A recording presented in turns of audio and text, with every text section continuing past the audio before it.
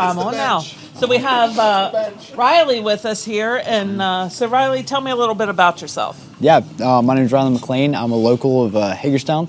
I love it here. My dad is Josh McLean, the pastor over at Hagerstown Church. I'm a college student. I'm up at Southeastern Seminary studying counseling.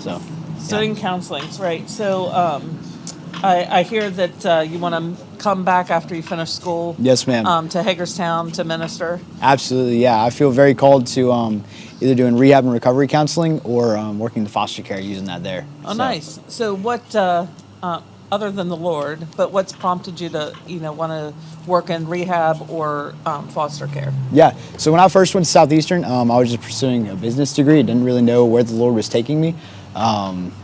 But my family has been pretty involved in the foster care system, and I've just seen a lot of growth there, and a lot of fruit just being able to minister to people.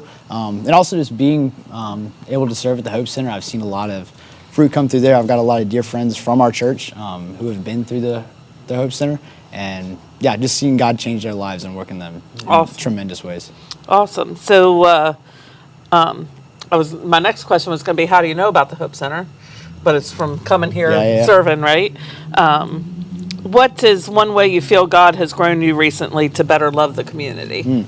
Yeah, I think, generally just growing my desire to serve back in Hagerstown, just to love those who need to be loved, who need support, who need help. There are people made in the image of God, and God loves them, so therefore I'm called to love them. And then just seeing the fruit of this ministry, it's been huge. It's been really cool to see. It's just encouraging, and I want to be a part of that. The Lord has graciously allowed me opportunity to go study, to come back and be a part of that, and I'm super excited to do that. Awesome. What's one way that you want to encourage our community or the struggling homeless community? How would you encourage them? Yeah. What would you say, like if there was a group of homeless people standing in front of you? I think two things. I think it's twofold. For one, there's need here on this earth for sure, and I think it's important to know that there is care and that there is hope, especially places here. The local church, there are people who are out there who want to serve them and support them in their needs. But I think even greater than that, I think why these places are here, the Hope Center, Hagerstown Church, and local churches all around, there is a need for salvation, and I think that's huge. The Bible says that here metal will rust, cloth will be torn apart by moths, but the kingdom of God is forever. And so there's a need for salvation, and that is one of the greatest things you can get here. Not that they provide it, but there's where you can learn about it and be sharing the gospel. Absolutely. I would say that's our number one thing we want people to come away from here is knowing Jesus Christ. Absolutely. And that they've been introduced to him and given that opportunity to surrender themselves to him. So wanting to come back in Hagerstown, what's something you would like to see get better in Hagerstown? Yeah. I think it's growing. I think it really is. But I think just a desire to serve. I think that's something that even I have to continually learn in my life, is that I was not made to serve myself. The Bible says that even the Son of Man, talking about Jesus, came not to be served, but to serve. And I think that's what we're called to do as well. We're called to serve people and love our neighbors. And so I think if we go through our life not living with that mindset, then we're just going to be self-focused and we're not going to help people. We're not going to love people well. And so I think it's important to know that we are made to serve. That's what we were created for. We were created to work, specifically work for God's commands. And so that's something I would love to see grow. My own life and the people around me, and just to be able to encourage people in that. You were made to serve. You're made to love people. You're made to care. Yeah. So, this is our 70th year in ministry. So we have a lot of supporters who are older supporters.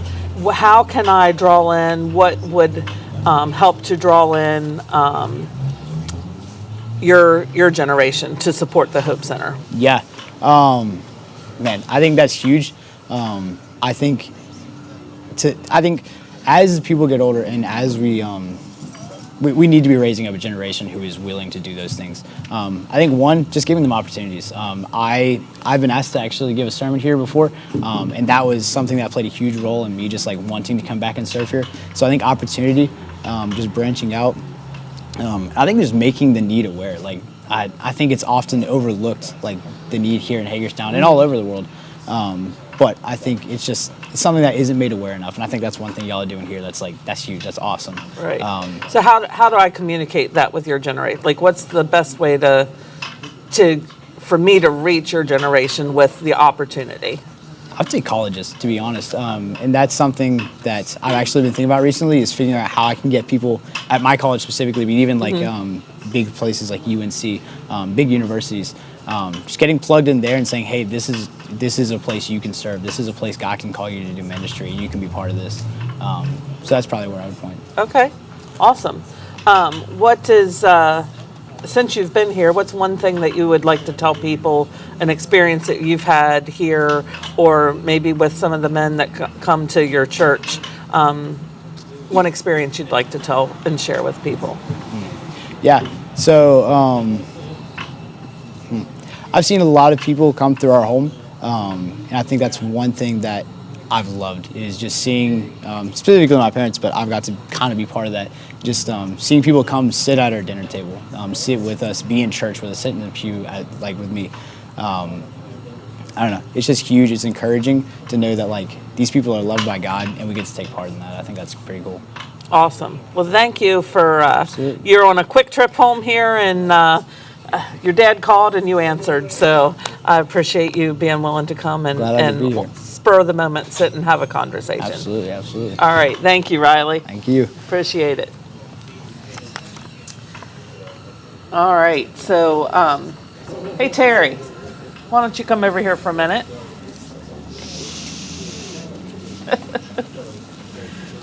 Yeah, you can give that to... I don't know how to pull it off. Well, yeah, here, hand it to Dad, Terry. We'll give it to Terry.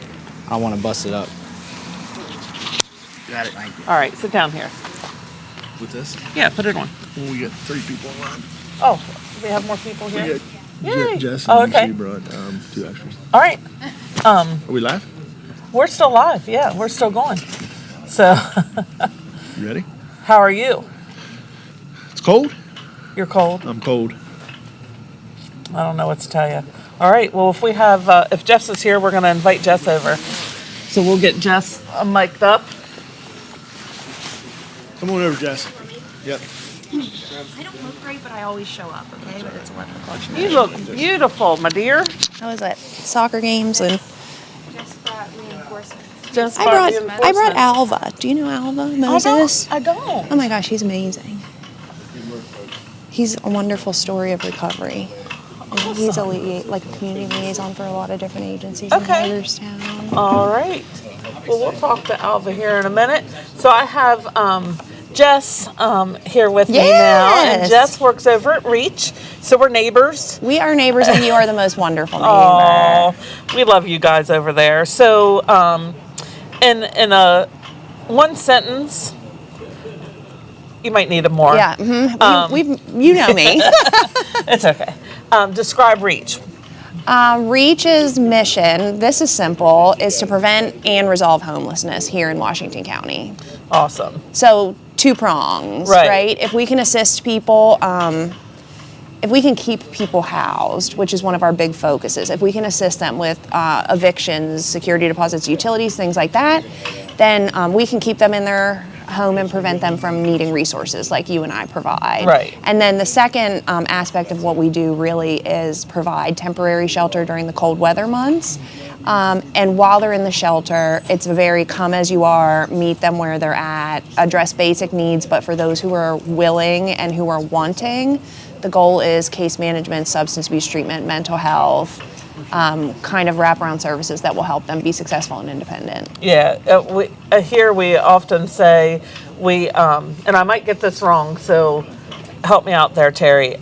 We help as much as allowed, as much as we are able, and as much as they allow us. That's exactly right. And I usually say at Reach, you can come in and you can do something as simple as get a drink of water and use the restroom, or you can find employment, find housing, and kind of do all the things, or somewhere in between. And it's really on that individual and where they're at in their process. Right. So. I know, the Lord leads me to give financially to different places, but I want my giving to truly help, especially, for those who are willing to work at recovery, Yes. to work at whatever. And he calls me to pray and care for others. But sometimes we sit back, and as we're trying to give to different organizations and things and support, because we're all nonprofit, right? We all Right, need yeah. that help. We see the conditions escalate. We see homelessness on the rise. We Yep. see drug addiction on the rise. Have we unintentionally supported or developed like a welfare state? I don't think so, but I'll tell you, I think one of the issues that we face here in Hagerstown, in the city, and in Washington County is, and the city, I believe it was the city, and you can correct me, started with the wonderful Change the Way You Give signs a few years ago. I think there's a misconception about the fact that people who are out and are panhandling, A, are always homeless, and that's not the case, and that B, you're doing some good by immediately meeting their needs by handing them cash. And there's multiple things that I think are an issue with that. And one thing I always tell people is it's not safe for them and it's not safe for you, right? To Right. be out stopping, handing people money. The other thing is there are nonprofits like the Hope Center, like Reach, who tangibly can take a $20 bill and turn that into a child's birth certificate, or tangibly take $50 and provide a bed night for an individual. And you know where that money is going and that finite amount, what that is providing for somebody. And I think that instead of handing a $20 bill out your window to somebody standing on the corner, people need to stop and understand that by doing that, we are enabling people to think that they can continue to go back out there, whether they're homeless or not, and meet their needs. And that is not a long-term sustainable situation Right. for them. Right. And so if there's one thing I could say in that regard, it's those of us that work in this industry and in nonprofits really kind of have a plan and are working with the individual to meet their needs in a productive way. So the funds and that money is going to a place that it should be going and not to a place that could cause that individual more harm. And so I think it's a lot about giving in the right places to provide temporary support, not long-term forever support to Right. people, if that makes sense. Right. So why does it seem that the U.S. has so many individuals experiencing homelessness with addiction and mental health compared to other first world, countries? I think, and I see it every day, and we're on the same block per se. There is a large mental health crisis going on locally and nationally here, and there's a stigma around medication, especially for. I'm going to be real candid. A lot of the crowd that we're seeing suffering with mental health are like 20s to 40s African American men who I think they're very plagued by the idea that if they take medication, if they ask for help, it makes them weak. It makes them, not as strong or independent as others, as their peers. And I think that has become an issue. I think that access and availability to providers has become an issue. It's not always convenient to get to appointments, to make appointments for people who don't have phones, which is why I'm sure you guys, we love having resources, come and set up inside of our shelter, because we like to get people right then and there. So if you're interested in mental health, if you're interested in substance abuse, I can say, here's Amy, and this is who she's with, and she'll make you an appointment right now, or she'll see you right now. And that's really about also meeting people exactly where they are physically and removing some barriers for them, which can be transportation, which I could probably go on another rant on, but there has to be some accessibility in order for some people to get assistance too. Yeah. We had Victor from Standard Healthcare here earlier talking with him, and we open our doors to him that we work with them at Standard Healthcare. Because of that, because people do have. And they were at Reach on Tuesday. We do the exact same thing, and it's wonderful to have people coming to us. Yes, and we can vet them. And set them up in a structured environment, right? Yeah. Where we can kind of monitor who's coming and going. There's some record and log of who people are meeting with, and there's follow-up care where they will actually come back physically to our location.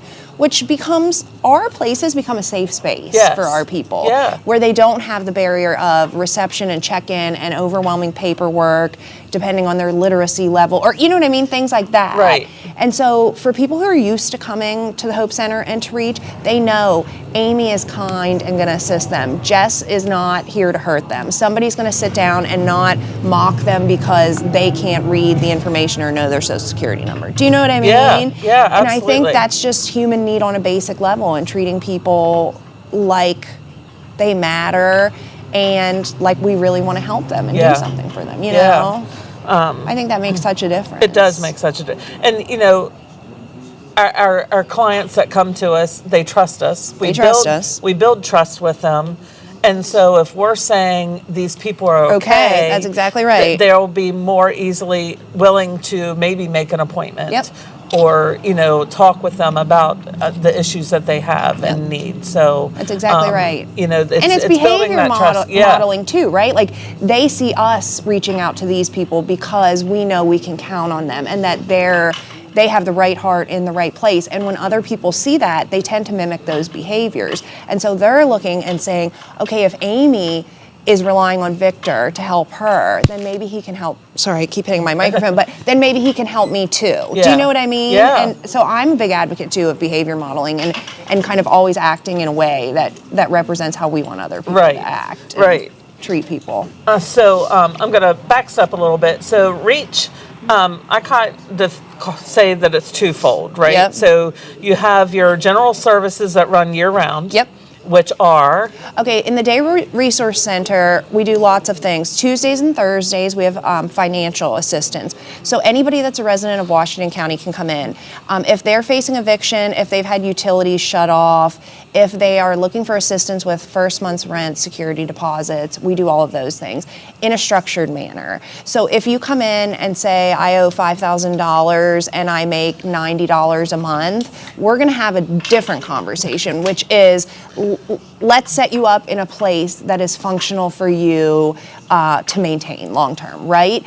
And so that's kind of one category of people we see. We see another category of people, like we had a woman come in the other week who works full time, has lived on her own for 23 years, had medical expenses, had to make a choice between paying her full mortgage or paying her medical bills, and was $300 short on her mortgage for the first time ever in her life. Those are situations where we can work with people to say, what can you pay? And when you make that payment, we'll make our good faith payment. And so we want to encourage them to be responsible for their part, and we don't want to find them in that situation again a month later. So we intervene sometimes because sometimes people are set up in situations where it just can't be maintained. But that's something we do. We also do assist with Social Security cards, which that is a free service. Birth certificates is free, obviously, for the client, but we cover the cost of those. During the summer, we get a lot of families that come in because children need birth certificates to register for school. So usually July and August, that's one thing that we definitely do a lot of.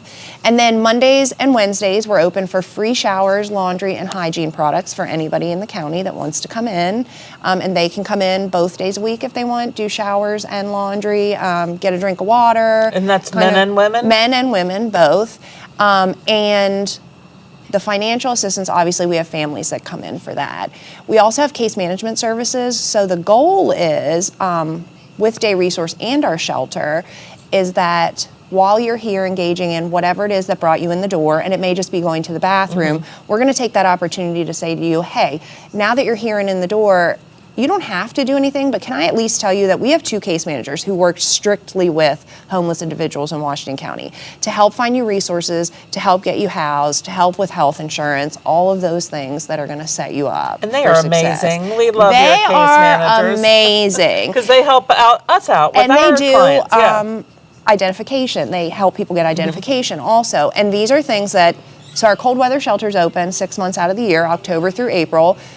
A lot of people come in October, those who are serious about getting housing and jobs, and we see by February, March, and April, we have a big influx of people getting housed. And people always say, why is that? Well, if you think about the barriers, if somebody walks in the door and they have no Social Security card, they have no birth certificate, they have no identification, they're not in a position where they could just go out and get a job, right? And we've had plenty of situations, especially of young 20s that have said, you know, I grew up in foster care, or I grew up in an unstable home situation. I never was provided a copy of those things, and they've never had copies of them. And if you don't have copies of your birth certificate and your social security card, you're not going to get your ID. And so these are a process. We start from the ground up sometimes, right? Because we order one, we order the next, then you're getting your ID. Now, once you have your ID, then we can start looking at housing lists, benefits, social security, you know, things that you might need help applying for. And so it's not always so easy as get a job, get an apartment. There are a lot of people who start from scratch. Yeah. Genuinely. I just had 2 gentlemen sit with me that are staying in our shelter, and the one young man ended up here. He's from Iowa, Idaho, one of those I states, and ended up here, but he has none of those documentations. He does not have his driver's license, he does not have his social security card, doesn't have his birth certificate.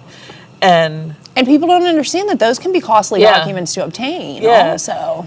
So he can't get a job until he gets his documentation. Yep. He's not a drug addict. He's not, you know, doesn't have an addiction at this point, you know, and is trying to, you know, stay away from that stuff, but he is homeless. Yeah. And so, you know, he's just trying to work at getting those things. The basic, so that he can get a job. Take the next step. Yep, that's exactly right. And we see that all of the time. And when you come in our door at the shelter every night, one of the questions we ask is, do you have identification? And it's not because we require it for you to stay in the shelter. It's because we want to encourage you while you're there. You're in the shelter every night from 7 p.m. until 8 in the morning. That is a large chunk of time for one of us to sit down with you and just fill out the paperwork. Right. And so I like to follow up with everybody and say, hey, I noticed when you checked in you didn't have this. Is that something I could help you do? And so I think a lot of people think that just with, you know, a shelter, a homeless shelter, cold weather, that we're just housing people overnight. And while that is like the number one, the cold weather becomes a life or death situation, right? Yeah. When we had weeks this past year that I think was -2 degrees. So yes, we are, first and foremost, we want people safe. But once we get them in the door, we want to see what we can do for them and what they'll allow us to do. Right. And that is barriers. We've had one gentleman for years who had his identity stolen years ago. And because of that experience, he will not apply for any new documentation because he's so afraid of getting a job with his ID, opening a bank account using a card, and it's going to happen to him again, that it's probably been 3 years that we've been working with him to try to get him to let us help him. Yeah. And he's not ready. And that's okay. We still help him in the ways that we can. And when he is ready, that's going to open a lot of doors and make a difference for him. Right. But for now, we meet him where he's at, Yeah. you know? Yeah. So you do the best you can with each individual. Absolutely.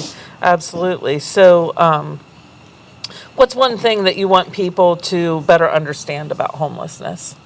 I want people to understand that people who are homeless and don't have permanent housing aren't scary, they're not different, they're not something to shy away from. They are some of the most kind, caring, intelligent, talented individuals that I have ever met in my life. And I want people to understand that instead of walking by people, if you give people 5 minutes, you may open your world to something completely. And that's really how I got in this field many years ago, was walking past a gentleman. I had never had any experience with homelessness. I grew up in a very upper middle class family. At 17, I went off to college in New York City, and I realized in my subway station there's a guy that's sleeping on the floor every day as I'm going and coming from class. And it weighed on me, you know, and I was a college student. I didn't have a ton of money, but I had a little, you know, I had enough to get by. And so one day I stopped and just said, "Are you hungry?" And he said, "Yes." And not to add a little humor, but this was back in the day of the $5 footlong sub, okay? Which was a bargain as a college student, by the way. And so I walked across the street to Subway and I got a sub and I sat down with him on the floor. And we didn't talk that much that day, but we shared a sub, and you could tell he was, you know, just happy that I sat there. But over the 2 years that I lived in that building, almost every day I stopped and talked to him and grew this relationship with him. And he was a military veteran. He had wonderful stories. He had suffered with mental health for many years.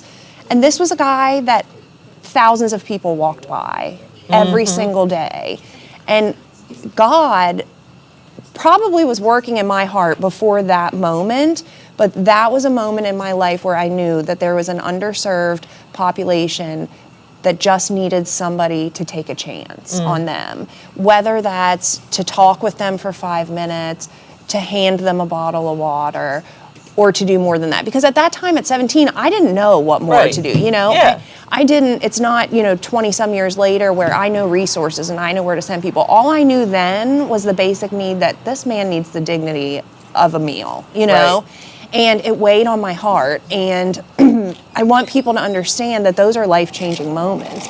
Whether, they get something out of me, I teach them something, I spread a little bit of love to them, a little bit of dignity and respect. You always learn something in return, right. I have learned. Right.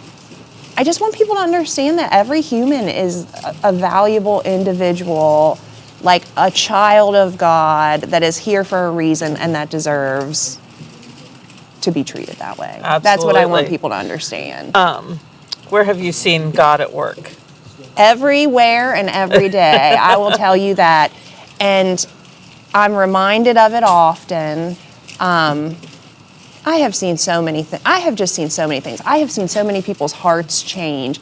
I have seen people that there are times where I thought, okay, I'm going to meet him where he's at, and I am going to love him and continue to be me, but I don't really know. You know what I mean? Yeah. Like, I don't really know where this is going to go.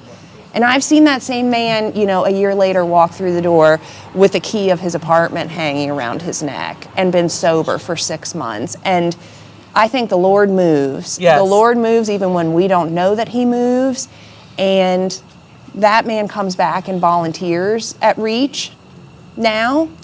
And for those who don't know, REACH stands for Religious Effort in Assisting and Caring for the Homeless. And we have many wonderful churches. Our shelter weeks are filled with churches and just God-loving individuals. Right, so your shelter is volunteer run, right? Completely volunteer you're in run. charge of the shelter, Yep.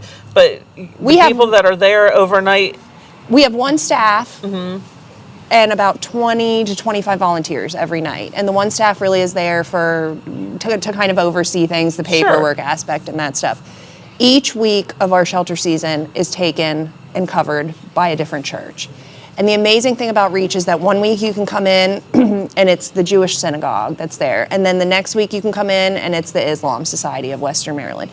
And the week after that you could come in and it's my home church, Broadfording, that comes in. It's every denomination. And each week we sit down in a room before the next shelter week. And we all get together and talk about what help we need, how we work together. If we don't have a meal, if Broadfording doesn't have a meal, the Islam Society will say, I own Popeyes, I'll bring a meal by. Like, to see all of these people in a room for one cause, they fill 6 months of meals, hearts, and souls over there. And God moves through them.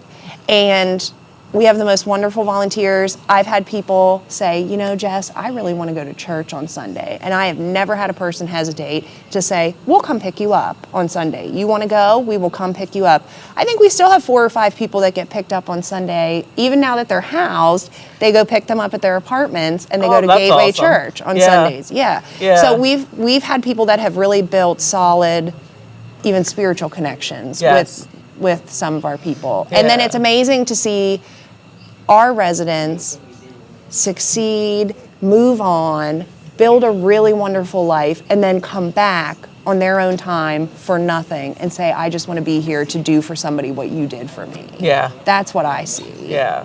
That's awesome. That's what I see. That's awesome. So I also want to talk a little bit about what we're seeing in homelessness. So I asked Terry, I said, so when you drive down through Hagerstown and you just see all these people in the street, is that the face of homelessness? And he said, that is not, nope. Terry. Yep. Where's Terry? Terry, I agree with you. I think our police chief, to quote him, said we have some people who just like to take a street vacation. Yeah. And I think that's probably right. And I'll tell you, as a teenager, my brother once told me, nothing good goes on the streets of any town after 10 p.m. And I echo that as a parent now, right? But a lot of what we see, and I think our offices kind of face each other, face the same street, a lot of what we see is not the homeless or the unhoused.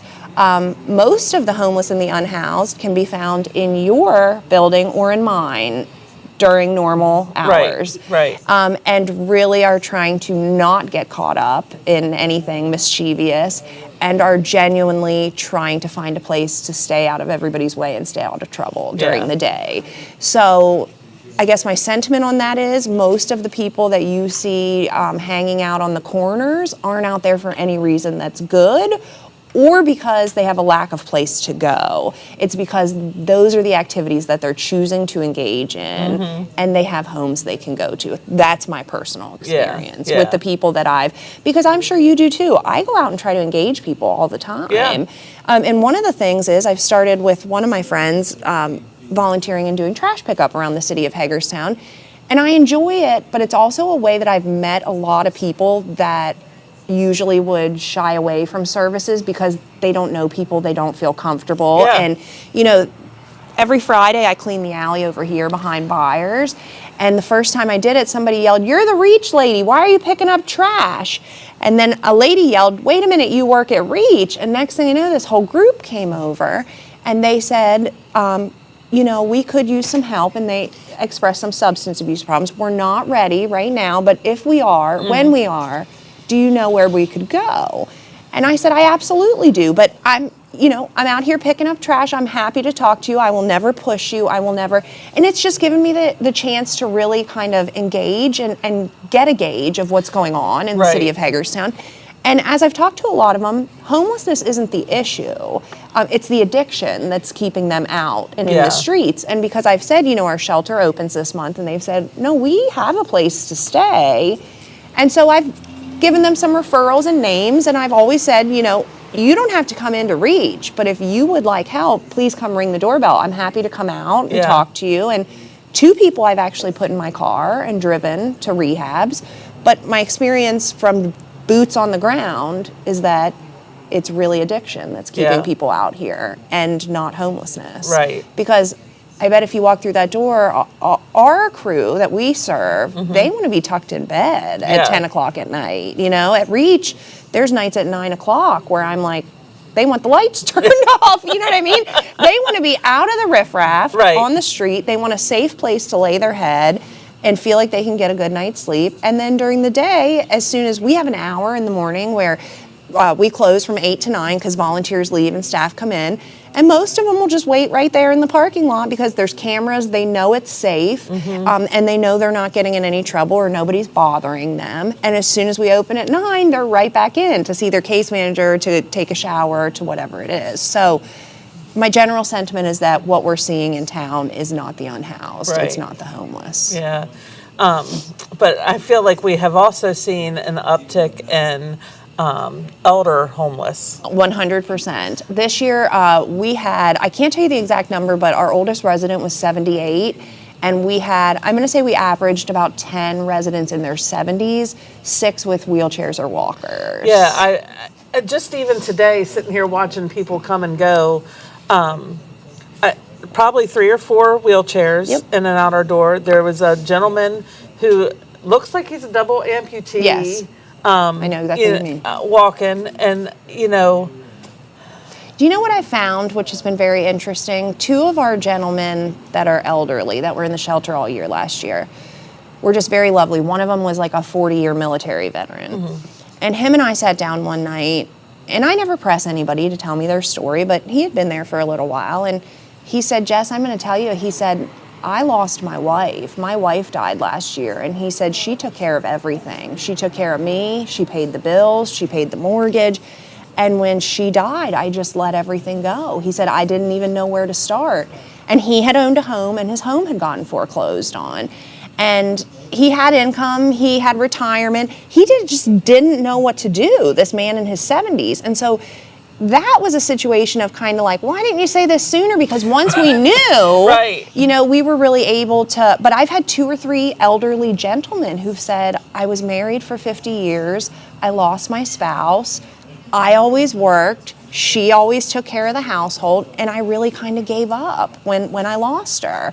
And it was really, really sad and devastating because it was almost like life couldn't go on for them without her. Right. In ways of, you know, cooking dinner to paying the bills. And so those were people that thankfully we were kind of able to pivot with and get them housed and in situations. But that's what it was. They had nobody checking in on them. They had nobody making sure they were going to get food. One of them had fallen and been in a house for a period of time when they were found. And then people said, nah, you can't really live on your own. And it was sad, you know, it was devastating. But we found with some of them that was really what the case was. They lost a partner, they lost a spouse, and kind of gave up. It breaks my heart when we see the disabled and the elderly disabled that we see who are homeless. Yep. And, you know, I'm very fortunate. I have a big family on my side and on my husband's side. For people to hopefully help you and take care of you Lord one willing, day. somebody will take me in one day. But not everybody has. But not everybody has that. And, you know, and I guess, you know, the cost of nursing home, you know, Medicaid, like, or there's no place for them to go. They need a long-term care facility is what they need, not a shelter. They need a long-term care, and they need something like we have wonderful Holly Place down the street. We need more resources for people who get income but aren't wealthy enough to go. I remember when my grandmother went in assisted living, it was $7,000 a month for assisted living. And it was the first time I went home and said to my husband, like, okay, how's our retirement plan? You know what I mean? Like, what have we saved for that? Because it was such a shock. And so we do have a lot of these elderly that almost aren't so disabled that they need to be in a nursing facility, like a bed in a nursing facility, but really need like an assisted living where somebody's making sure that they're eating and taking medication and taking care of themselves. But the bottom line is those are kind of expensive, and there's not a lot of options, at least that I've found, for lower income. Yeah. So I was, you know, I know Reach helps with the housing and different things, and was reading a statistic that in Hagerstown, the vacancy is at 7%. So not very many vacancies available. No. And then, you know, if you look at the rent, it's for not those places. Proportionate. Yes. And I have to tell you know, I watched earlier at the beginning of this, and there was a lady today that mentioned, and she is a woman after my own heart, because I will die on the hill of the tiny home villages for the homeless. Yeah. There are so many communities across the United States that have had amazing success with the tiny home communities and really made them programs with wraparound. I think people have this thought that like we want to put a shed on a property and leave a person to fend for themselves. But if you really look into what some of these programs are doing, they're gated communities, on-site case management, in-house substance abuse treatment, and they provide people, you know, the people are still having the responsibility of making some payment and being responsible for their own housing situation, but they give them support, kind of like the supported housing down at Potomac Case Management. Let's teach you financial literacy. Let's learn how to budget your money. Let's do all of these life skills that maybe somebody didn't teach you when you were younger, and have people around you to support you. Yes, I love that. I love that, you know, type of service where, yes, I'm going to help you get housing. I'm going to teach you, though, how to keep it. You have We need the skills.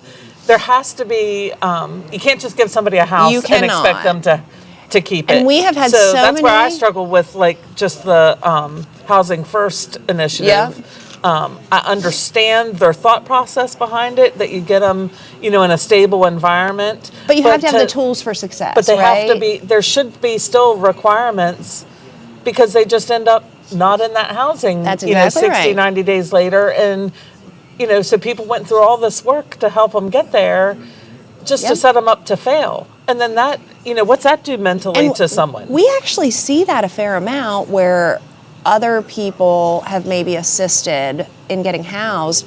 And when you look at the equation of what they bring in versus what their rent is, you sit back and say, how did anybody ever think that that was long-term sustainable for somebody? And it really is setting people up to fail. And I think one thing we try to focus on is really what are the tools that you need? Because we can put you in a house, but if you've never had a bank account, if you've never learned how to balance a checkbook, if you've never set up a utility, you're probably not going to be successful in maintaining that living environment. Right. So before we just say, let's put them in an apartment, let's step back and say, what do we need to teach this person so that 3 years from now, they're still in that apartment? Because it does no good to house somebody immediately if they don't have the skills to maintain that. And it's as simple as when the shelter's open, you can do laundry, you can take showers, all the things. I tell everybody, don't underestimate that, right? Because I had a guy try to put 8 Tide Pods in the laundry, and we try to life skills people. Yeah. So we try to say, we always have a volunteer back there to say, do you know how to work the settings on a washing machine? Do you know what to put in there?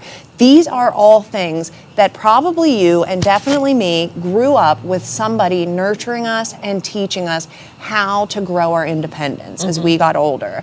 I have found that that is vastly missing from many people that we serve. Yeah. And whether it's you don't need 3 bars of soap, and if you run out, you can come back and get another one, or you don't need those 8 Tide Pods. These are conversations and dialogues that we constantly have because people need to understand when you move in your apartment, you still need to buy toilet paper. You still need to buy food for your refrigerator. You know, these are all things that go into a person being successful. So Yeah. it's so much more than just get me on a housing list, put me in an apartment. Because we once had a guy who got an apartment and then came back and said, how do I get a bed? Well, okay, so if we're not working on those things, that's kind of, why are we in an apartment? Do you know what I mean? Yeah. We should be working on resources, budgeting, and assistance. Yes. And then setting you up to hopefully be long-term successful. And that's one thing I'm so grateful for the men in charge of our shelter and our ministry that they we have 31 beds in our emergency shelter, and I don't think it's quite half, but we have a lot of men who are working full-time jobs. Yep. Or have some source of income. They get a retirement, they get Social Security. Our gentlemen have recognized that in them and are working with them to learn how to budget, to learn how to save money.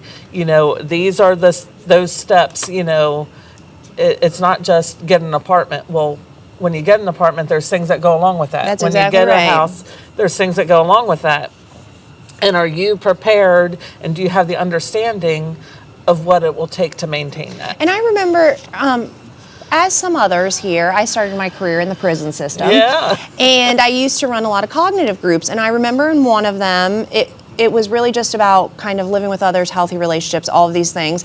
And I started a conversation and said, when you are talking about your bank account, and I went on a little talk about, you know, finances, and someone kind of raised their hand and said, Miss Jess, I've never had one of those. And this was about a 40-year-old man. And I was young, you know, 21 when I started in the prison. And I went, what do you mean you've never had a bank account, you know? And they're like, well, to have a bank account, you have to have identification. And they're kind of going through this whole thing. And I'm thinking to myself, okay, we're missing something here in the process because these are all things that, again, in a nurturing, you know, functional family environment, you're going off to college, you need this bank account in order to get money. Now here's what you have. You need to budget that for food for the week. These are all just skills that a lot of times weren't learned. And I have to tell you, one thing I love about you guys, and I don't know if I can say this, but I'm going to, is that you have a strong group of men that work here that are fabulous. I think it's so important, and I say this from a woman's perspective, a lot of our clientele are men, the majority. Yes. There's a reason that we have 30 male beds and 12 female beds, because statistically, that's just what we see.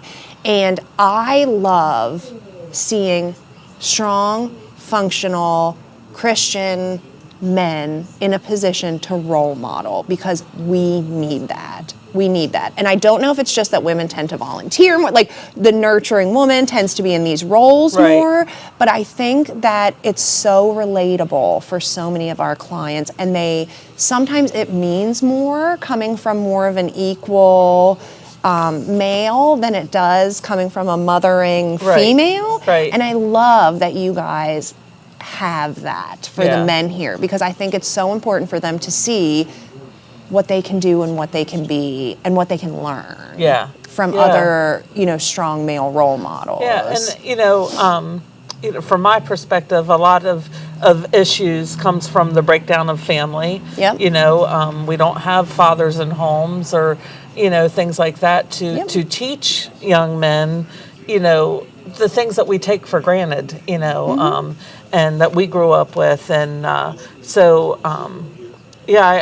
love that our men can set that role That's model exactly and that right. example too. And on that note, there's another thing that I think, and I may be the only one who feels this way, but I would really love to see more like temporary family shelters in our area, because I know Carla was on here earlier. Yeah. St. John's is amazing. I mean, I can't say enough about them, but I think it's so important in these tough situations to keep family units intact. Yeah. And the reality is they carry a burden because they have, I think, 6 units, but one is kind of the caretaker, so 5 Right. units.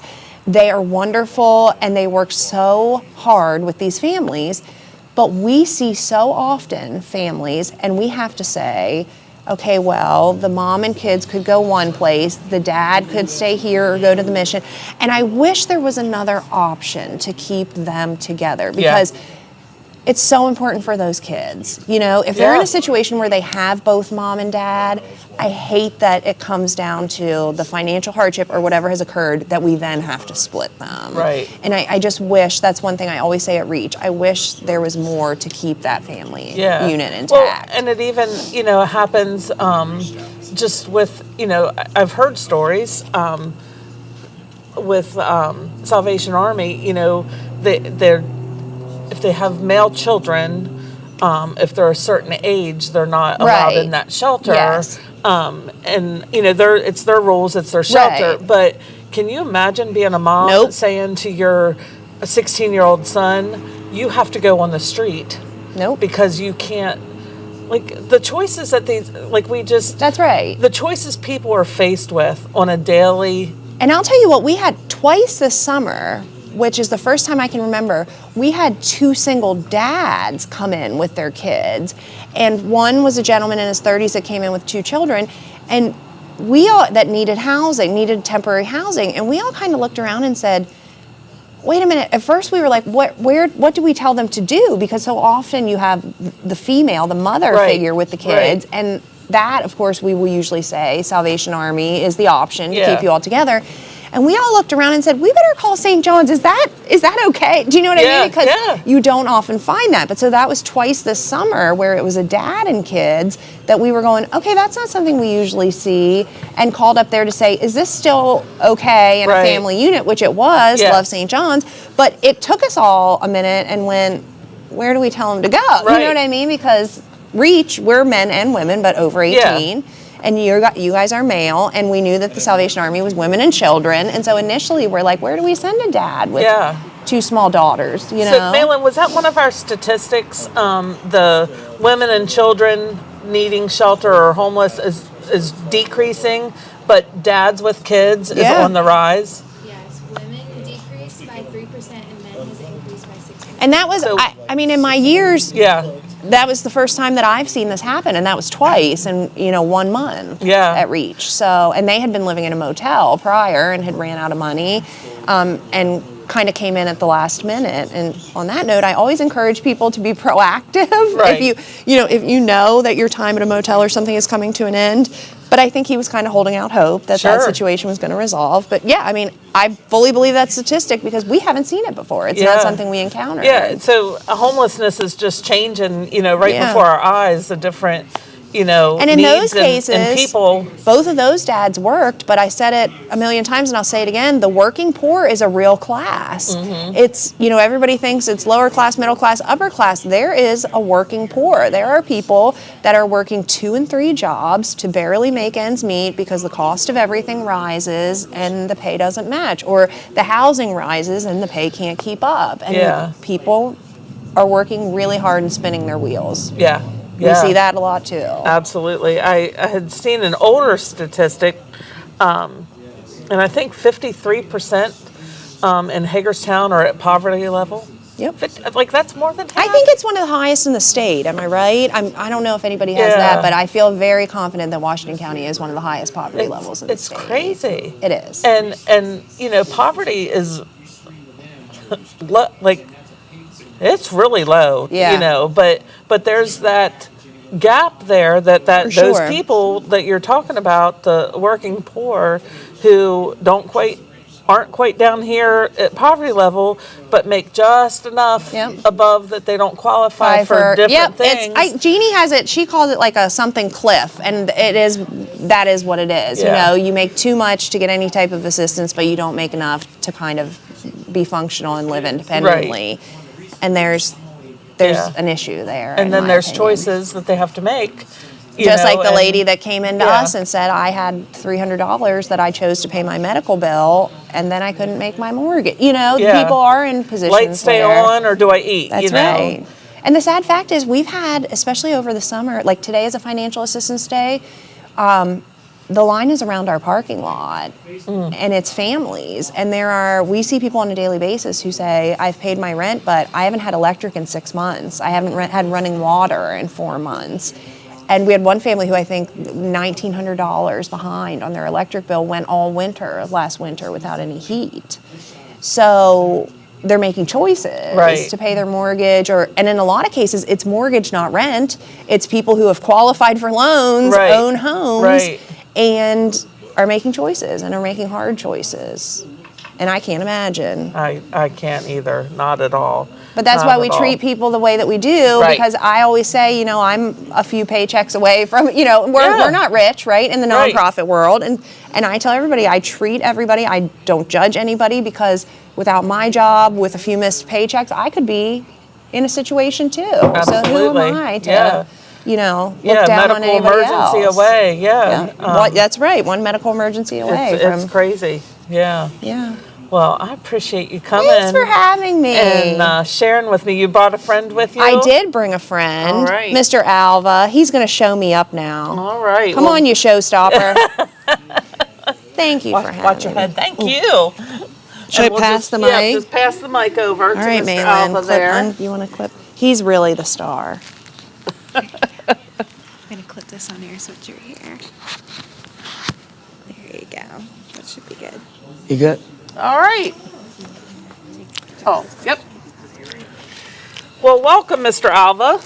How are you? I'm good. How are you? I'm very well. Wonderful. So tell me a little bit about yourself, your story. My story. I'm from Carroll County. I couldn't find my recovery there. I've come from, I was molested when I was younger. And I couldn't talk to nobody. So many roadblocks that was in my mind. I didn't fit in. I always wanted to be something. I tried to fit into different things in school. Couldn't be a Marine. I couldn't be a perfect husband in any of my marriages. Right before my mom died, I ended up starting using heroin. And she ended up dying. I ended up marrying one of my third wife. But the fact of it is, I ended up like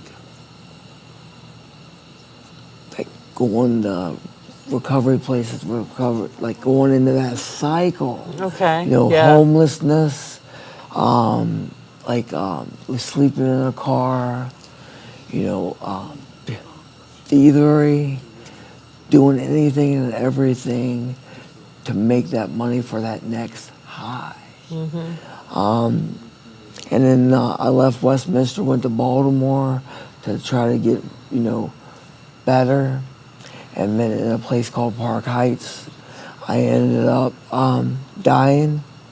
I overdosed, and I was on life support for 2.5 weeks. Wow. I have a trach scar, and Learned,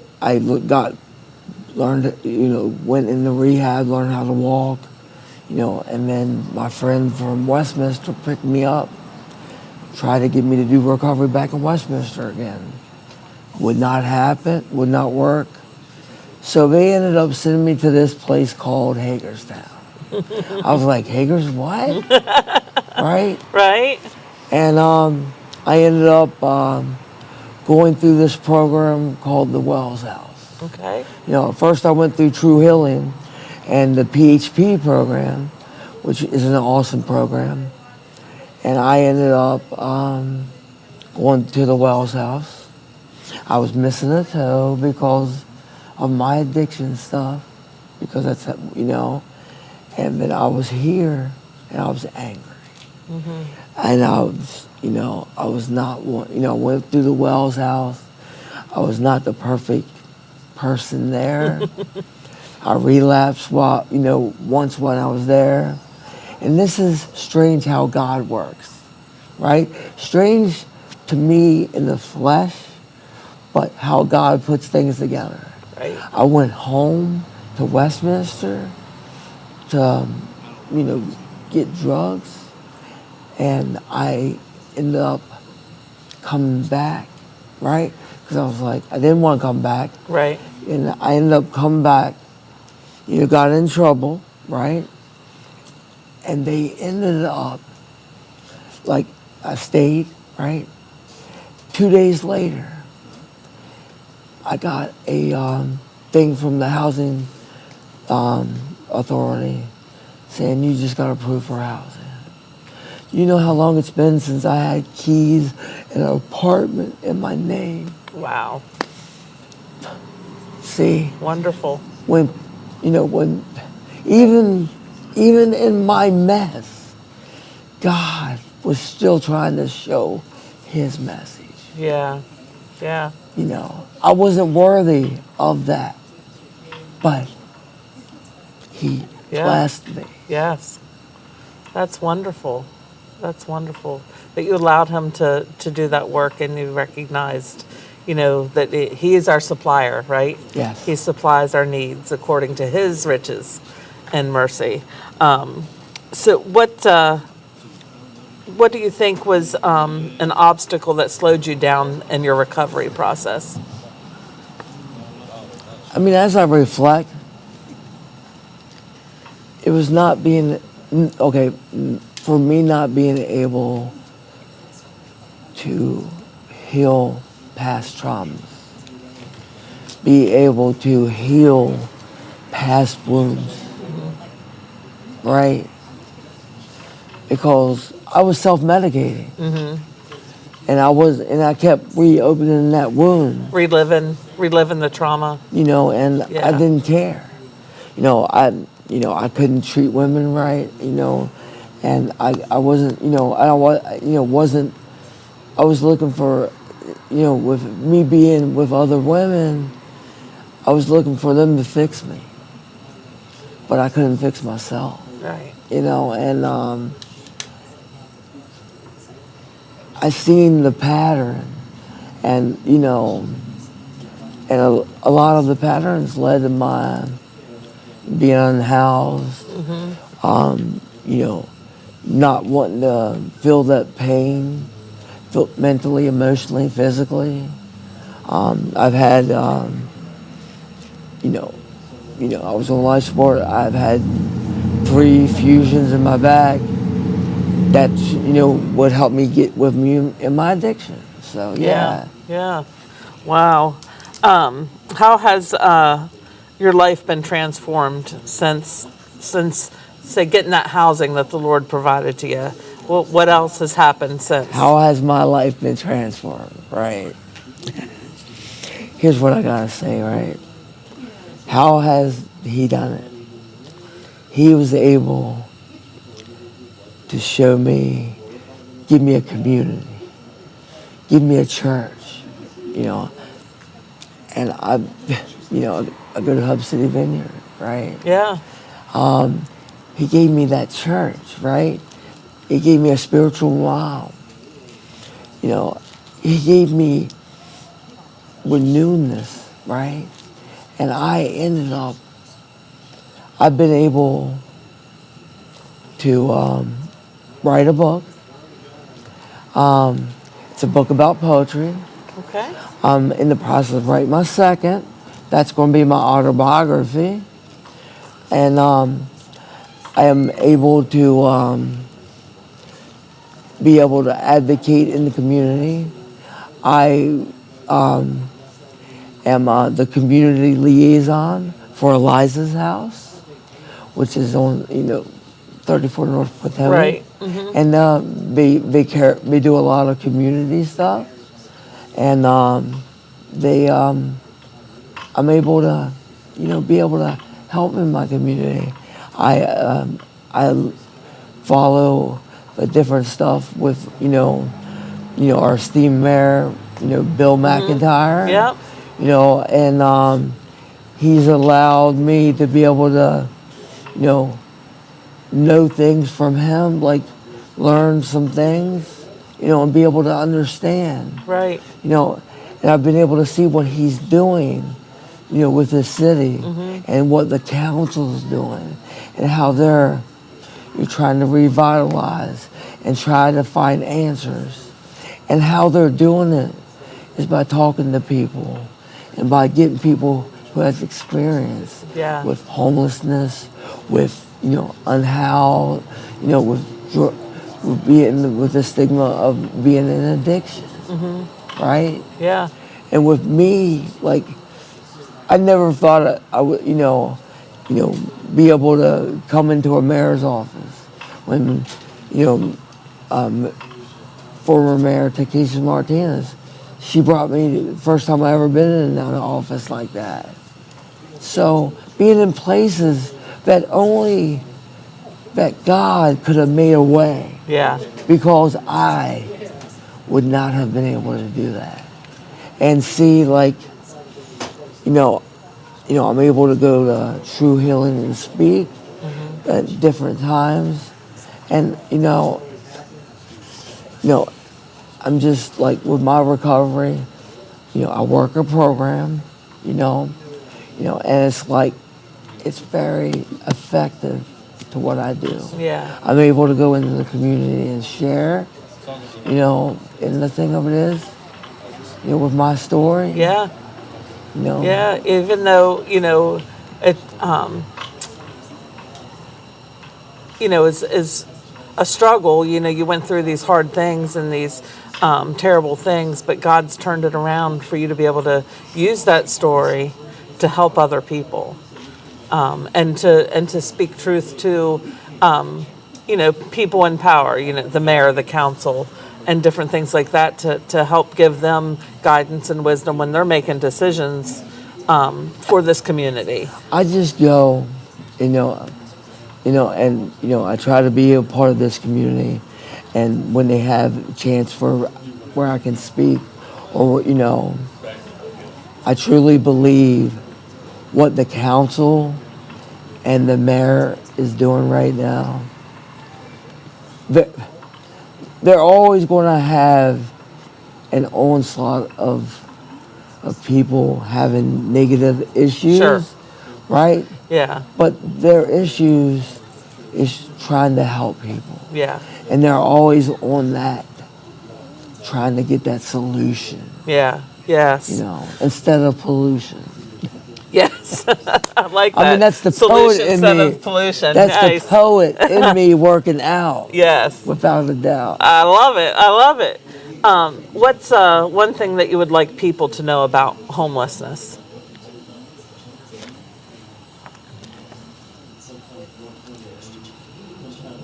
One thing. Or two.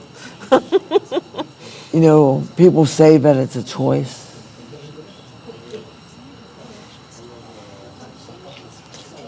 I wouldn't necessarily say it's a choice. Sometimes you're stuck in a dark, deep cavern of the soul. You don't realize that people are there to try to help because you're stuck Right. in that muck and mire. And you lost that desire. And they they just, Yeah. yeah. It's almost like when you're at that point, it's too late for you to have a choice. You know, There was just like if you could have stopped way back here, but because of life and different things that happen, your mom passed away, different things happen, and it all kind of comes at once, and you can't stop it. It's like you just can't stop the what's going on in your world. see, like, and I didn't have enough mentors. Right. Like support, up here, a support system. like up here now, I have like a lot of different mentors. I know different people that are in different politics, but also I know Bill Johns from True North. I know people in survival recovery, Kevin and Heather, who work deeply in this community. Yeah. You Do you think that's important for someone who's coming out of addiction, is to have those mentors in their lives? I believe that mentorship, is key. Okay. Because, it's not to be able to have, for the other person to have clout. It's to be able to, that satisfaction of being able to help somebody. That's why I like, I'm always available to be able to help people. Awesome. How'd you get connected with Reach? Okay, this is the awesome part, right? I know Steve Jones, Okay. and he works for Reach, and he also does the cleanup, for Hagerstown. Right, right. For different, different areas in Hagerstown, right? I ended up meeting Jess through him, and she is, I've got to have many conversations, and I love what Reach is doing, and I want to help with things like that. My heart, is very big. It's like I have health issues, but like I'm still plowing away. Yeah. Because I want to be able to show somebody that footprints in the sand, that they can end up being the man that God's calling them to be. Yeah. They don't have to feel ashamed. It's just like they don't have to feel like they have talent. People have talents. With like gatekeepers, they gave me a chance with my poetry, and they gave me a platform. Nice. And they also gave me help when I came up here, when I got my apartment, and that ended up helping me grow. With Bill Gertner's mentorship also. Yeah. That played a big part of my life too. Awesome. Well, thank you for being willing for Jess to bring you along with her and sharing your story with us. I know sometimes that can be hard, but I think it's good for people to hear, the personal stories of those that we're helping, and have helped. And so I really appreciate you sharing your story with us. Thank you. Thank you. It's good to meet you. Good to meet you.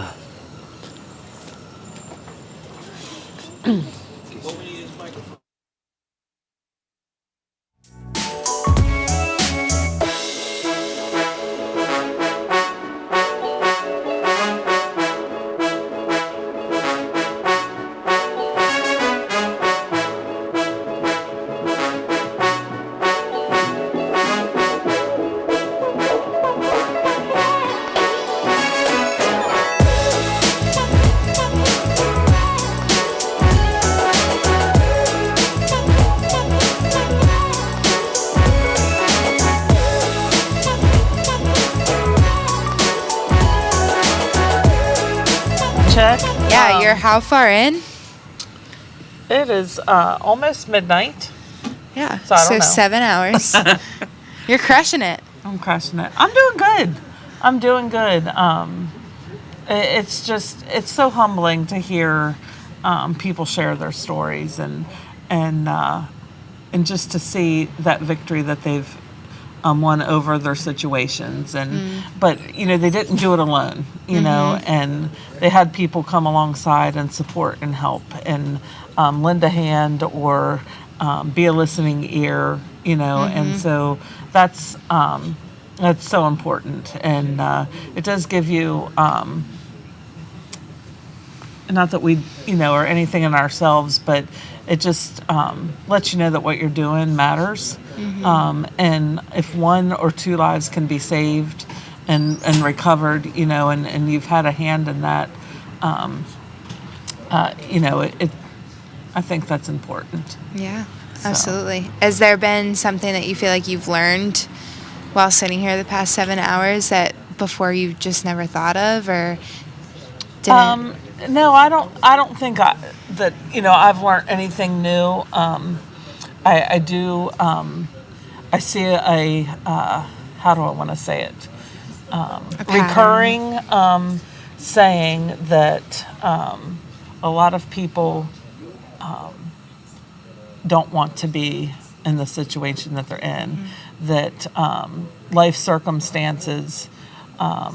Not necessarily bad choices sometimes, and it's the ones that we've talked to. It seems to be more than not have led to the situations that they're in. Yes, we had a couple gentlemen talk about their addictions, and that's what led them to their situation of homelessness or whatever. But we've had 4 gentlemen sit here and say, it's just health issues. Yeah. Tracy job was issues. Health issues. David was raising of rent. Yeah. Another gentleman was a broken relationship. I forget. I think 2 of them had broken relationships. Yeah. But not the situations most people think of when they think homelessness. So. Yeah. So, I hope what we're doing in this event of 24 hours on a bench is beneficial to our community, to our supporters here at the Hope Center, that they see more kind of inside, behind the scenes, tangible lives that we're working with, we're dealing with. I hope that some of our men in the program are willing tomorrow to come and talk and share their stories. I know it's very personal, and they're very camera shy. Well, and they're in active recovery, right? Yes. They're in active recovery of building their lives back and stuff. So they're still in the muck and mire of it, and there's, this is their life. This is what they're living out, and trying to make better through the help of the Lord. But so it can be, hard to be that vulnerable, to come and just share with the world, hey, I might have messed up, or I, have struggled with this addiction or that addiction, but I think we're all in process, but I feel like their process is currently very forefront in their story, and sometimes it's hard to talk about our process until we've gotten a little further through. Yeah, we all have sin in our lives. We have all done things that we're ashamed of, but and we've all maybe done things that we've felt condemned for, and judged for, but we're not here to condemn or judge anyone. We do want to call sin, and shine the light of truth in areas that may need changed in people's lives. But we're here to help them, and not, it's not my job to condemn anybody, right? It's just my job to share the truth of Jesus Christ and what His Word says. So correction isn't necessarily, judgment, but we just care, and if we didn't care, Yeah. why we wouldn't even be here, right? Like, it's hard work, but it's fulfilling work. I think it is work that you truly are called to do. I don't think it's just for anybody to do this work. I'm not saying that I'm anything special, but I think it truly takes, a certain type of person to do it every day, because it is hard. It's emotionally can be exhausting. When you watch your husband, and both of us do, get beat down a lot, get talked nastily to a lot by people. When you watch them perform CPR on ones that have overdosed time and time again, not necessarily the same person, but we see overdoses a lot. That takes a toll, and yes, we work here too, but we're not necessarily always faced with the ugly realities of things that are happening. But we see the toll it takes on our husbands, lives, and it's hard. It's hard to see and watch, and like Dylan shared with Jared.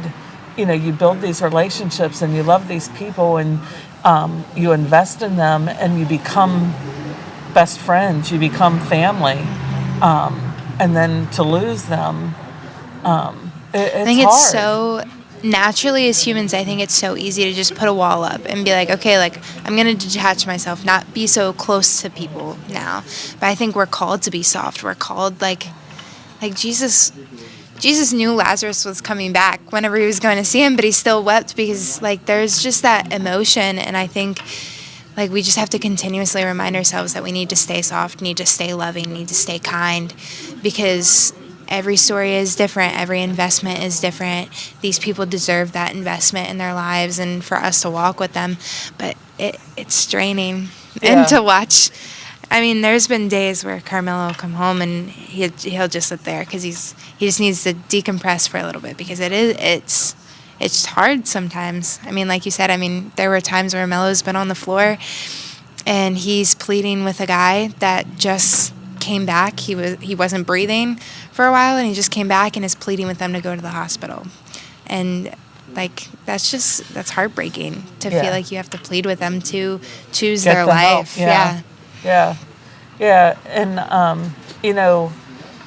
at the point where you become callous to it, like I want somebody, I hope I choose to leave, before that would happen, but my prayer is not to ever become just callous and hard to people, because what else is there? Yeah. It's just service, and it's just different ways, and like Jess said, they're all human life is valuable, and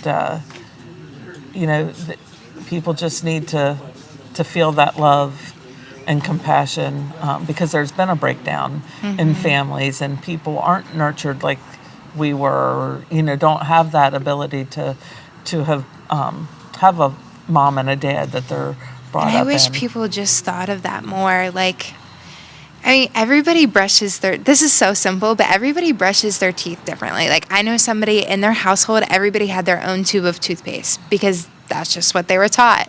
And so then when they got married to my friend, he was confused. He's like, why do we not have 2 tubes of toothpaste? Something so small. Other people put water on their toothbrush before the toothpaste, or the other way around. Some people brush their teeth in the shower. However you do it, you learned it some way. And then to relearn how to brush your teeth, like, you think, why would I ever relearn to brush my teeth? And that's something so small. So to think on a bigger scale, like women who are on the street, like if you think back when they were 5 years old, did their parents sell them as children for drugs? And now all they know is their bodies is, I'm worth drugs, and that's it. Like, it's so easy to look at an adult and be like, why are you doing that? Instead of looking at the adult and being like, what was your childhood like that got you to this point, because it affects them so much. And I think sometimes we overlook that a little too much, to think how impactful their childhood really was on their story now. Yeah. Yeah. So I think one of my favorite conversations so far this night, I mean, I've loved them all, but I really liked listening to Carla and listening to her heart with the family shelter. And I just have a heart for children in general. So is there a service or someone that's come and talked that you didn't know really anything about their, like their stories, you mean? Yeah, well, or the organization? The organization.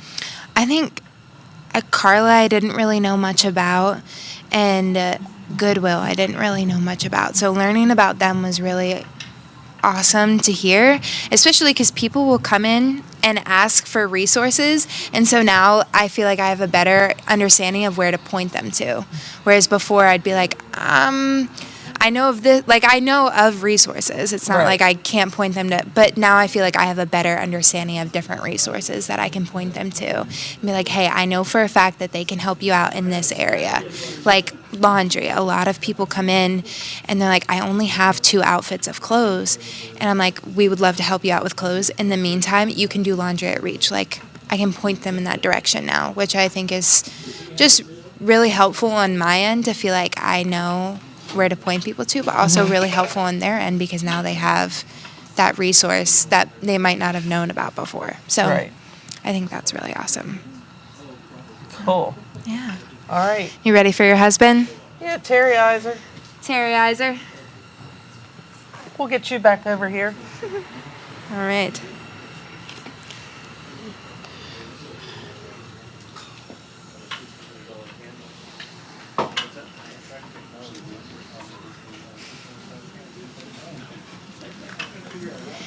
Terry's joints and bones are creaking at the moment. What? I said your bones are creaking. What's your head? Yes, I'm cold. So what are your thoughts about how the evening's going? It's good. You're doing good. I'm cold. Well, let's not focus on the cold. But have you learned anything new tonight about any organizations or? I mean, I know we're pretty involved with the coalition and attend those meetings, but. Yeah, I don't know that I've learned anything new per se, but it's cool to see the desire that each organization has for to work with these issues in our community, the desire for people to serve other folks in the community. So I don't think I really learned too much new that I didn't already know, as we're pretty involved. But just to see the heart of people that just want to help people, it's pretty cool to see. Yeah. And there are a lot of organizations that help the community in which we serve, homelessness, addictions, and things like that. But there again, it sometimes feels like there's not enough resources either. So, talking about the single dads. Yeah. And if, they're trying to work, but where's their kids go, so the need for that daycare in the community, and affordable daycare or some type of voucher system maybe brought back for that. But where are single dads with kids to go if they need shelter? Yeah, it's a good question. We have them, we see them in here periodically, and there's really, that I know of, zero resources for a single dad with kids. So, well, St. John's, but they're very limited. Right, but I mean, as a whole, like we are as a shelter, that if there's a good chance if somebody needs a shelter, they can come here. That's a process for St. John's. I mean, their resources are very limited. Yeah. But it is cool to see, like with Reach, they not only want to help people end homelessness in their lives, they want to prevent people from getting to that point. Yeah. And so the resources that they provide the community in general is pretty amazing that they do that. And it's just, collectively what, and like I was talking with Matthew, what we can all do together is pretty amazing, and I do know, the homeless coalition that we have is talked about statewide because what we're doing here. Because of the collaborative work. We come together and support, support each other, and refer place, like they do this and we do this, and we try not to repeat, tons of services and stuff. There is that overlap. There is that similarity, some, but, we're all needed here in the community, and to have that support for each other and what we do, and that respect is important, I think.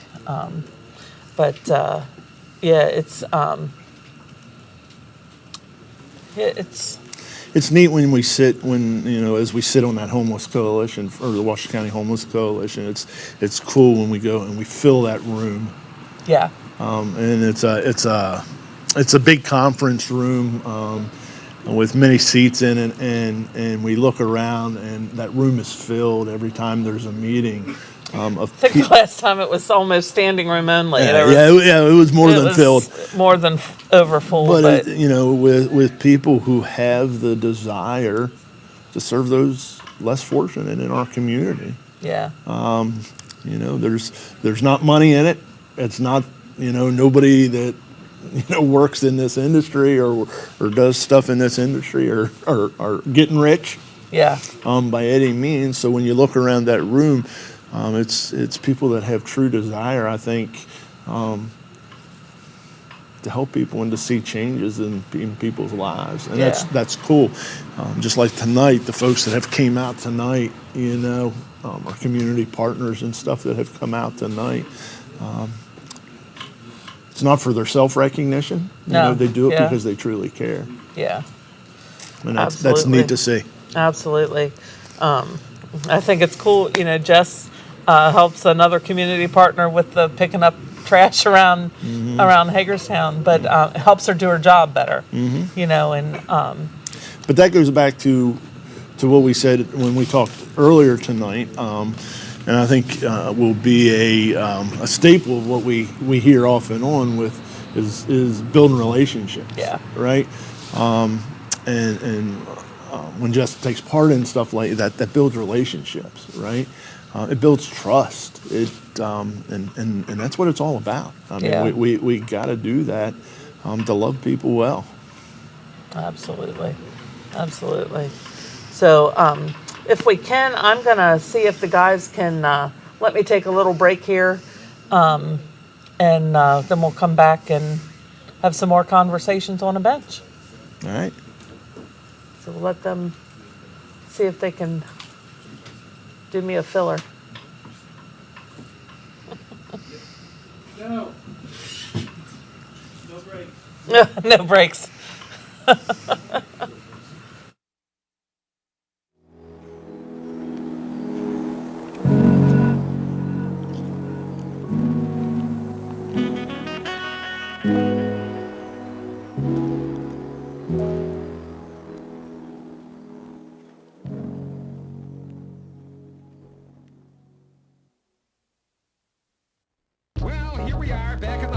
Streets of New York.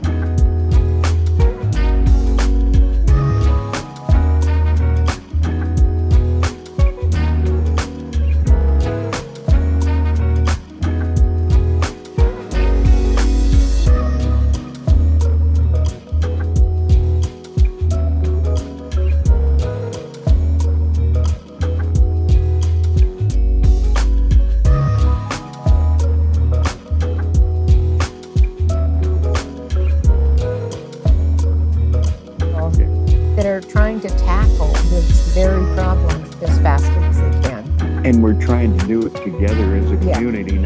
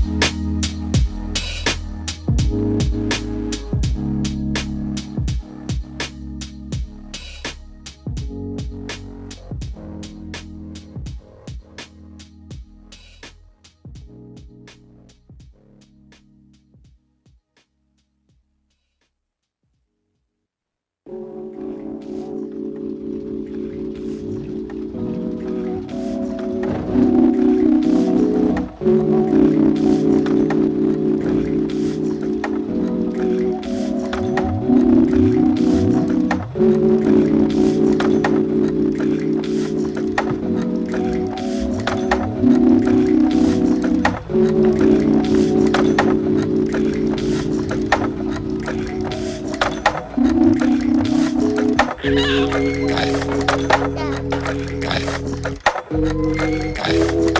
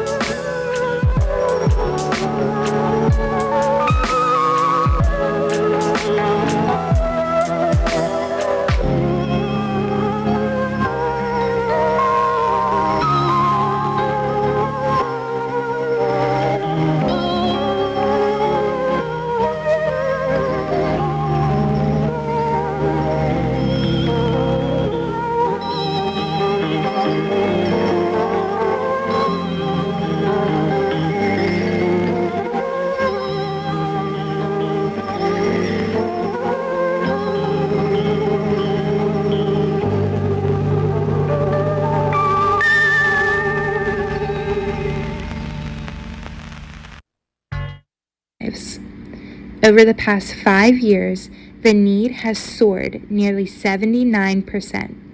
And just last year, we filled over 18,000 beds. Here, hope takes root, lives are transformed, and every day brings a fresh start. Are you in need of shelter? Visit our shelter today at 4 p.m. to see if we have any available beds. Not in need, but want to help? We have positions available if you would like to volunteer or work in our shelter.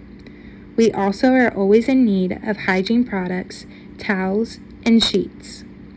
More information can be found at our website, hopecenterhagerstown.org. At the Hope Center, a simple $15 clothing voucher does more than provide clothes. It offers a fresh start and a hand of care. Guests use their vouchers to shop our thrift store, picking items that meet their needs and help them feel confident as they face life's challenges. Over the past 3 years, the number of people we've helped has grown by 148%. Last year alone, over 3,500 individuals received assistance. Each voucher is a practical way to show compassion, reminding every person that they are seen, valued, and supported.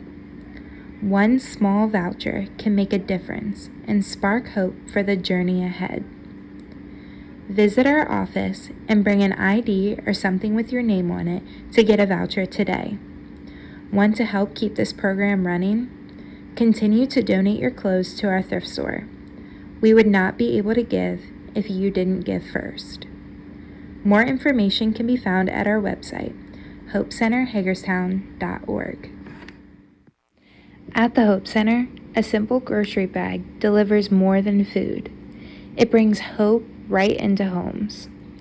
Each 20-pound bag, handed out by appointment, offers families meals and a little relief during tough seasons. On average, 5 families a day leave with this practical act of care. Over the past 5 years, need has skyrocketed by 213%. And just last year, we distributed 965 bags. Every bag reminds a family that they're not alone and that someone cares. Would you like to make an appointment? Visit our office or call us at 301-739-1165. Interested in supporting our grocery assistance program? Donate sturdy bags, canned or boxed goods, or volunteer in our food pantry. More information can be found at our website, hopecenterhagerstown.org. At the Hope Center, every meal is more than just food. It's a lifeline of hope and compassion. Before each plate is served, a message of God's love is shared, reminding guests that the real hope is found in Christ. We serve faithfully 365 days a year, never missing a single day, because hunger doesn't take a break. Each meal nourishes the body, strengthens the spirit, and offers a fresh start for tomorrow. Over the past 5 years, need has grown by 64%, and just last year, we served over 57,000 meals. Every single plate makes a difference. Want to come eat with us? Our doors lock at 12:30 for lunch and at 7 for dinner. Not hungry but interested in helping? You can donate food to our kitchen, or you can email our volunteer coordinator to find a time to come in and serve. Her email is volunteer@hagerstownhopecenter.com. For more information, visit our website at hopecenterhagerstown.org.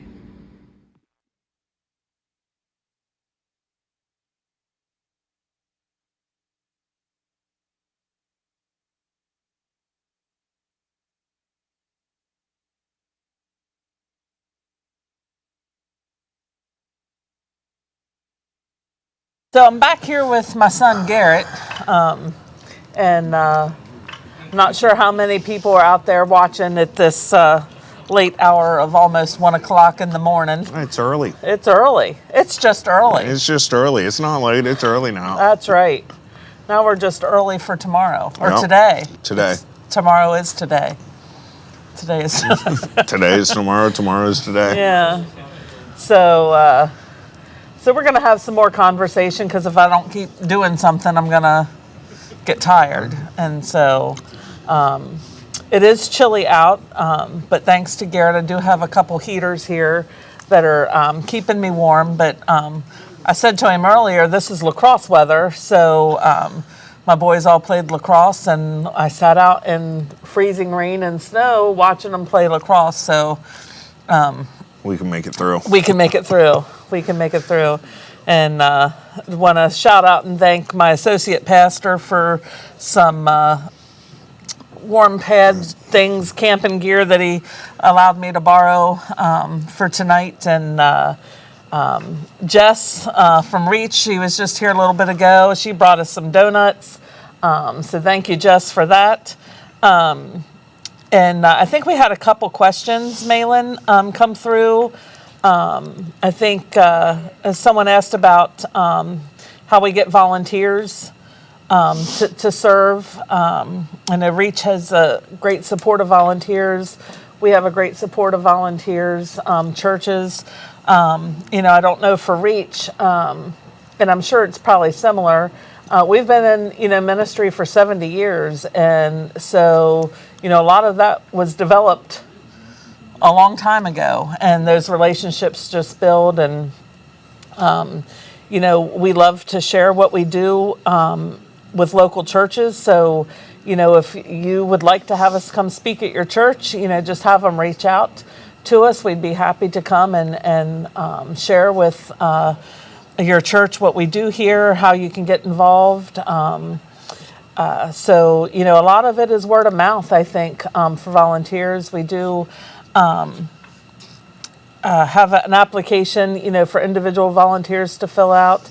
A lot of times it's, by staff members going to family and friends saying, hey, I work at the Hope Center. Why don't you come get involved and volunteer? So a lot is that way. But, volunteers are important to our organization and to keep going.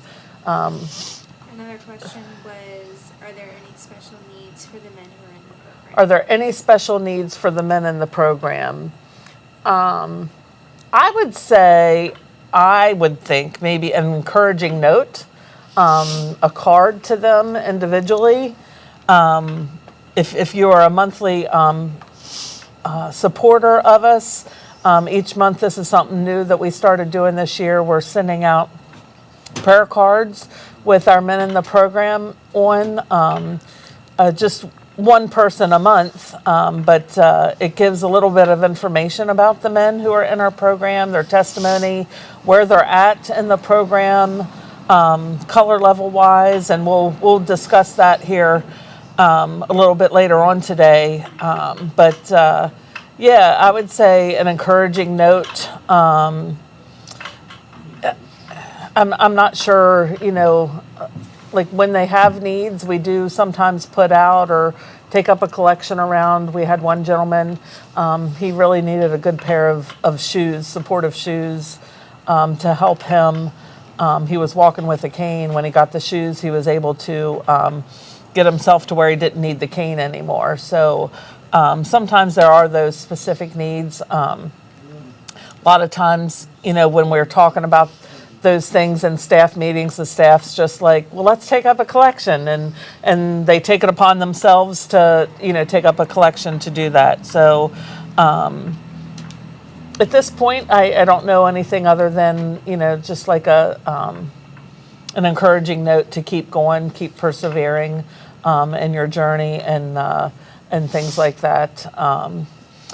Of course, we can always use for new men who come into the program, we like to give them a new set of sheets and things like that. So specifically for our program men, twin sheet sets would be something that could really help the men who are in our program.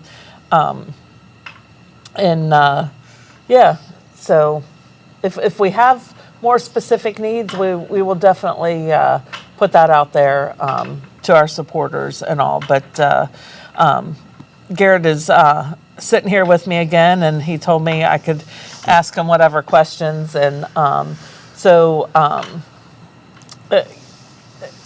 you willing to share maybe your journey with addiction and where the Lord has brought you and worked in your life. Yeah. So, I was addicted to alcohol for quite a while. Yeah. I grew up in the faith, knowing what was right, but still somehow the world pulled me into addiction. And we all think that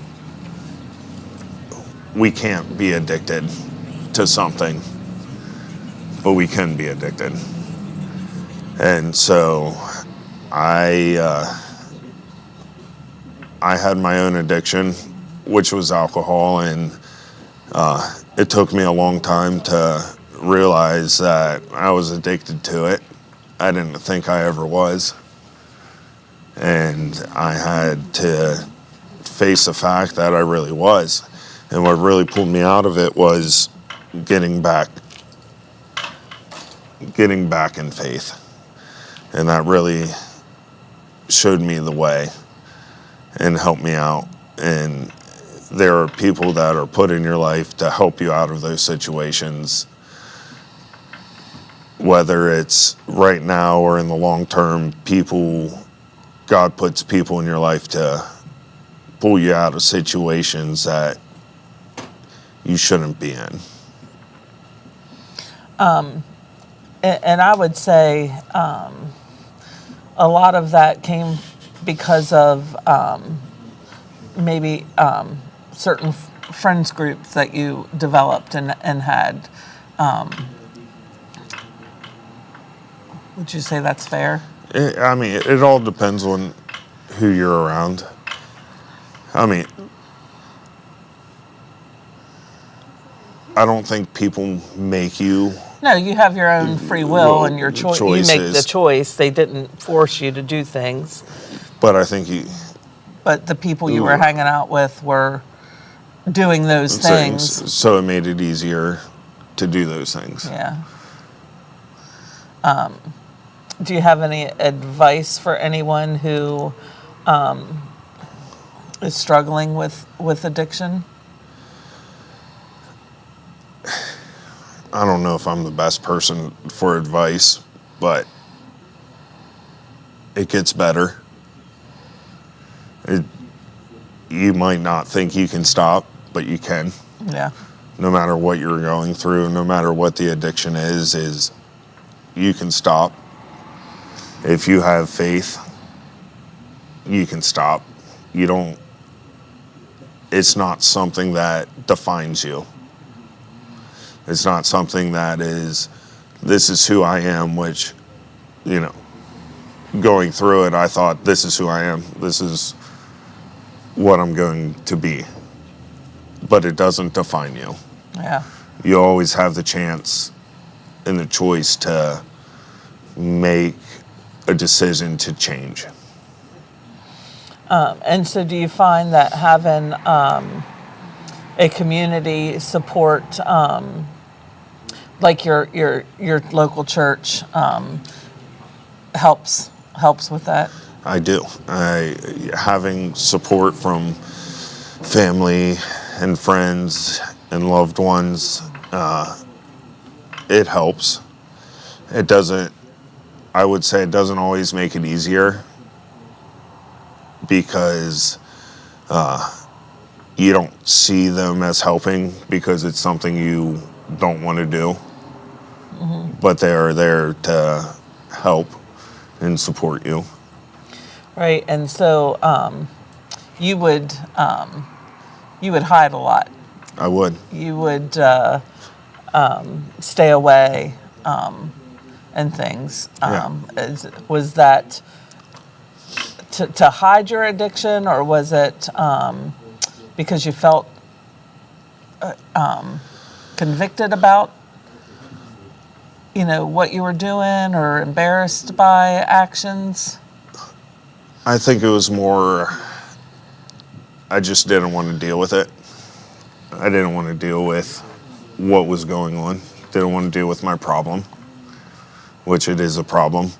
And that's why I would hide, because it's easier to hide than it is to face it up front.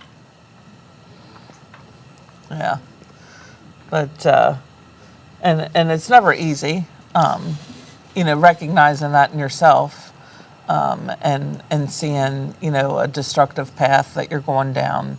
But I think once you do, it's free. It would be freeing. Would you say? Once you admitted it and started to allow the Lord to make lead in your life and draw you back to Him, did you feel like a sense of relief? Like it's out in the open. Now we can deal with it. It is, but at the same point, it's something I'm ashamed of that I was at that point. And, I got to work through that, because God forgives all of our sins. So it doesn't matter what we did. Right. That it's okay. It's not okay that we did it, but yeah, He forgives us for everything we have done. So I don't know if I would say I'm ashamed of it. I think I'm embarrassed by it now, but I know God has forgiven me, and I hope my family has forgiven me for it, and that we can move on past it, because that's not who I am. No. It doesn't define me. Right.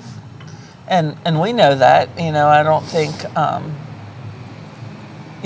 we do forgive, not that you were addicted to alcohol, maybe some of the actions, some of that hiding, and running away, was hurtful, because we just love you and cared about you.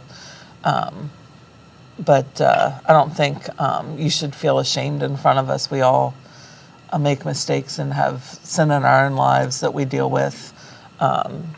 Maybe not as drastic, but there's things that we all deal with. So I don't know that you need to have any shame. I think that's Satan, wants to dress us in shame for what we've done, but Jesus covers us in His grace and mercy. And I think, you have to live in the light of what God says you are, and He redeemed you, and He can redeem that sin and that brokenness in your life too. Mm-hmm. So, like for our men in the program who are coming out of addictions and recovery and stuff, do you have any advice for them? Surround yourself with people that love you. Yeah. And that want to see you move forward. Yeah. Not have someone that's pulling you up the mountain rather than dragging you down the mountain. Right. Because it's easier to drag someone down the mountain than it is to pull someone up a mountain. Absolutely. And, and a lot of us can find that connection in our local churches. Yeah. And people of like mind, like faith. And, yes, I feel that you have good family support. But that's not always what you need necessarily. You need peers, to talk to and things. Your dad and I have always been there for you and wanting to talk and share, but we do have that understanding of we're your parent, Yeah. So, but having peers closer to your age and different things, I think is important.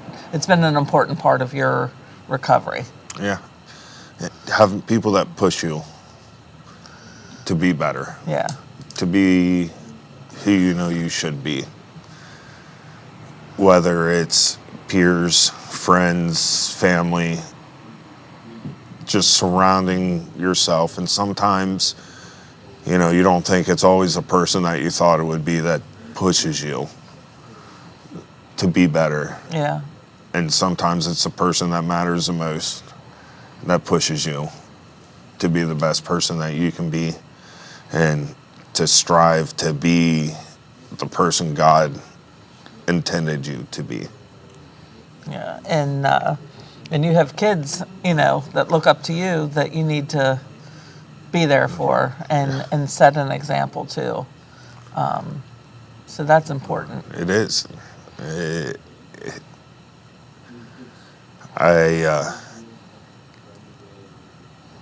Now I see myself whenever I was drinking, and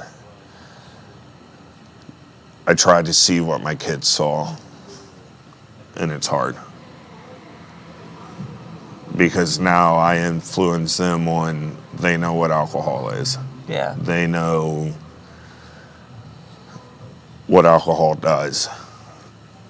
And so now that's implanted into them, and it's something I have a hard time with because I should have been a better influence. I can't change it now because it's the past, but I can show them going forward what is right, what is good. Which, you know, recently you have made some changes that way, and you know you pretty regularly do devotions with your kids and are showing them, you know, scripture and talking about God and how much He loves us, and teaching them who God is and introducing them to Jesus and what He did on the cross, you know, even for them. And so, you know, you're never too far gone for the Lord to save you. That is so true. Even when we think we are unworthy, we don't. Why? Yeah, we ask why. We're all unworthy. Yeah. Why would He love me? Yeah. You know. Because He is love. There is no reason to love us other than He is love. He said, "I love you." Yeah. That's it. Yep. And that's all that matters. Is it doesn't matter what we've done.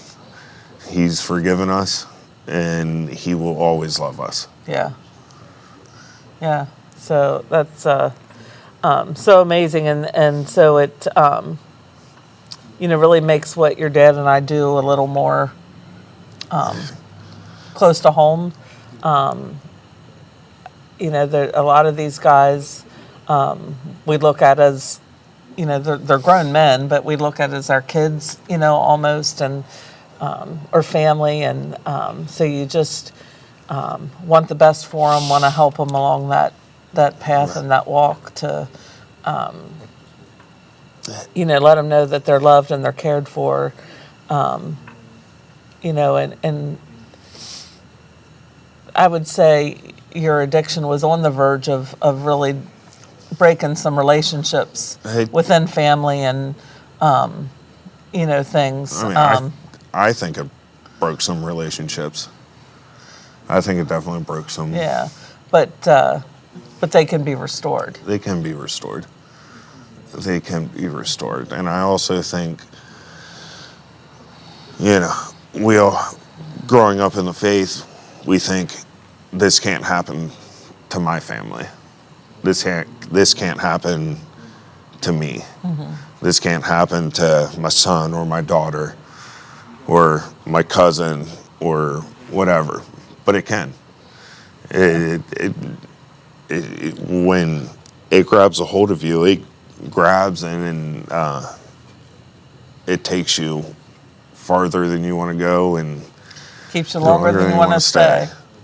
Yeah, and costs you more than you're willing to pay. Yeah, you know, it's hard. It's definitely something, especially nowadays, it's extremely hard because it's so easy to get into. Yeah, yeah.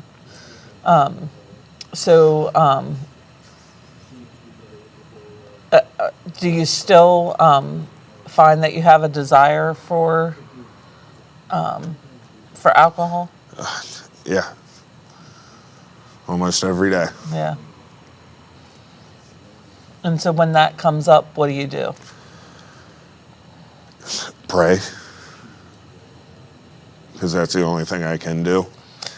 Do you reach out to maybe some of your peers or your, because you used to isolate, you know, so when you're struggling, are you learning to not isolate and try to reach out to? I do occasionally, not all the time, which I probably should more when I'm really struggling. But I've learned praying really helps, because whether we see it now or later, God answers our prayers. You know, He doesn't answer them in this second, but He answers. Yeah. Whether we see it now or we see it 5 years down the road when you're sober for 5 years and haven't had a drink, whether or, you know, with drugs, and you're sober for 5 years and He answered that prayer. Yeah. It's not always immediate. A lot of people were praying for you. I know. I know that for sure. Through your struggles, and you know, I appreciate you being candid and talking about it, because I think that's helpful. I think it's almost therapeutic, you know, too, in a way, to be able to be honest and open. It helps to, I think, take away some of the shame, getting it out there and just being real. It does. Yeah. It does. But I also did a Bible study on forgiveness, which really helped me. Really helped you. It really helped me understand. So what's something that you learned in that Bible study that you think would be helpful to someone maybe struggling with addiction? God forgave all your transgressions for His sake. Not your sake, for His sake. And He forgot all of your sins. Yeah. So that's one thing that really helped me, is it doesn't matter what you've done, you are worthy to be a child of God. Because He wants you to be a child of His. Yeah. And it doesn't matter how much you've messed up, as long as you are ready to repent and ask for forgiveness, it's all washed away. Yeah. Yeah. He definitely, you know, doesn't want us to continue in sin, right? And there are consequences for sin, you know, and there may still be consequences that you might have to face, you know, because of that time of sin that you spent. But to know that that sin is forgiven, and then He will be there with you through consequences because of actions or whatever. Yeah. To help you get through that, I think is truly amazing. And, you know, Scripture is full of people who've messed up big time. that God used and He redeemed for His glory, right? Not for their glory, but for His glory. Yeah. And that's what's just so amazing about Christ, and you know, it's for His glory, for His honor, and we get to still reap some of the benefits because of that. Yeah. We get something out of that, and that's just amazing. So, well, thank you. I know it was hard for you, but I appreciate you sharing your story. Sometimes you got to work through it. Yeah, but I think your story will maybe help somebody else. I hope it does. So, yeah, I think it will. Yeah, well. I think it will. I think you need to tag your dad or Malin or someone out and have them come talk. Watch your head. You're a tall one. I am tall. Oh, Dad's pointing to you. Dad's pointing at Malin. Shocker. Okay. I'm going to put the mic on this time because I set all my stuff down.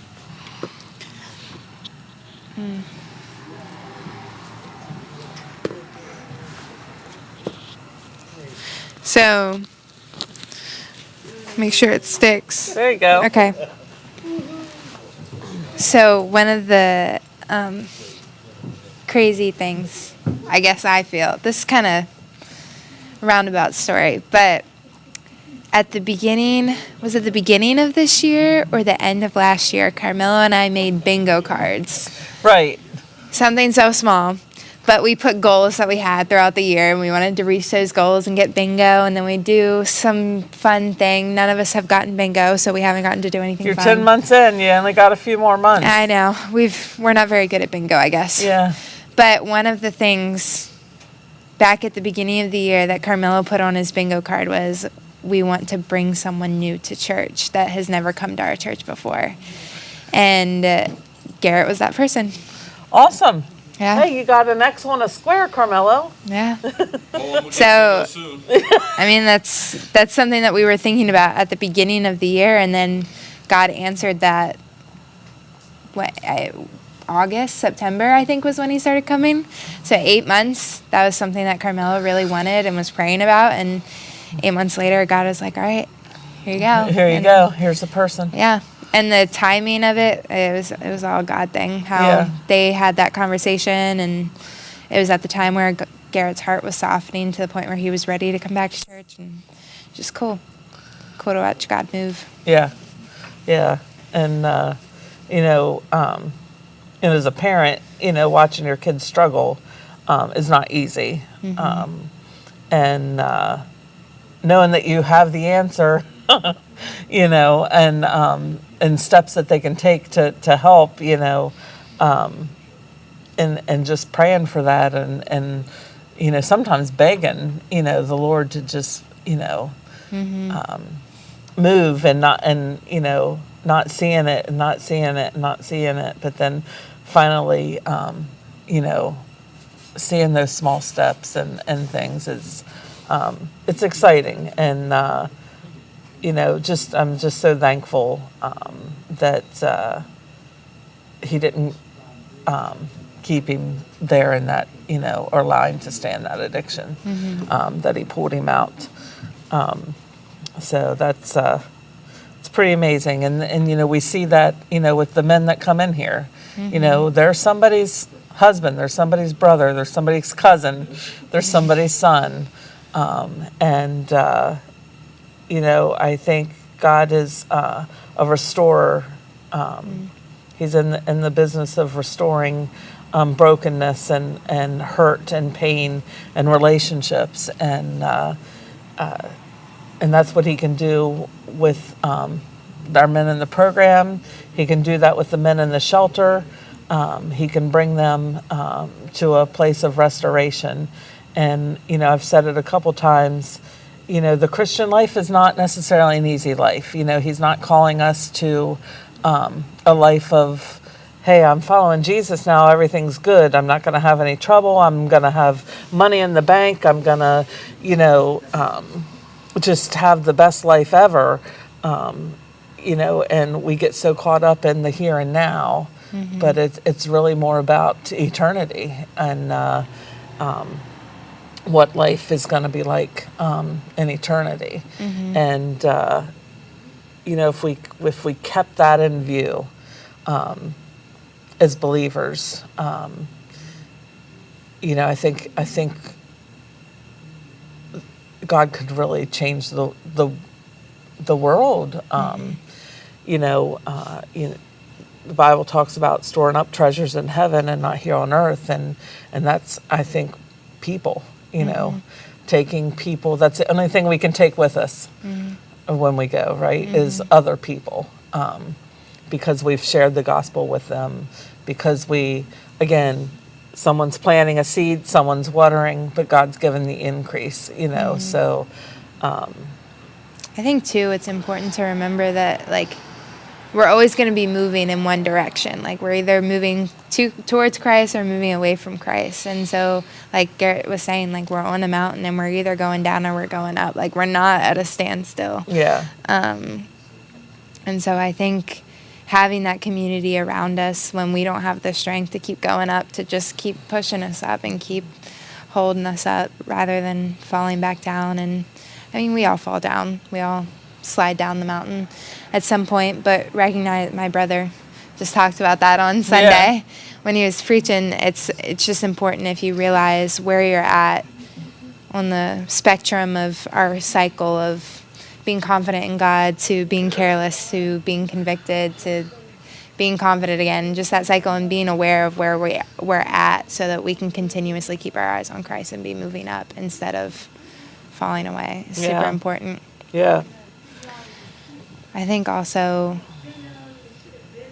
we have to recognize that we're not meant to make big moves or take big leaps all the time. Sometimes it's just the next right thing. Like I'm going to butcher this, but our pastor always talks about how if a plane is leaving from California and his nose of the plane is 2 degrees off, if he's supposed to land in D.C., he'll end up in Maine or something, just 2 degrees off. That just small little direction change will get him so far off his path. And just recognizing that we're not necessarily have to make big changes or big leaps, but like what is our direction? What is our focus? Yeah. Yeah, and I think, we can get caught up in the comparison, trap of,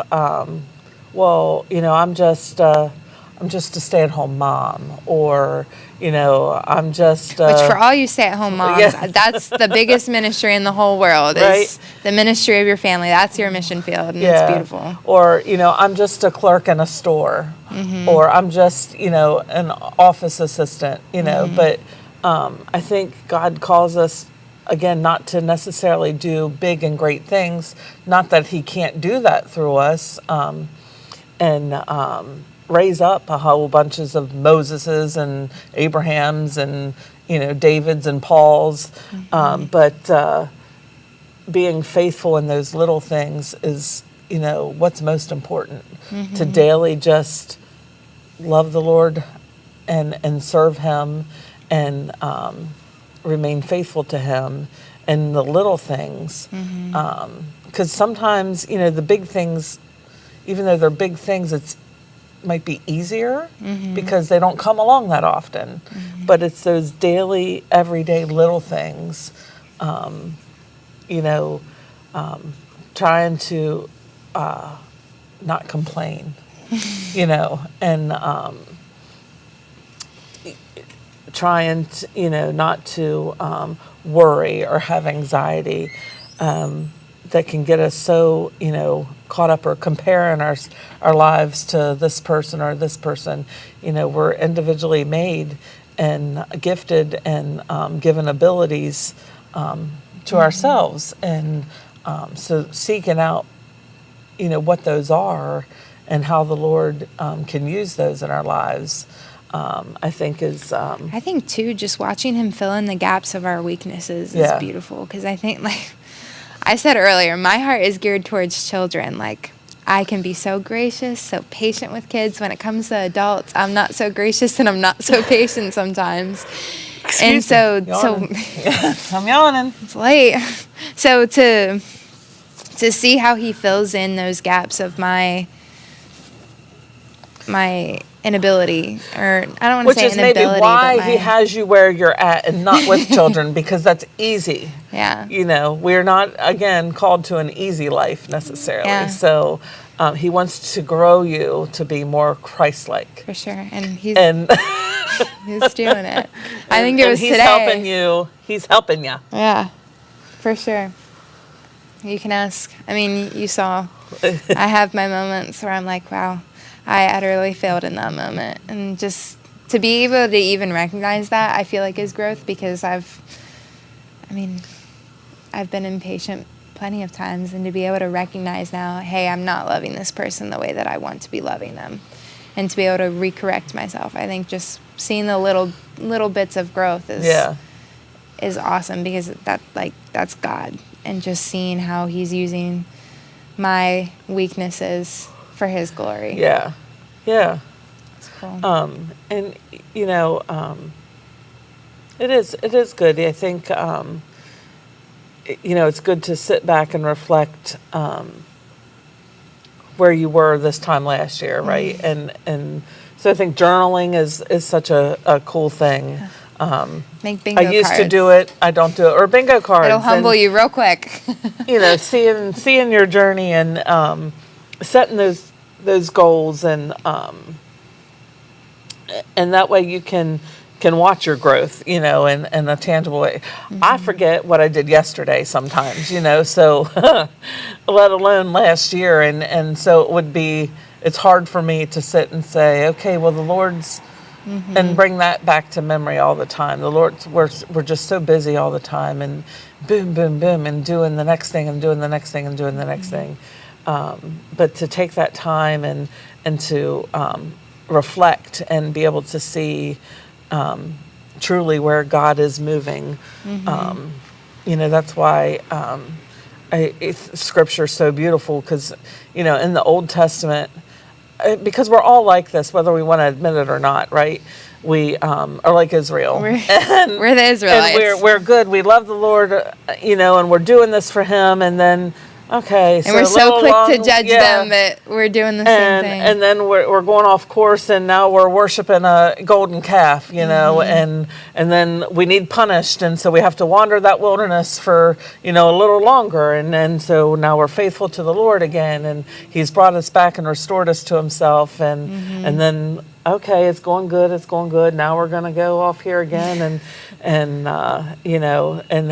hit the rock when we weren't supposed to, strike the rock. And then now we have to walk around the wilderness a little more. And, so sometimes we sit and we're like, oh, Israel, why did you do, but we're so we really stop and think about it. Yeah, we're just like that. And, you can see it in children, and how they, it's not anything new. But so I think journaling's good. I don't know if they encourage the men to journal in books or not. Carmelo, can you verify that? Do you guys encourage the men to journal?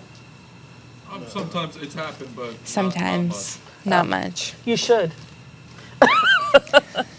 You should encourage them to journal. It's good for their mental health. Do we have any? Just check and see if there's any questions. Yeah, if anybody else on the live. I don't know if somebody's up at 1:30. I think I saw a comment from Greg. Greg Smith, he's on our board. We're very thankful for you watching, Greg. Let's see. Oh, my mom. My mom commented, said she was proud of Garrett. Yeah. Yeah. My mom asked a couple questions too, which we answered. One of the questions that she asked was, how can we encourage the men in the program specifically? And I just remember it was 2 weeks ago. There was a gentleman that came in the office, and he was holding those prayer cards that we've been putting in. Yeah. And he's like, the person that we had for our prayer card was Nelson. And he was like, I love this idea. I've been praying for Nelson, and I just really want to meet him. And so we're like, okay, we'll go find Nelson. So we went and we found Nelson, and we introduced him, and just seeing Nelson's face light up and seeing someone's praying for me, someone's caring about me that I didn't even know about, and came here to meet me, like, it meant so much. And it was just a conversation. Like, the guy just came to have a conversation with Nelson, but you could just see how much it excited him, and it truly meant a lot to him. And so I think just if you have 5 minutes in your day, just come by and talk with some of the men and encourage them. I think that would be huge. Yeah. Interrupt for just 1 moment. Yeah. We've actually been asked by the national level if we can feature you guys, so they want to put you on the national feed. Sure. So just keep doing what you're doing. Okay. Yeah. And as long as it's okay with you, Yeah. we'll go ahead. We're good. Sounds good. Absolutely. We're going national. Look at us go. Yeah. So, again, I think it's important to not just think of these men as some abstract thing or a program man, or these are individual guys who have a story, who are struggling with real struggles, and are walking through those struggles and learning and figuring out how to deal with them in healthy ways, and in the best way, through Scripture and through a relationship with Jesus. Bringing, coming down and meeting them and just sitting and having, conversation. I love it when I see, like our churches, when they come in and serve meals in the evenings, get out of the kitchen. Yes. And sit at the table with our guests. Now, these aren't necessarily men in our program, but just the guests, the community that we serve, because it's not all just shelter guests either. There are those community folk that come in for a meal. But just to be seen, again, I just say it so much. Yeah, over and over that something as small as just remembering someone's name just means so much to them, and it's so small. So I'm really bad, and I'm trying to do better. I'm really bad with names. Again, I don't remember yesterday sometimes. So, but we had a gentleman in our program, Charles, and he was in the office one day, and I walked by and I said, "Hey, Charles, how are you?" And he looked at me, and he said, "You know my name? Like you know who I am?" And I'm like, "Yeah, we pray for our men every day. We start our day, not every day, I shouldn't say that, because there are some days where, things happen, things come up. But we try to, make it a point to do that daily, if not corporately as a ministry team, at least on an individual level, and, name them, by name. And I think too, when you're talking to people, to look them in the eye. Yes. And really engage. And now I know I did this with Terry a little bit earlier, but that's because if I don't do it with Terry, no one else gets a word in. So sometimes I interrupt him when he's talking, but he's a talker, he enjoys talking. But to just look at someone in their eye and be quiet and let them and listen. Yeah. A lot of the times they don't. I mean, I don't want to say every time, but a lot of the times they really just want you to sit there. They just need an ear. They just need to know someone's willing to listen. Yeah. There have been so many times where people come up to the window and they just talk, and I say literally nothing. And then I'm like, "Can I hug you, or can I pray for you?" at the end, and that's it. Yeah. And it means so much to them, just also hugging them. Like, something so small, but people don't even acknowledge them. Like, I remember someone made a comment. I forget who it was, but it was someone that came in our doors where when they're on the streets and they're panhandling and people don't even look at them, they feel so much less than a human. Like, even if you don't, and I know sometimes we get scared to look because they're like, then maybe they think we'll give them money, but honestly, for them, I think it would be even better if you just said, "Sorry, I can't give you money, but I want you to know you're seen." Like, it means so much to them for you to just, as you're driving by, look at them and smile and wave. Even if you keep driving, that smile means so much. So that's one of the big things. When I first became, I think it was that first year in 22 when I became administrator, Terry and I came in to serve breakfast on Christmas Day, and there was one of the gentlemen coming through, young gentleman, and I was saying Merry Christmas, and he was struggling, and he said, "I just wish I could get a hug from my mom." And I said, "I know I'm not your mom, but can I give you a hug?" And that was the world to him at that point. It's just what he needed, and how simple is that, to give somebody a hug, and so just little things. We don't know how much our actions can affect someone else. So it's not always easy to, when we're upset or dealing with stuff on our own, to be kind, or if we're being talked to in a certain way, to not repay that with the same type of talk. But if we can remember to stay as meek as possible and as kind as possible, and to respond in loving ways to people, that goes a long way. Yeah. And the doors that can be opened because of that.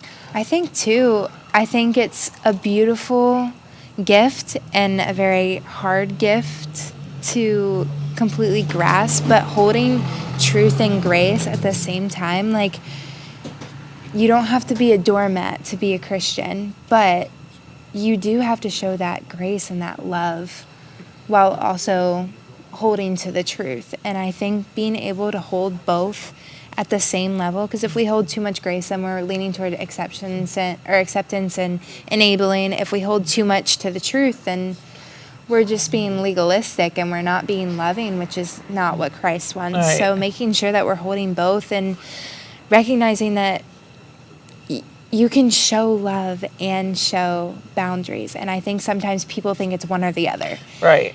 But finding that balance truly means a lot to people, to know I'm worth their love, I'm worth their grace. And this is coming, their truth is coming from a place of love. It's not coming from a place of judgment. And I think that it's so important to be able to hold both and recognize that that's what God does. Yeah. He holds both. Yeah. So I think so far from our conversations on a bench, we've learned that everybody wants to be seen. I had a thought and it's leaving me. It's almost 1:45 here on the East Coast.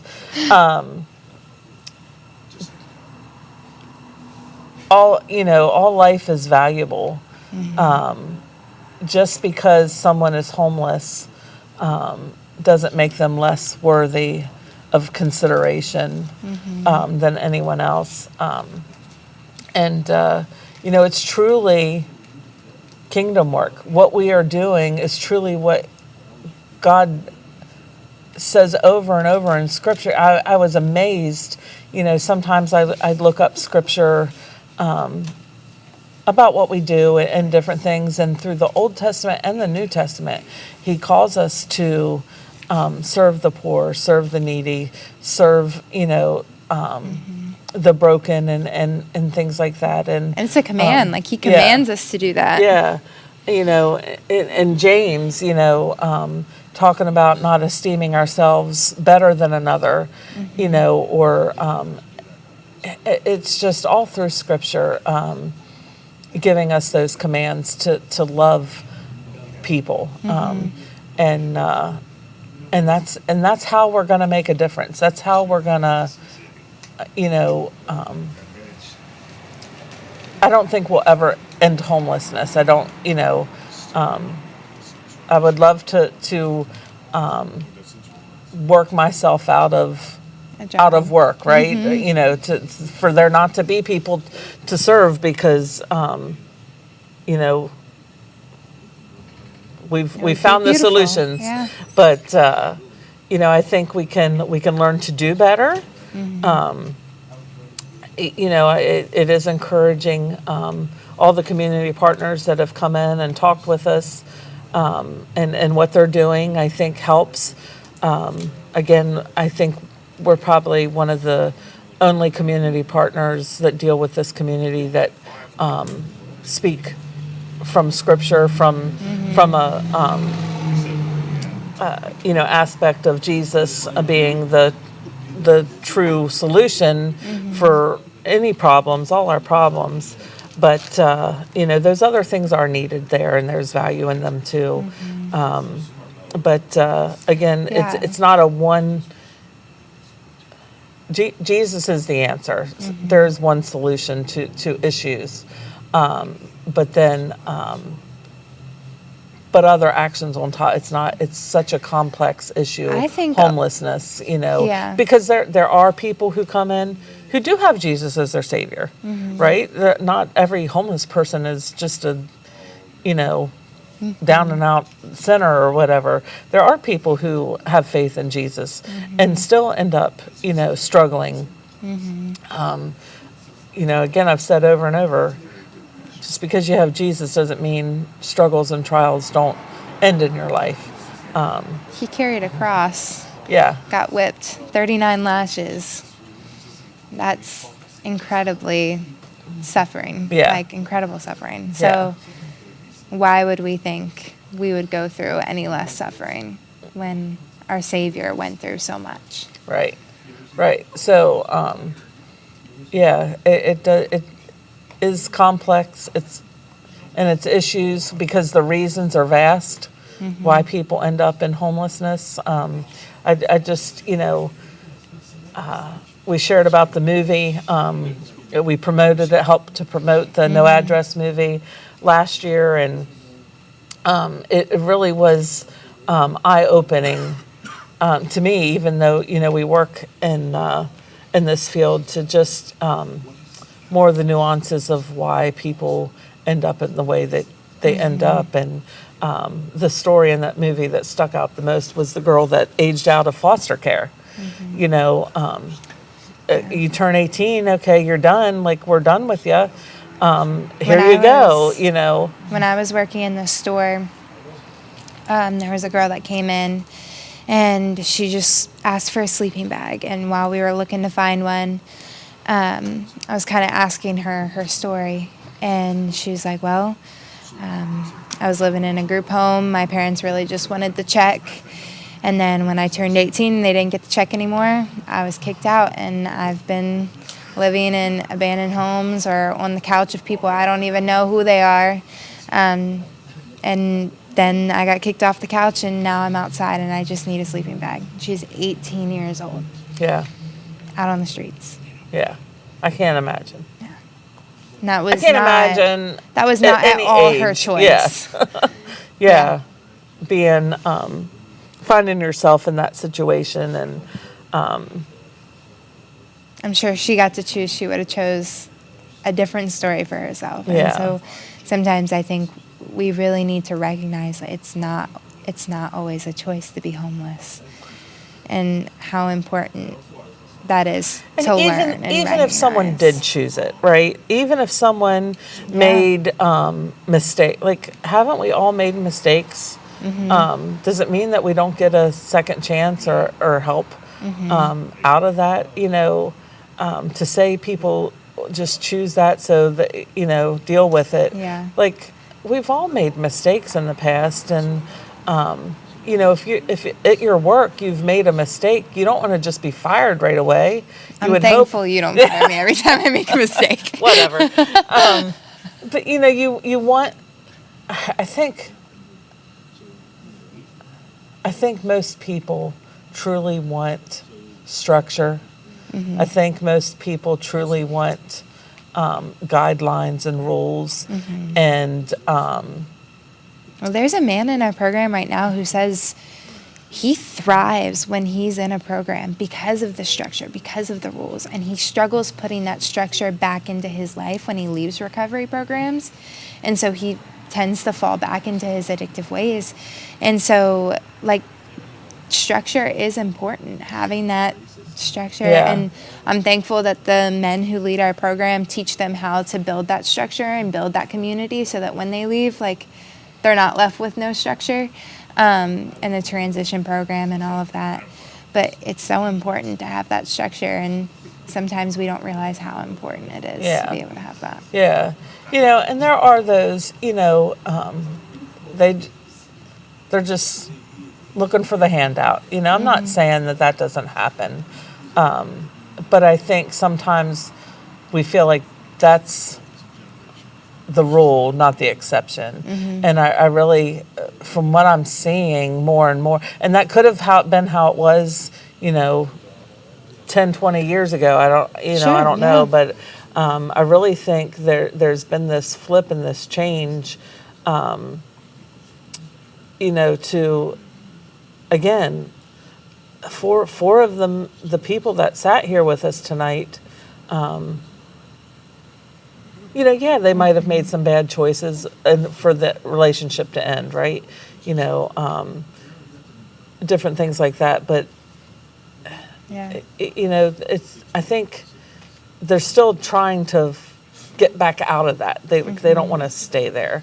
There is a gentleman that has come here for years. He lives in his van and he's happy to do so. And he just travels around in his van and he'll come here and eat and then he'll leave and he, has his van and does the van life thing and he's very happy in that. But, I think again, that's not the rule a lot. So just figuring out how best to meet needs without enabling people, like Pastor Josh said, sometimes helping does hurt and helping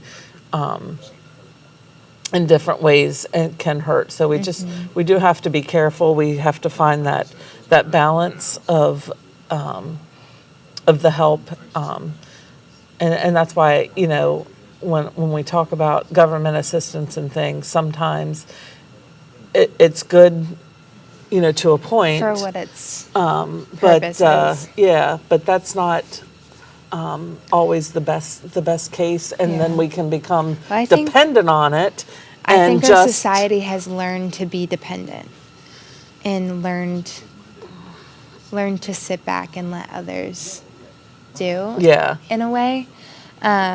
I was talking about this with some of my friends the other night. One of them's a social worker, the other's a teacher in school, and just seeing that pattern consistently throughout the kids' lives, the parents' lives, and just how continuously we see that the learned behavior has become being dependent on others. And again, that's just something that we can't be mad at them for learning that. I mean, they learned that through generations. Right. And so now, now we have to unlearn that. Now we have to teach them. And so, like Pastor Josh said, teaching means being present with them, walking through them with that, and not just expecting them, not just us being able to say that's wrong and expecting them to completely change on a dime. Yeah. So, I think that's important. I mean, that's one of the things I love about our program is we have them working daily so that they can get that work ethic built back into them after they've learned for so long to be dependent on others, to realize that they have worth and have the ability to be able to work. Yeah. But because we are biblically based, biblically, we don't default to disability or things like that, but that sometimes is the default of the world and stuff. And so trying to especially our men in the program, getting them to have a good understanding of work and value in that work, and that it's pleasing to the Lord and it's honoring to the Lord to go out and do a work. And that's not to say that someone who truly needs to live off of disability is not honoring God. No. 100%, they're still honoring God. They're doing what they need to do due to certain circumstances. However, a lot of people don't have those circumstances that are still using that. Yeah. Well, and I think there's a difference between being truly disabled and having barriers, having issues, in our lives that, but again, I've had family members who are truly disabled and still found a way to, hold a job and do work. Now, did they still need assistance? Absolutely, and I'm not saying, not to get assistance and things like that when needed, but just wholly rely on that is a cultural thing, a worldly culture versus a scriptural culture, and just finding the balance and showing, that I think is a big thing. When you have men, in the shelter and they're working a job, but they might lose some kind of government assistance, which is really minuscule compared to what they're making in their job, but they give their job up so they don't lose this. That's a societal problem, that we, it doesn't, if you put those numbers on paper, it doesn't make sense. Yeah. So, there's a lot of things. That number has been such a constant in their life. Yeah. That seeing that go away, it's almost like a stability piece being taken from them. And so trying to... Because that's guaranteed. They can rely on that. Yeah. And again, I think it's, when people are coming to us, there's not much they can depend on. And so showing them, that Jesus is dependable, but again, we're humans and we're fallible, even as Christians. and so we mess up sometimes, and that can do big damage, in people's lives. So we have to just be very careful, because we are dealing with people. We're dealing with lives and someone's future, and so we have to be really careful too, as to how we're helping them, because they've been through some traumatic things. We've heard some stories, and those past hurts can cause trust issues, and so. But I just love that Jesus was all about relationships and building relationships, and that's how he wants us to work and minister, is through relationships. So again, as much as we're able, and as much as they'll allow, is what we want to do, and we just trust God to help make those decisions. Which I think is hard, because I feel like once you start investing in someone, like you're fully invested, and then they make a turn where they don't want that investment anymore, and you're just so invested that you don't. Wait. Yeah. But wait, I have more to give. And so sometimes it's hard to let them, but you can't force the help onto people. Yeah. And sometimes you love them so much you want to, but it's like, no. Yeah. But we got to let go and let God, right? In those situations, and just be committed to prayer for individuals. But I hope as people watch this or rewatch it, that the Lord's speaking through us to the community on, and we can just make a little difference in our community, even just how people are seen.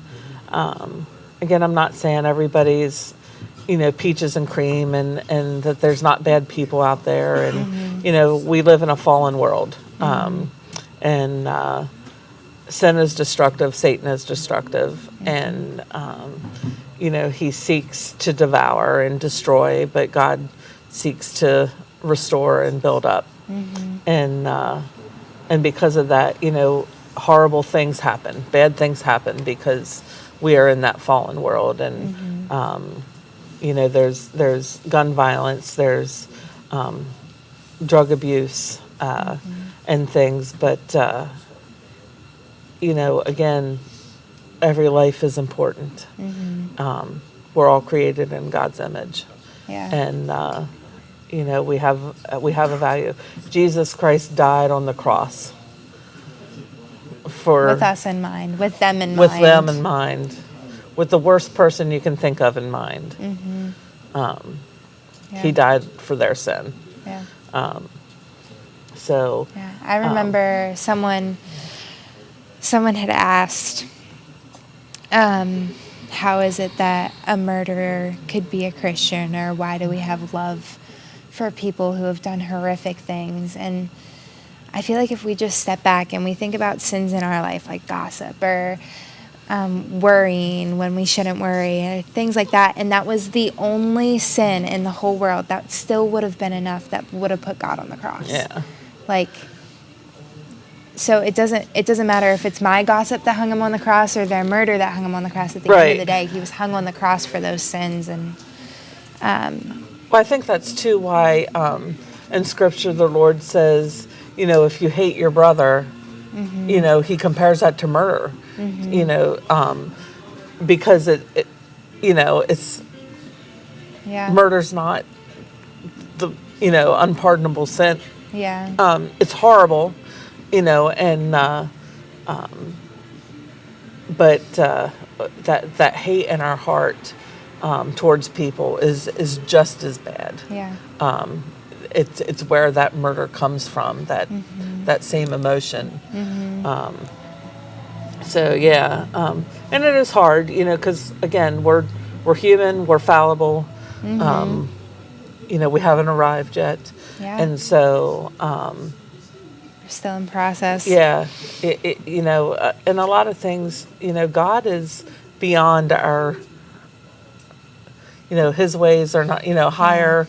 We can't comprehend. The Bible verse, the depth, the width, the breadth of who He is, you know, is so much far beyond our comprehension. So, you know, how He can say murder is just as bad as gossip, you know, it doesn't make sense to us. I mean, I think a lot too, like when we're playing with a little like 1-year-old, 2-year-old baby, and we're playing peekaboo with them, and they get so excited because they think we left when we hide it, and then oh no, we're there. Like it's something so small. They're like, how'd you do that? That's so crazy. I think like we're the 1 to 2-year-old to God. Like we don't understand, and we're not going to, but we can still stand in awe of what He does, and I think it's beautiful. It is awesome. Do we have any more comments? Let me see. I have a question that I wanted to ask you. I feel like you've asked a lot of people how they've gotten here to the Hope Center, and I want to hear how you've gotten here to the Hope Center. So I was without a job. I was job searching on the internet, and I saw that there was a sorting room supervisor position open, or maybe it was the store position, store manager position, and I applied, and I thought, oh, you know, well, I know the Hope Center, you know, extended family started it and different things, and cousins, you know, were in leadership at that point, and you know, oh, I'll reach out and see, and so I came in for an interview, and instead of store manager, I went to the sorting room that was the greater need at that point, and then God just worked from there, but drew me in, and you know, once I feel like once you get involved and you see the work, it's hard not to love the work.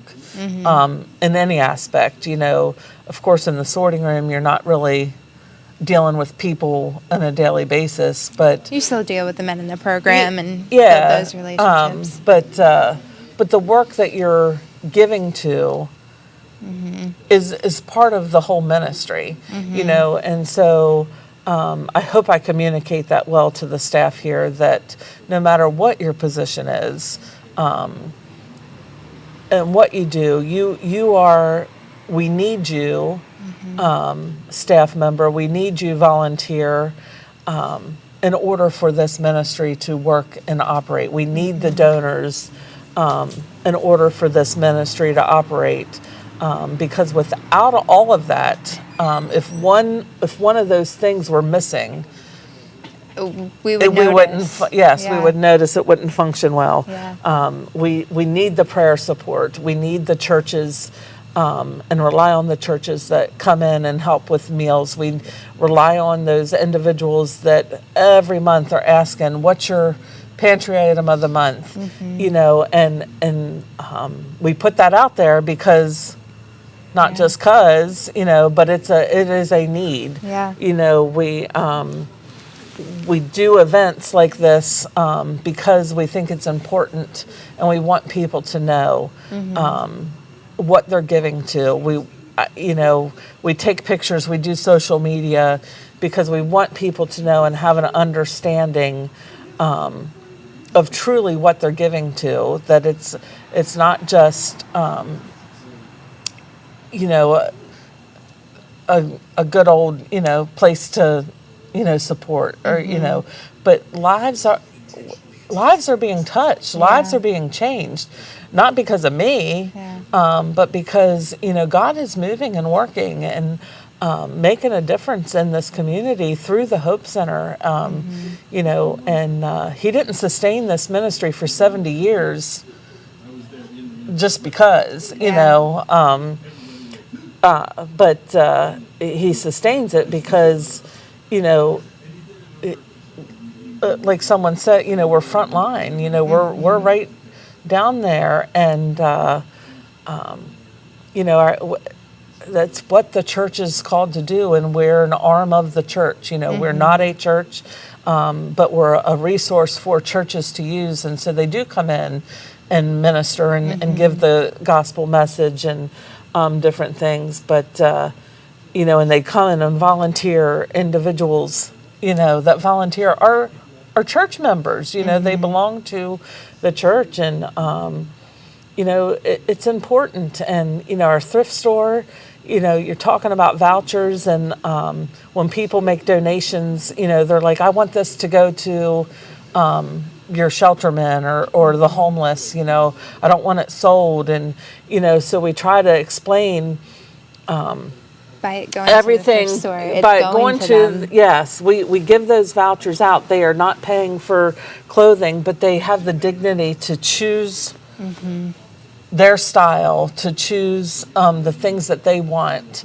and it's not just items put in a bag for them and chosen for them, but it gives them that ability to feel like everybody else that can go shopping and make those choices for themselves, because not everybody's style is the same, and plus it's in a store. It's not just like, oh, this rack is specifically for you with your voucher. It's like, no, you have free reign over the whole store. Like you can go and I think we do have parameters for the vouchers, right? They have to be clothes or shoes, things that they, it's not just for a random toy. Yeah. You can't get a toy on the voucher. It has to be used for clothing, shoes, hats, gloves, although we give a lot of hats and gloves away, so people don't usually have to use their voucher for that. But but then the items that are sold, that money comes back into supporting and running the ministry and the programs, and the kids ministry, and reaching kids before they're at the age of where they're finding that they need to stay in our shelter. So we think that's important to reach the kids, and and Paul's done a really good job at he has done a great job. Paul Lundy, our children's director, he has such a heart for kids, and he's a school teacher and a coach, and so you just see that excitement and that love for the kids. And he's newer here on staff, but already he's building relationships with some families, and is able to encourage them and talk with them and different things. And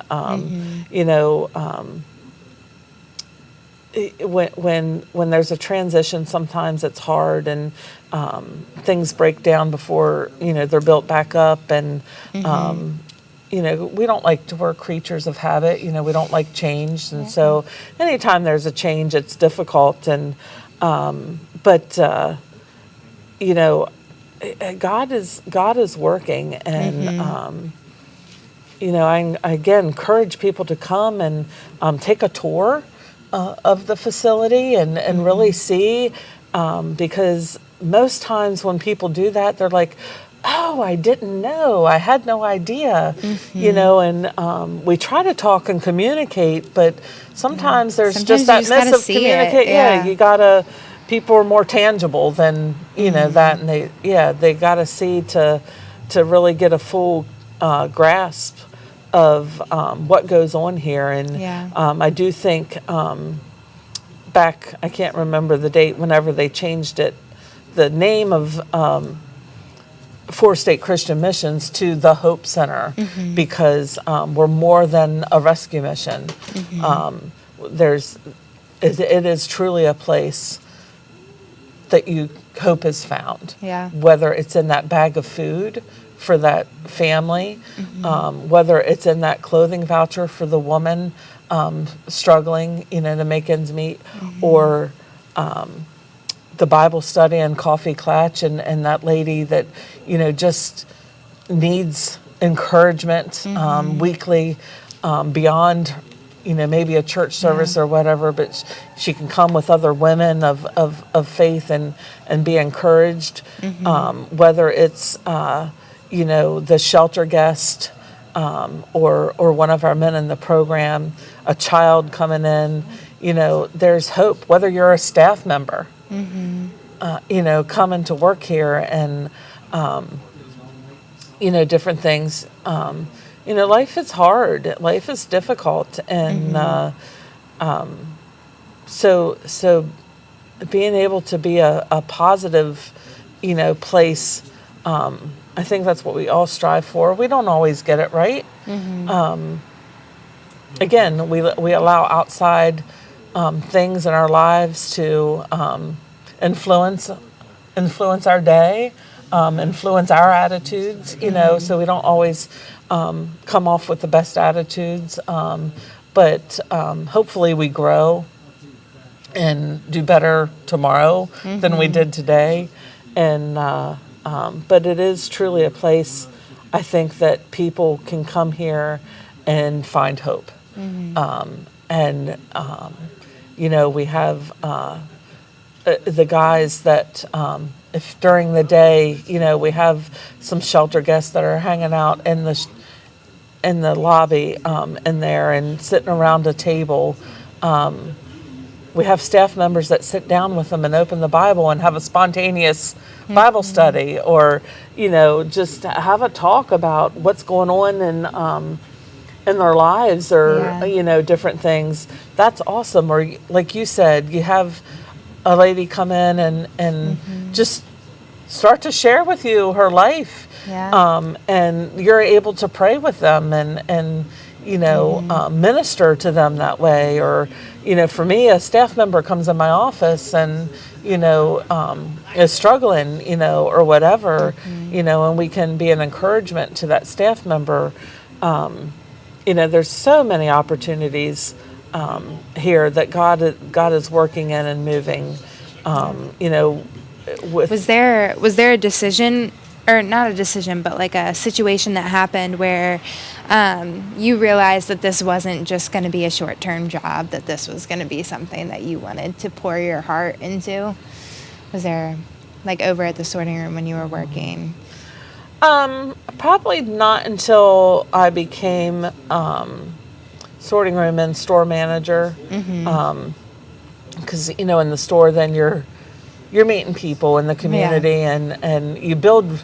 It's so amazing, because we have so many faithful shoppers, and they come in daily, so you're getting to know the community, and you get to know your customers that come into the store, and that's like a whole nother world other on this, we share the parking lot. We're like a U shape, here at the Hope Center, and we have our admin building, our shelter behind me, the sorting rooms down beside that, and then the Trinity Center and our store here, with our parking lot right in the middle of almost a whole city block here in Hagerstown. But a lot of the times, other than people who come for a voucher and then go to the store, it's store customers and ministry. so getting to know those store customers, they also need ministered to, and the store staff, has a hard job of, running a business. It's a store, it's a business. We're there to help bring money in and funds in to run the ministry. It's about 40% of the income needed to keep us open comes from the store. Yeah, correct? yeah, I think so. But they have the opportunity to give someone a kind smile and make. We want the store to be a place that people can go and it feels different. You can tell that there's something different about the store than any other store that they could just choose to go spend their money in. Yeah. So I think when I started, there more and just becoming, involved in different events that were happening, the Rock the Run, the Thanksgiving meal that we do. We did for a while the community grocery giveaway, which was good, but they did that quarterly, and now we just choose to give more bags away weekly so that it's more consistent for people. Just getting involved, and I think I encourage our staff to do that more, to volunteer outside of their. Yeah. No, you can't volunteer, for your position, but the events that we do and being more involved in, if we have a need for an evening meal, to come in, and I think the ones that have done that in the past truly get a blessing out of it, and are encouraged by it, and it excites you and rejuvenates you, and I think someone you're reminded, you can see the why behind what you're doing in front of you. Yeah, and I think someone said, a lot of times you come expecting to bless somebody, but you truly are the one that gets a blessing as well by it. And I think I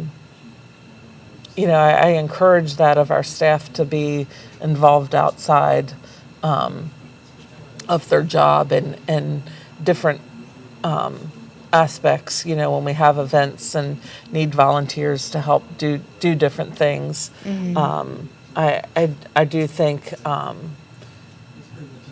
it would help in the mundane, like you said, of the daily, to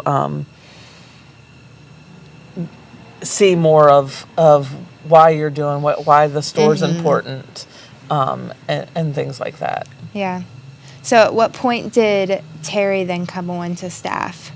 Was that while you were manager of the store, or? Yeah, he came on as maintenance because he retired from the state of Maryland, and he started volunteering, and which led to a position. Sonny had hired him for maintenance. They didn't have a maintenance person, and he has his knowledge of facility maintenance because he was administrator of the state prisons here in Hagerstown. He just has such a vast knowledge of all that preventative maintenance and different things, and so he would be here because I was here, and he'd see, and he's like, oh, well, I can help do this, or I can help do that, and it just spurred on from there. So, yeah. So the shirt that he wears that says, "I tried to retire, but my wife didn't let me," truly is a fact. Yes. Yeah. So that was a thrift store find. But yeah. So I think a lot of times, again, we rely on volunteers. We need volunteers. We need some more, and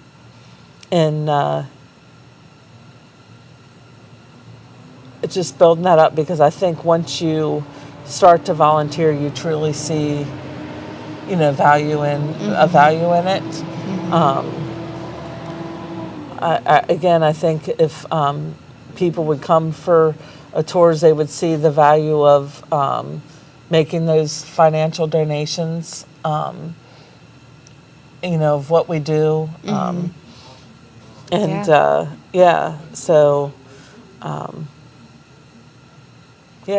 So now you and Terry are running the mission, essentially, as administrator and superintendent. How does that look like? Because you guys don't work 40-hour weeks at all. No. So how does that look like for you two, and growing in your marriage together, also working together and pointing each other back to Christ and burnout? I mean,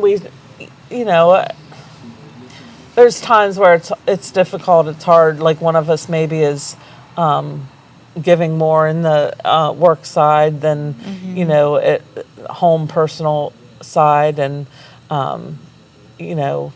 this week it's me, next week it's him doing, because, a lot of times, because we are a men's shelter, there's things that I can't do. So if there's a need at night in the shelter, he comes in and helps, to correct that or whatever.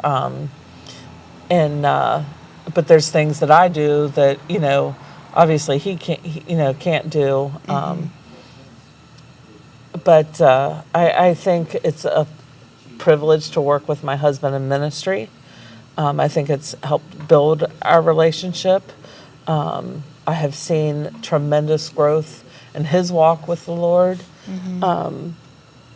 and just God stretching him and using him in lots of different ways. When you see your husband be willing to help a man go to the bathroom and change a diaper of an adult person, or clean up messes that most people would not touch with a 10-foot pole. It's amazing. Again, this is hard work. Things that our husbands have seen are hard things. And even you have dealt with some, pretty hard things, with women who come in and just have the sores and things from the drug use, and needing bandages and stuff. And but then it's also encouraging when women come in and say, "Hey, May, I'm 6 months clean and I have an apartment," and knowing that the girl I bandaged last year came in and I didn't even recognize her because she's a healthy weight now. And she's like, "Do you remember me?" And I'm like looking, and I'm like, "Oh my goodness, is that Kat?" And it's encouraging to see that. Yeah, but I think because we truly look at this as missionary work, as ministry work. It's not a job. We came into it knowing that these positions aren't 40-hour-a-week positions. If we were missionaries on a foreign field, we wouldn't be working 40 hours a week. It's pretty much 24/7. So, coming in with that view of it, it's he always says it's not about the income, it's about the outcome. And so I think just having that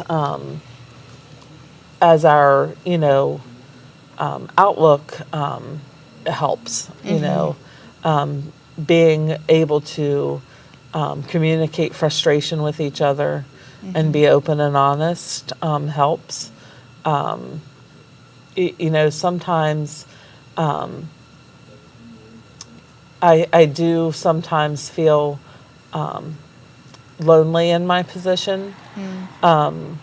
He has a lot of godly men in his life who surround him, who build him up, who he can call and talk to. I have a great mom, a great sister, a Bible study group that I belong to, but I don't always feel like I have a woman who understands my position and have that support. So, I'm thankful for Citygate, for that network, and there's leading ladies there, and we have a monthly call when I can get on them. Sometimes, because we're a ministry and a nonprofit, I have to wear tons of hats. I think the last meeting you were editing a video. Yeah. So, sometimes there's just not enough time in the day to do all the things, but it can be, I feel like, to be honest, my position can be very lonely. Do you feel like the loneliness comes from people that have not been in your position, or do you think that the loneliness comes from not everybody's heart posture is towards the same thing that your heart posture is towards? I think because, so like when Terry, when I talk about the men in his life, like they're men who are in ministry, and so they understand ministry as a man, serving men, teaching Bible, doing things. There's not many women locally in my circle that understand my position. Not saying that a woman shouldn't be doing that position or whatever, but it's just so just having the understanding of the struggles and different things, just the day-to-day things that you deal with. So there are more and more women who are in leadership positions and rescue missions. That number's growing, and I think God has gifted me for that position and called me to that position. But again, sometimes it can be a little lonely. How do you not let that loneliness turn into burnout? Like, what are some practical things that you do or have put into your life to make sure that you are continuously turning back to Christ?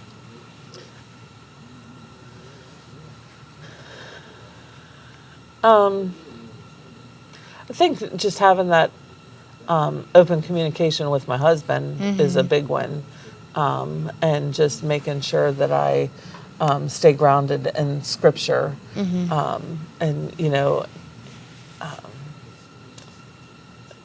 attending our local church and things like that, going to my Bible study does help.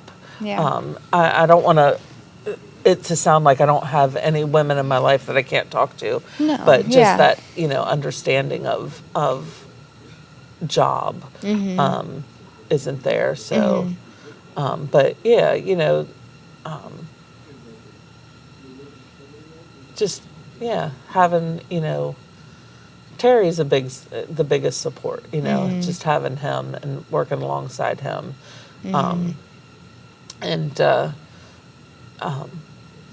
just making sure that, again, I have to walk myself through it a lot. You take those thoughts captive when you're feeling frustrated or whatever, or like you're, am I truly alone? No, I'm not.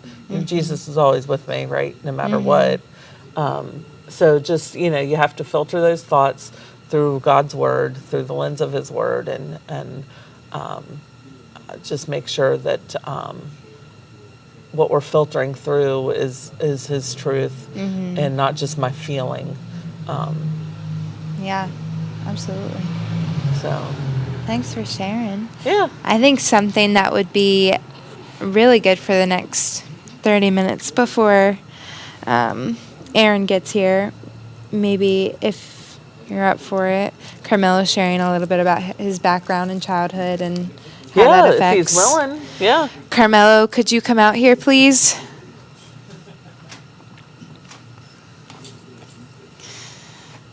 Come here.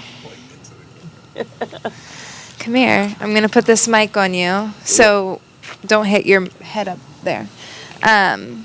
So are you willing to share about your childhood and how you grew up and how that, putting him on the spot here, how that can,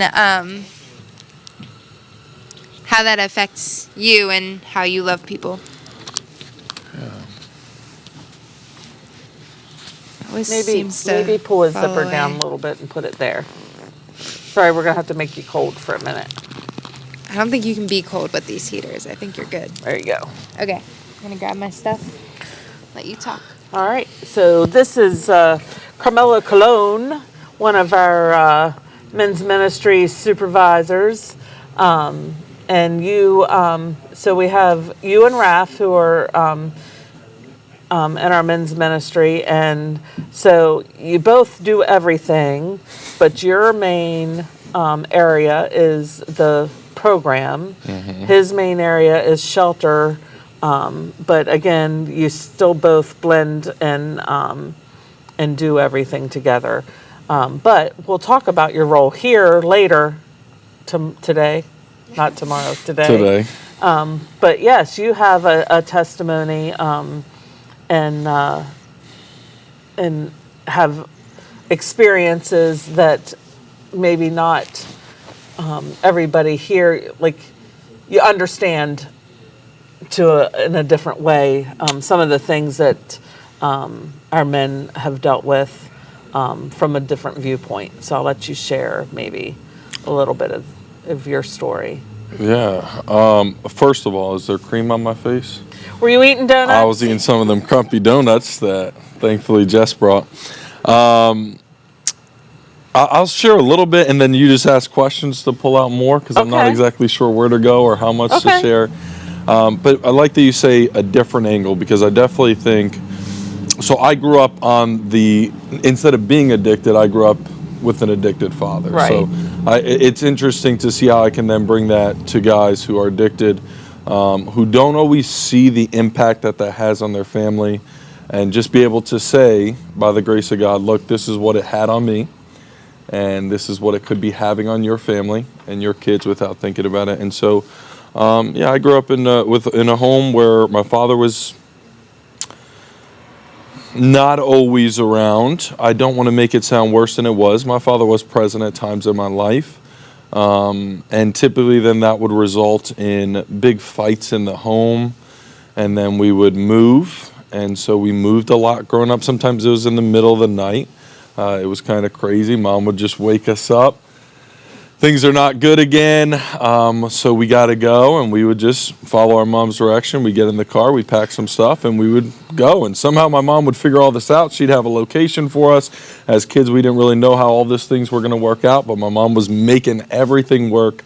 And we'd move, and we'd sometimes move in a place with nothing, or we'd move in with a family member, and then eventually get to our own place.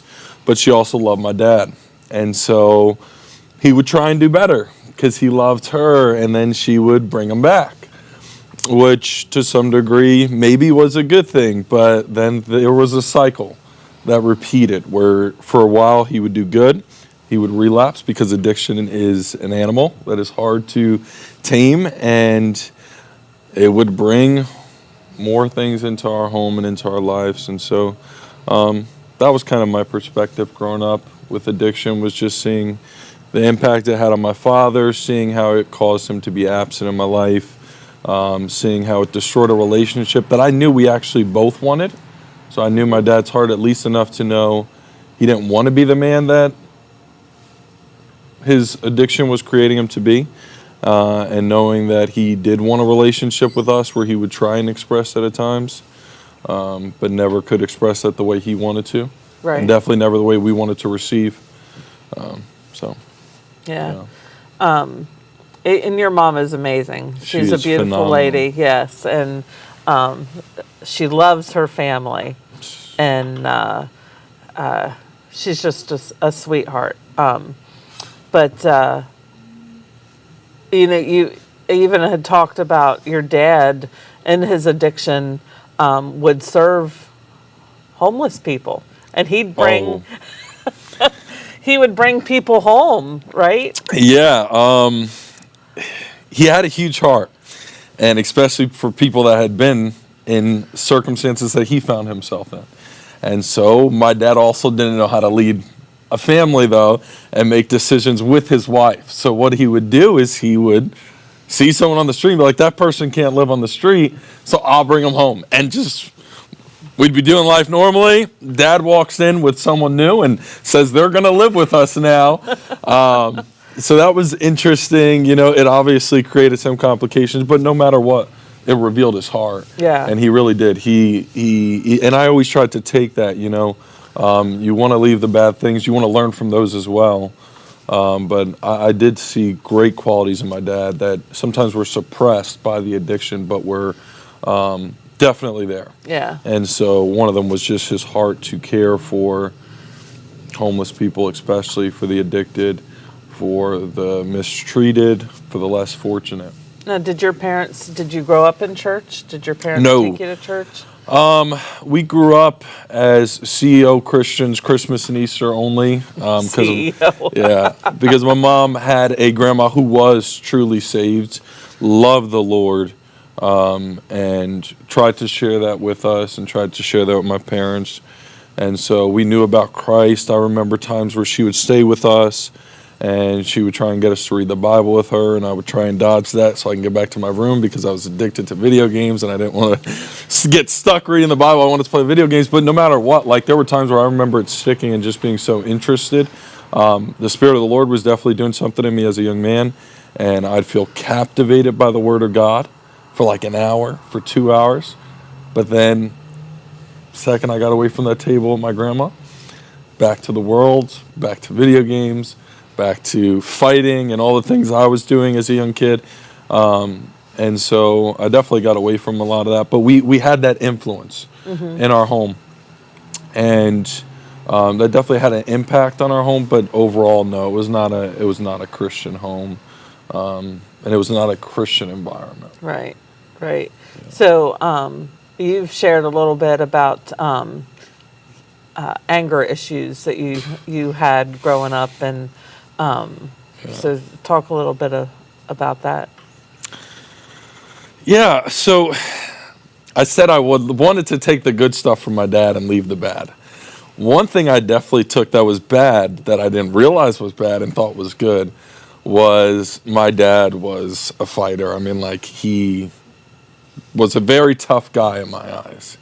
And really, it was actually that he was controlled by his anger, which at the time, to me, as a young man, I didn't perceive that was an issue. I thought it was a strength. And so I saw that if a guy looked at my dad the wrong way, he doesn't care if he's bigger than him. He doesn't care if he's got 5 guys with him. He doesn't care if he's got a weapon. He's going to put him in his place. And to some degree, that made me feel safe with my dad. I always knew he's not scared of anybody. He's fearless. He'll take anybody on. That's cool. That's strong. That's strength. And so I went in school and I got in a fight with a bunch of kids. Anyone would look at me the wrong way, I'm going to be like my dad and I'm going to beat you up. And it really just led to this out of control anger that only manifested itself in that kind of way. I didn't have, and I think this was what made it easy to mask.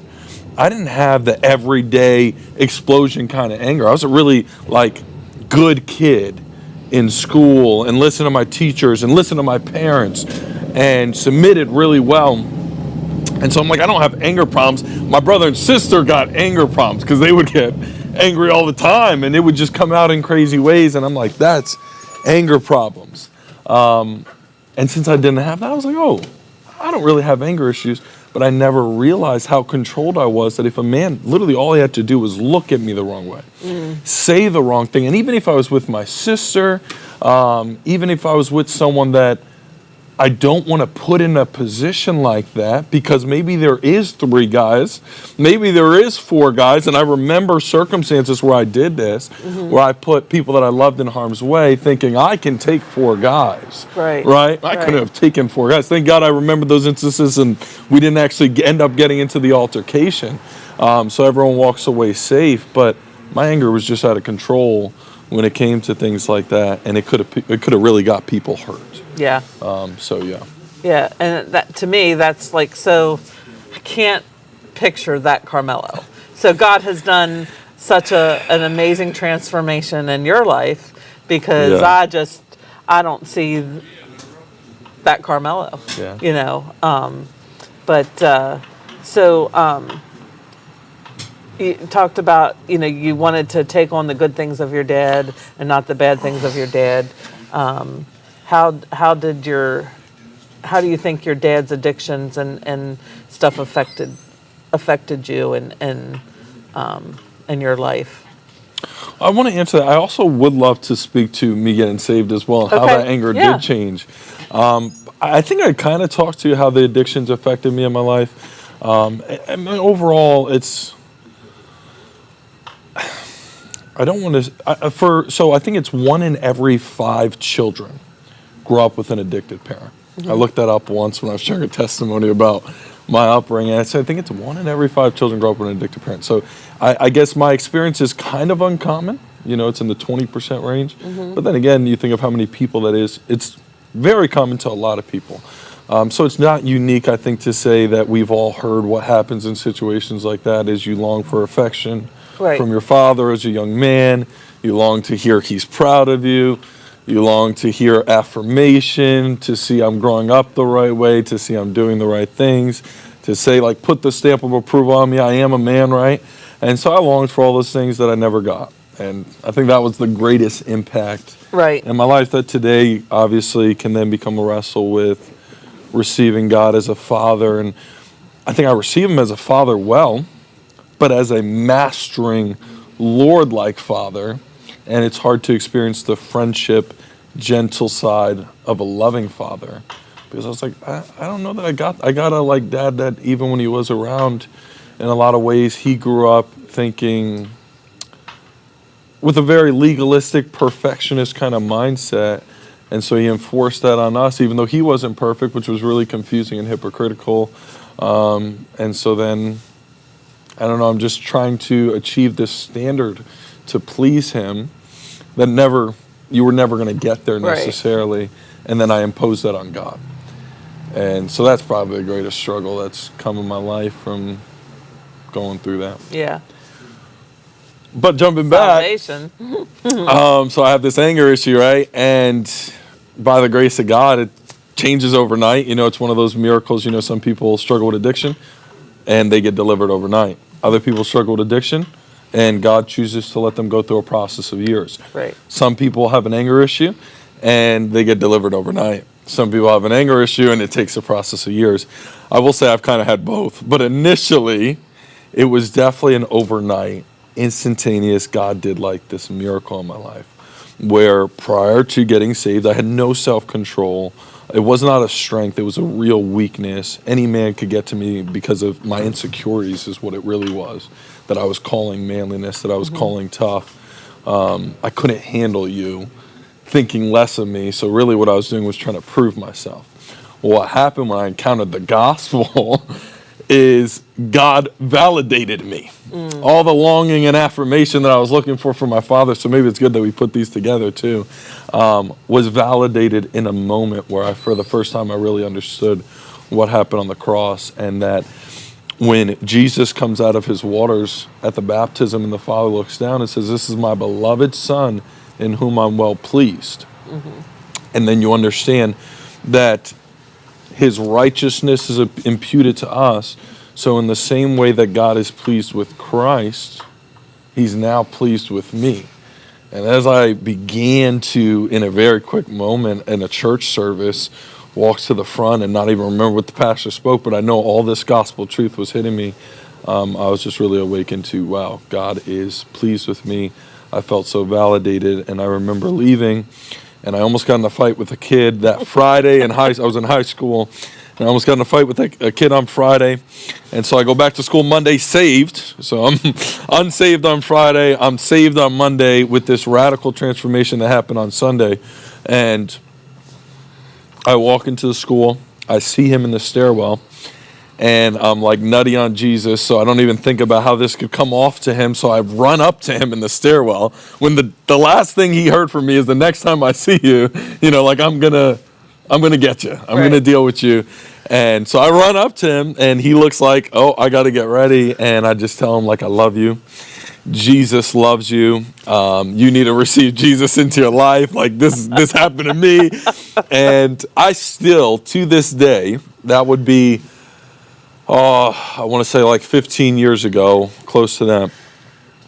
To this day, I can envision his face clearly. And he just looked so shocked, I didn't even know what to do with me. I don't even think he said a word, and I walked away, eventually. I was just like, all right, I said what I needed to say. And then I had counters like that continually where I'd be playing basketball, a kid would start an issue with me. All my friends would think Carmelo's going to freak out because that's what he does. And I remember one where the kid pushed me, and I had the basketball in my hand, and I rolled it away. Really dramatically, honestly, but I was like, if you want to hit me, go ahead. But I love you. I was just telling everybody I loved them, and Jesus loved them, and they needed to know that. And so God had done a true miracle in my life. To this day, I struggle with anger, but it's also a miracle to me that I'm working in a rescue mission where you ladies have mentioned we do get disrespected a lot. Yes. And it's a miracle to me, and it's a blessing. Honestly, because it's such a burden to have an anger like that in your life. So it's a blessing actually to be able to be disrespected at times and just feel peace with that. Like, that's okay that you disrespected me. I'm not one so insecure that I have to prove myself, nor am I so significant that you can't disrespect me. If Christ could be disrespected, if Christ could be spit upon, surely I could receive some of that to serve him. Mm-hmm. And so when I have those Holy Spirit led and filled moments, it truly reminds me, thank God for the work that you've done in my life. Yeah. So your story of after you got saved and went to school on Monday and ran up to this boy makes me just think of Paul and the Bible, persecuting Christians and killing them one day. Christ transforms his lives, and he's coming back saying, I'm one of you. And they're like... They're scared. The funny thing is that you bring that up, is because they're scared of Paul. They're like, no, we know a different Paul, and we don't know if we should trust you yet. And I literally experienced that from people, even from my friends. Like, they couldn't believe that if I told them, if they all grabbed me because they think I'm going to go at a guy because he did something, and I told them I'm good. You don't, they wouldn't let me go. They couldn't believe, no, we know if you let you go, what's going to happen. And then to see other people's faces, to think, oh, he's definitely going to respond this way. But to see God give me the ability not to was just so God. Yeah. So God. I so call this a true and genuine miracle because I had no ability. Literally no self-control when it came to my pride being stepped on. And to overnight, and for a period of time specific, it was a specific time where then there was still a wrestle afterwards, but for a period of time, it wasn't even difficult. Mm-hmm. It wasn't even an option to respond the way I used to.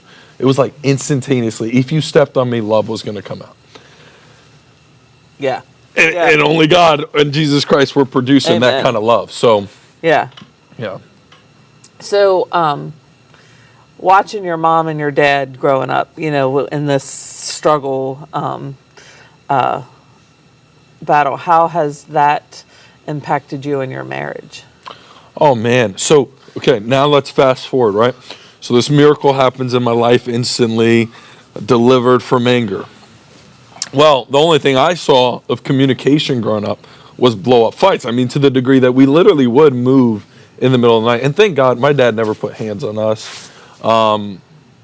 I believe there were times where he did with my mom, but even that was very few and far between. So it wasn't like an abusive environment in a physical abuse. There was probably some verbal abuse. The question, how did watching? What time is it? 3 I know you a.m. said I can't hold a 3 conversation a.m. for Yeah. 8 minutes. How did watching your mom and dad grow up affect you and your marriage? So I see all that, and I see that that's how they're dealing with conflict. And I think I knew, okay, I don't want to bring that into my marriage. Well, then God miraculously deals with the anger, but then over time, I see anger creep up.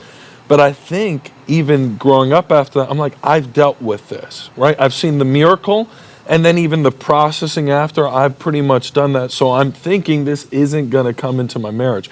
What I hadn't realized from growing up in a home like that is how much you stop letting people get to you by setting up walls in your heart. And so I think I really hadn't given my family much residence in my heart at a certain point in my life. And I don't even realize when that point actually was. But I remember as a young kid really being affected by everything that happened in my home, breaking down in tears. And I do remember there came a certain point where I just didn't have breakdowns much anymore. There would be random points where I would just explode. So obviously things were getting suppressed and pushed down, but I didn't know how or when. I was too young to understand that. So I'm just like kind of not addressing all these things. And not realizing that no one's getting close enough in my heart to poke me in a way that they could all come out anymore. And then I get married. And the person I love the most obviously has complete access to my heart. So what happens in confession, I end up flipping on my wife. First time I've had a blow up since I was like 15 years old is on my wife. And I'm like, oh man. Where did that even come from? How could I talk to her like that? Right? Husbands, be gentle with your wife or God won't hear your prayers, according to the Apostle Peter. And I'm sitting here just fuming and yelling at my wife. And that happened probably like 6 times early on in our marriage. And okay, so can we be full confession? You've been married 2 years. Yes. So in a short time in our marriage, and I'd probably say all of those came in the first like 4 to 6 months. Okay. So right when we're getting married, there's just this explosive anger that now is coming out on the woman I love the most, that I know is the last person I want to be talking to like this. And I'm like, where is this coming from? And once again, like, God had to take me back to the drawing board, we can say, and just realizing like, oh my, I didn't process all this stuff and I didn't deal with it. And now someone's actually let in, and I felt like a kid again. I really did. There was a level of me that was like, I don't know how to handle when she talks to me like that. Because I'm used to when people disrespected me, I lash out. Right. And so I stopped giving people that place in my heart, but now obviously I can't stop her from having that place in my heart. So I have to learn how to deal with times where she mistreats me, because that's what husband and wife sometimes do to each other when you're broken and sinful. And am I going to be the husband that responds like that? And am I going to blame her for having her own struggles as if that validates my disgusting and truly what I would feel is despicable response for me to have as a husband who loves the Lord and loves her? So no, by the grace of God, I can truly say after that 6-month period, for sure, there hasn't been a blow up since. So that's a 1.5 years. And I really believe we're never going back to that. And God has helped me once again to learn to process and say, no, she's going to have this place in your heart, and you're going to have to let her stab you sometimes. Yeah. and that's just what it means to love another sinful person. And the only other option is either you can lash out or you can grow cold. Yeah. And I was like, neither of those are options, right? So it's like, I got to learn to be hurt and not hurt back. Yeah. And that's been a process. That's a process in marriage. And I don't know, we still respond perfectly, but thank God it's not an explosion now. Yeah. But it'll still be, it could be anger, it could be something else, but it won't be to that degree. So God is still working on me in that process. Yeah.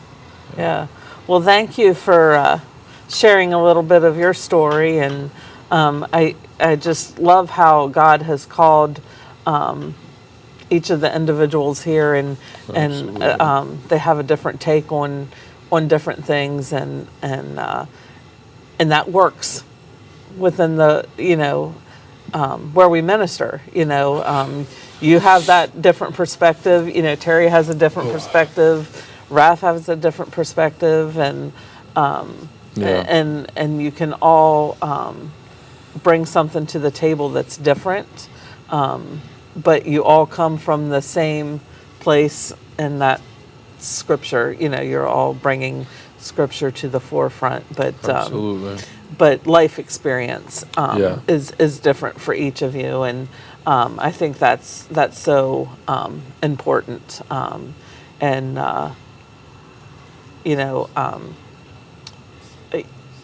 God has preserved you, and and your mom, and she loves the Lord, and I don't think I've ever heard her pray, but I've heard about her prayers and how amazing they are, and so that's awesome. It's good you mentioned that, just to say too. Yeah, God did a work not just in me, but in my family. So even though we didn't grow up in that Christian home today, my mom is saved. Yeah. And he's still doing a work on brother and sister. And my dad passed away from an overdose. You know this. Yeah. But passed away saved as well. So even though he never figured out that addiction side of things, he did end up giving his life to the Lord.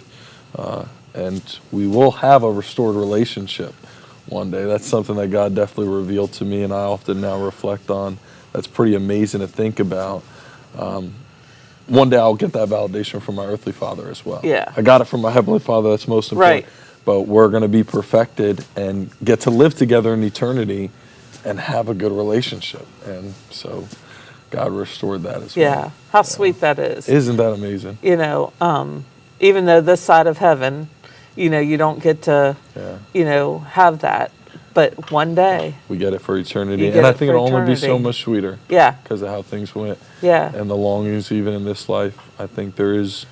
I don't even know the right word to use for how this life impacts the next, but I truly think it will make it sweeter. Just the trials and things that we went through, and then we get to then in eternity have restoration. Yeah, you can have peace this side of eternity too. Oh yeah, with your dad. You can be okay with your dad and not have unresolved. I mean, I'm sure there are some unresolved issues, but you can be a lot of them. But you can be at peace with your relationship with him because you know that he's in Christ as well. I can truly say too, God has given me a spirit of forgiveness towards my dad. Like I all of it, and prior to him passing, I didn't grow up bitter at him. God gave me some good perception of things he had gone through as a child, and just how he was still growing up and figuring life out. So I know, it's all forgiven, and now we just await the day that we're reunited in God. Awesome. So just one more question, real quick. Whose mother was the grandmother that... my mom's. Your mom's? Yeah. Okay.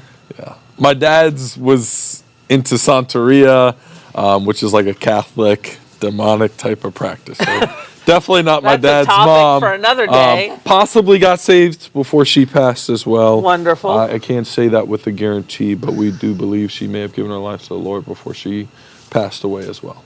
But it was my mom's mom. Aaron's here. Aaron's here. Do you need to switch out mics before? Okay. All right. So are we going to run a break? Okay. We'll run a break. Yep. All right. I'm going to take this. Yep. Thanks.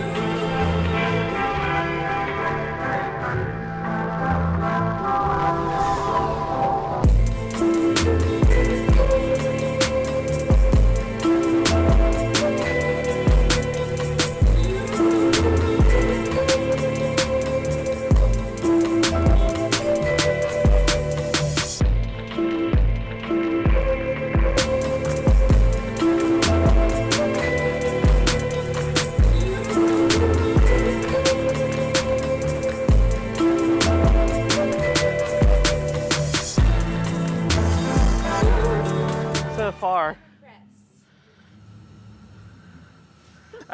I've told a couple people, like, the time change really messes with me. Yeah. You know, when we go through just that hour. We're good? All right. So I have Aaron Palmer with me of Green Line Security Solutions. So tell us a little bit about yourself and what you do, Aaron. My name is Aaron Palmer. I'm a local Washington County resident, born and raised here in this county. Since 2016, I've owned and operated Green Line Security Solutions. We started specifically to focus on the medical cannabis industry coming to Maryland. We do operate in that industry. And then when 2020 hit, we started focusing on some more community-related clients. And that's what has us pretty involved in the community right now, assisting with our afflicted and addicted community members and unhoused members. So we provide security at a lot of different locations within the county, everything from the library to a bunch of shopping centers, a hotel, McDonald's, a bunch of different nonprofits that hold different events. We're there for them. We're there to protect them. But mainly to make sure that the community members, if they need that resource, if it's nonprofit, they're there to get it.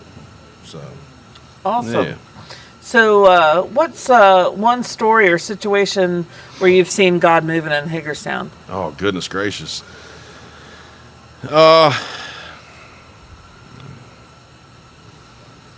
So there's a gentleman. So we'll keep him, you know. Yeah. So we do work we did work. We've been over at the cold weather shelter for many seasons, okay? And we've seen a lot of great testimonials out there. A lot of people who are really down and out, but we're looking for a hand up in order to get better and to become a productive member of society, no matter what their background was, okay? So seeing individuals, because that's faith-based, just like this, right? So seeing individuals learn about Jesus just through simple prayer, because whatever church that is hosting that week just lets them know that he exists.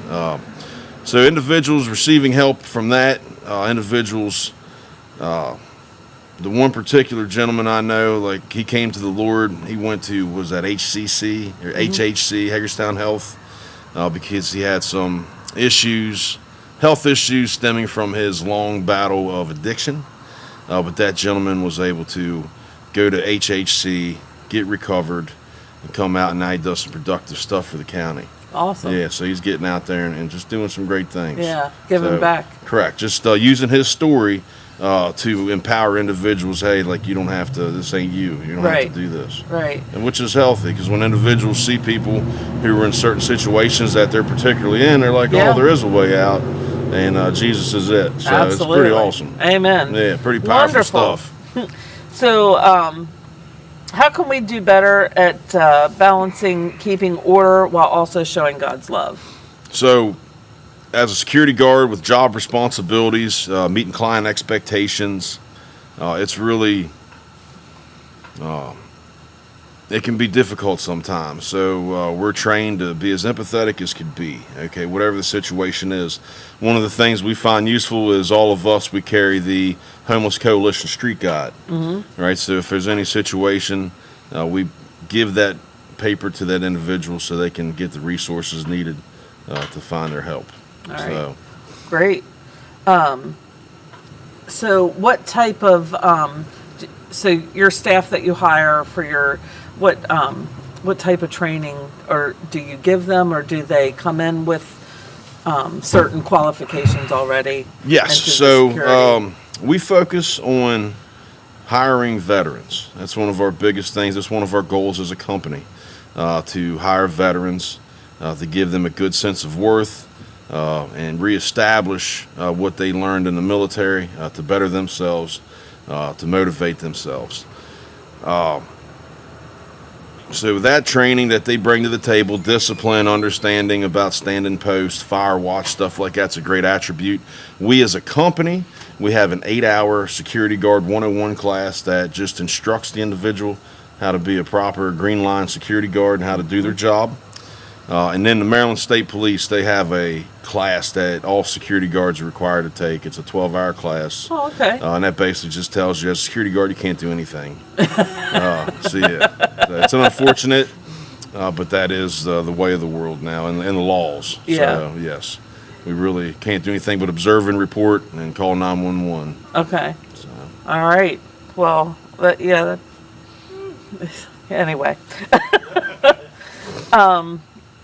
How do you think Hagerstown as a community can do better with this community, with the homeless community?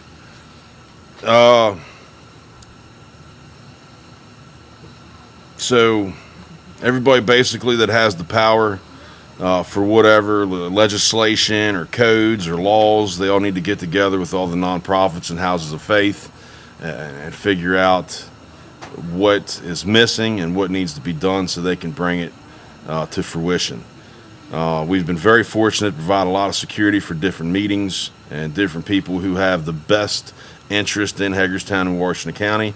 So we know some things that are happening, and some people have some wonderful ideas. And these ideas just aren't anything that's been drummed up. These ideas have been taken from other towns and cities who have had struggles with their addictive and afflicted community. I believe, man, Hagerstown used to be great.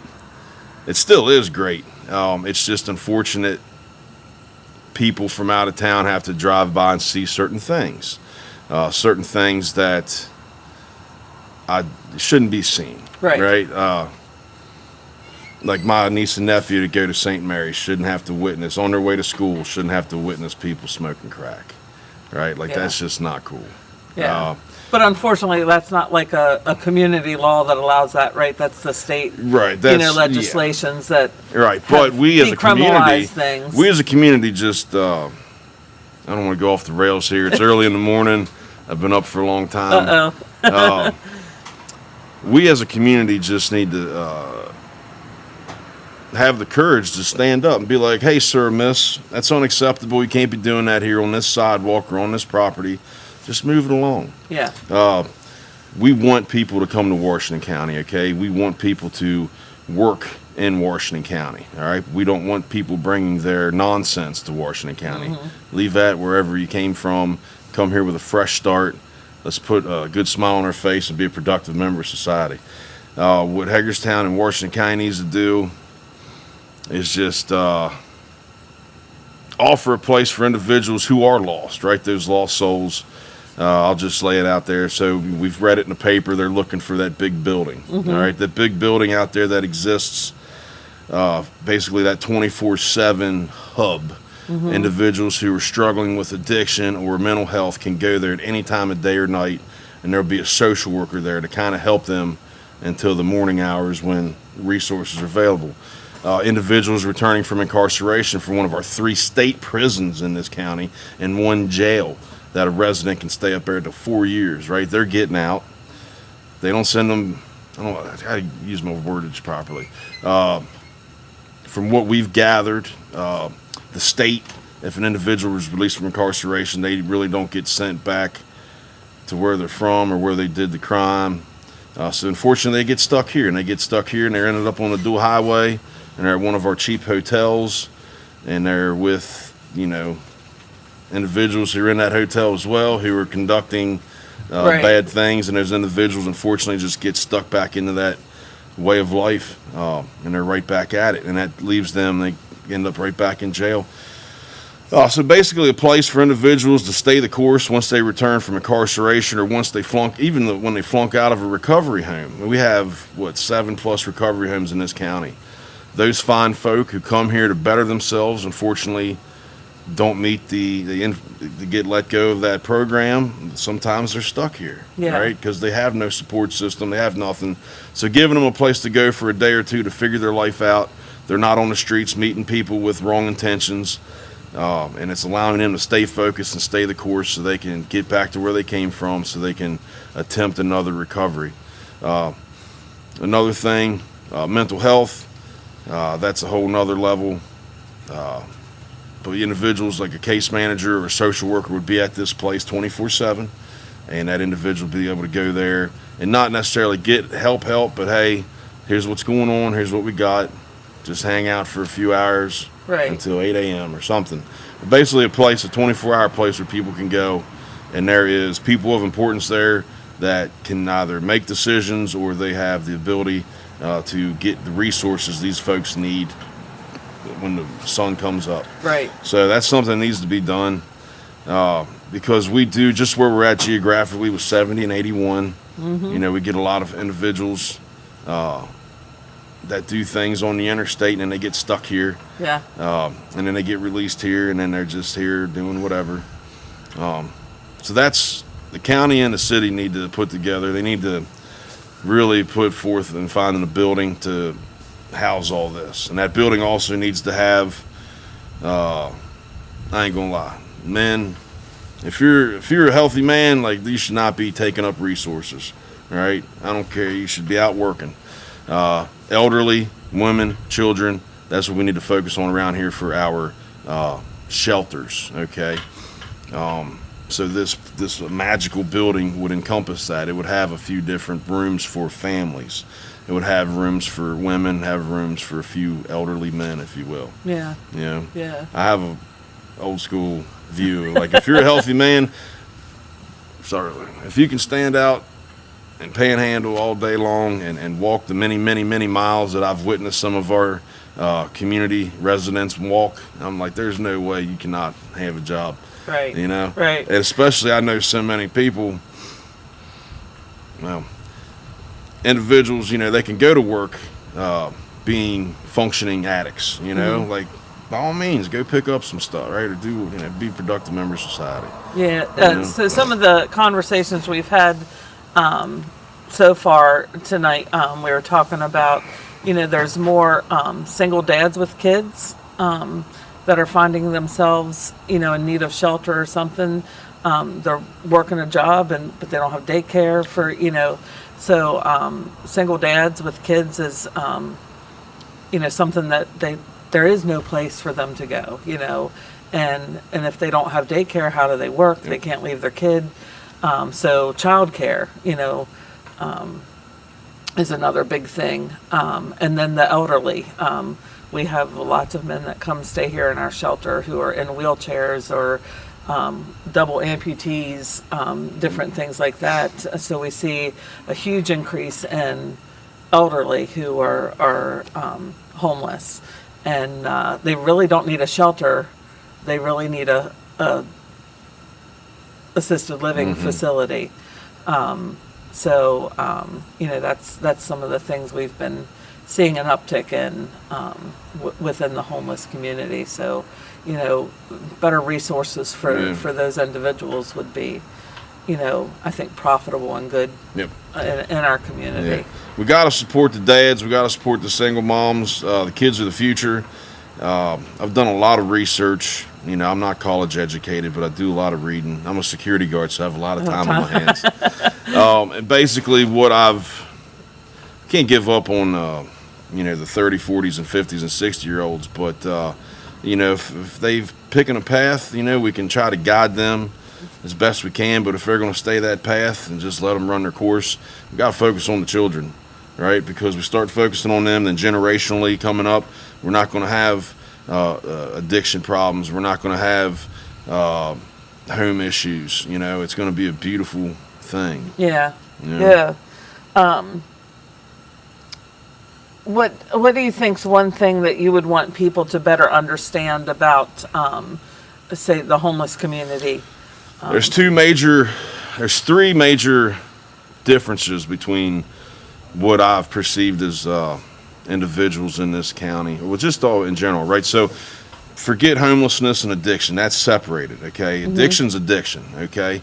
That is a whole different thing. Homelessness, okay, there's 4 different types of homelessness. That's defined by HUD, all right? And that's what we got going on. Leaving addiction out. The individuals, these people need to know that addiction is not the face of homelessness. That's what I get so upset about. Yeah. All right, especially, I'm just going to use our one client over here at the shelter. Everybody, that when I'd go to different things, they'd be like, oh, there's all these homeless people out there. They're not unhoused individuals. Those are addicted individuals who choose to be out on the streets. None of those people were stepping in this line to come get services. Right. Like, they are out there doing their thing. They may be unhoused, but they're not utilizing the resources. That's not homeless. They're not unhoused individuals. Right. Okay. Right. So that's the biggest thing that I would love to drive home to individuals is homelessness and addiction is two separate things. Okay. That's why I get upset about our panhandling, and when individuals, even my own mom, I love you, but she needs to choose the way she gives. I was like, there's all kind of wonderful places looking for volunteers. I was like, don't be handing out money. But she does because she loves helping. But that unfortunately allows those individuals aren't homeless. They unfortunately suffer from certain addictions, and that money is only enabling them to continue their addiction. And that's another little vicious cycle. Okay. These people that are panhandling, they're not homeless. They suffer from addiction problems. That's all. That's what I got there. So now I can just making that known to everybody. Like, hey, when you see homelessness is not addiction, and addiction is just a mental health problem. Yeah. So there you go. And that's a big challenge too. Mental health. It's expensive. Yes. There's not enough resources. You wait. The wait list to get an appointment is obscene amount of time. Yeah.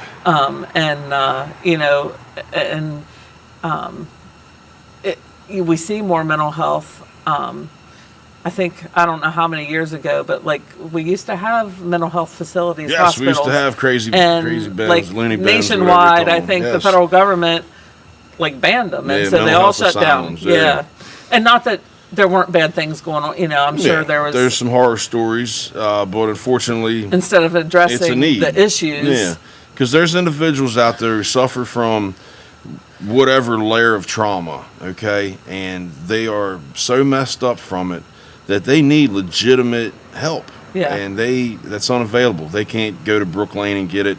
They can't go to the health department and get it because it's another level of help that they need, like psychiatric level help. Yeah. To allow them to figure out, hey, something is wrong with me. Let's maybe get a little medicated, whatever, and just try to figure it out and stay the course. Right. But then you have individuals who have no support, who have no accountability.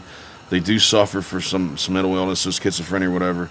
They lose their medication all the time. Yeah. Right? So then they're out there unmedicated. Right. And then they're getting other street level medications that don't work out so well. Yeah. Yeah.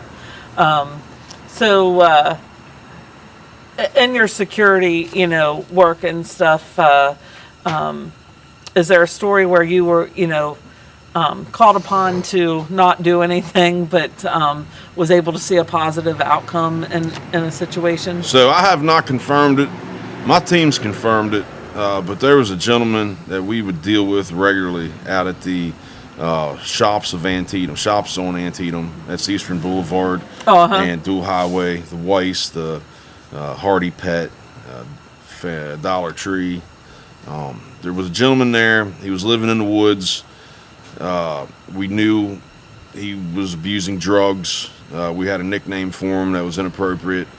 But anyways, this gentleman was a daily nuisance, a daily constant interaction, all right? And one of my guys one day called me up. He's like, you ain't going to believe this. I was like, what's that? He's like, I just talked to loss prevention from Weiss. They said, old boy went to rehab. And I was like, how awesome is that? Yeah. And we have never seen him. We haven't seen him. Huh. Yeah. So that's one. And that gentleman, I really do hope that he is sitting good right now because he was just, he was like, he was, an individual suffering from afflictions. And when he was not medicated, if you will, he was a real terror. Yeah. But we would just deal with him because we're like, this guy. So he was like harmless at the same time, but he was an issue, right? But we're very happy to hear that he found the Lord. One of my personal favorites, one of my best friends from church. I met him through church league softball. And that man, single dad, just constantly going an uphill battle, but just having his faith in the Lord has just made him strive and be successful. But he was at the shelter. He was incarcerated. You know, he's a single dad. He went through the court system to get full custody of his daughter. But that one there, he's another good one of it might take somebody. The word on the street is it takes 7 times to go to rehab before it actually takes, right? And that's from people going wherever, down the Eastern Shore, up to Massey and Cumberland, staying in one of these fine recovery homes. But 7 times is like what we hear. So we try to tell individuals, hey, let's try a little harder, right? Let's not make it a 7th time. But that's out there. I mean, just every day, like there's just goodness.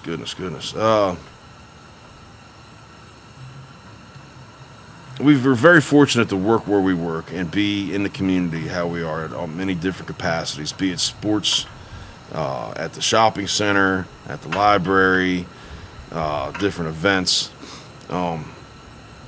Seeing individuals that you knew had issues back, a year ago, 2-3 years ago, but now they're on the up and up. It's just a good, heartwarming feeling. Yeah. And we see it quite a bit. Like, it's a thing, right? Not everybody out there is losing their battles to addiction or to their mental health issues. There's some good stories out there. And that makes it worth it, It does. Like, we love working at the library because that is, I like to refer that to as ground zero, okay? Until we thought we had it all figured out until we started working at the library. And the library is the epitome of community, okay? So with us being in there, we understand who our unhoused individuals are, and then we understand who our addicted individuals are who come in there. So we do our best as security guards to deter any nonsense or any wrongdoing. Because at the same breath, we have all these beautiful families coming in there that are homeschooled. Right. Or our Mennonite community coming there at nighttime, because that's their computer, right? So just being there and seeing all that transpire, it's a beautiful thing. Yeah, we got a beautiful community. We really do. It's awesome. So. Yes, and we want, God says the poor is always going to be with us. The needy is always going to be with us.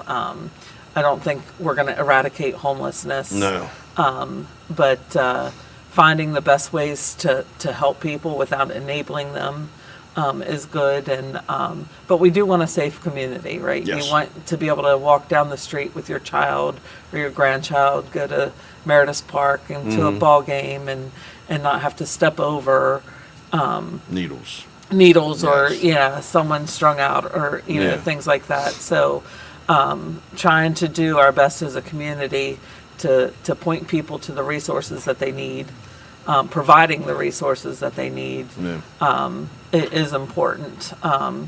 Unfortunately, I think legislation is what it is in the state of Maryland, and the decriminalization of certain drugs and things like that has not helped matters, and taking the police's power away, really from enforcing certain things, it has not helped. Yes. And you can see the frustration sometimes in their faces because there's not much they can do. Right. Their hands are tied, and then people get upset with the police because they don't do anything, not understanding there's nothing they can do. So that's where we encourage individuals to be a good community member, right? Like the cops, they're going to be there, they're going to patrol, they're going to protect and serve. But it's up for the community to straight up be like, hey, that's unacceptable. Get that out of here, right? Like, we need to stand up as a community, right, and just say, hey, no, that's not cool. Yeah. You don't need to be back here smoking crack. Right. You don't need to be back here shooting up, right? Like, that's not cool. Yeah. Like, dude, that's... And so I was talking to my husband the other day, and like you said, and a lot of us in the conversations I've had have also said the drugs and the things that you're seeing on the street is not the homeless individuals coming to shelters seeking, that help. They are individuals who choose to spend their time on the street. They have places to go to sleep, but they hang out, right in our neighborhoods on the street. But so, and this block is worked a lot by different activities and stuff. And my husband will go out sometimes and talk to individuals and ask them where they're from. And they're not from Maryland. They're from Baltimore, I guess that's Maryland, but Baltimore, Philadelphia, New York, because we're the hub city. Yep. And we're the hub city for a reason. Yep. So what brought manufacturing and things is also bringing in, that same unwantedness. And then our laws make it easy because, I had a real big, first off, one thing needs to be said. This is a minimum wage community. This is not a $26 community and $26 an hour community. Sitting in those homeless coalition meetings, listening, being on base camp and seeing how much rent is for some of these people who have no jobs, right? They're impoverished individuals and they are going to a less than wanted apartment or a townhouse or whatever, and they can barely afford it. Yeah. Like I know like people with good jobs, like teachers. Yeah. They can't afford a decent place. We have a county employee that stays in our shelter full time. Cannot afford housing. It's so sad. When I started hearing the prices of rentals, as those people should feel ashamed of themselves. Yeah. Right? Basically, you're putting people out on the streets. Like, I understand business, I understand tenants, I understand all that. But to have rent up that high, like that's, that's got to be, it's not cool. Things need to be affordable so individuals can get a hand up to start a good life. Yeah. So that's what really. Yeah, because we're going to, unfortunately, if we keep doing this, and, I'm not about Big Brother coming in, dictating to individual owners of property, you have to rent at this price, it's free enterprise, things like that. But we're gonna cause more homelessness. We're gonna cause more issues because people are teetering. There's that. As another lady that was sitting here saying, the working poor. And paycheck to paycheck. That's my employees. Yeah. We try to pay them great so they can afford to live in Washington County. Yeah. And not run up to Allegheny County or over to Berkeley County or up to Franklin County. We want them to stay here in Washington County. Right. But it's just unaffordable. Yeah. Yeah. It's terrible. So we got a lot of work to do. Yes, we do.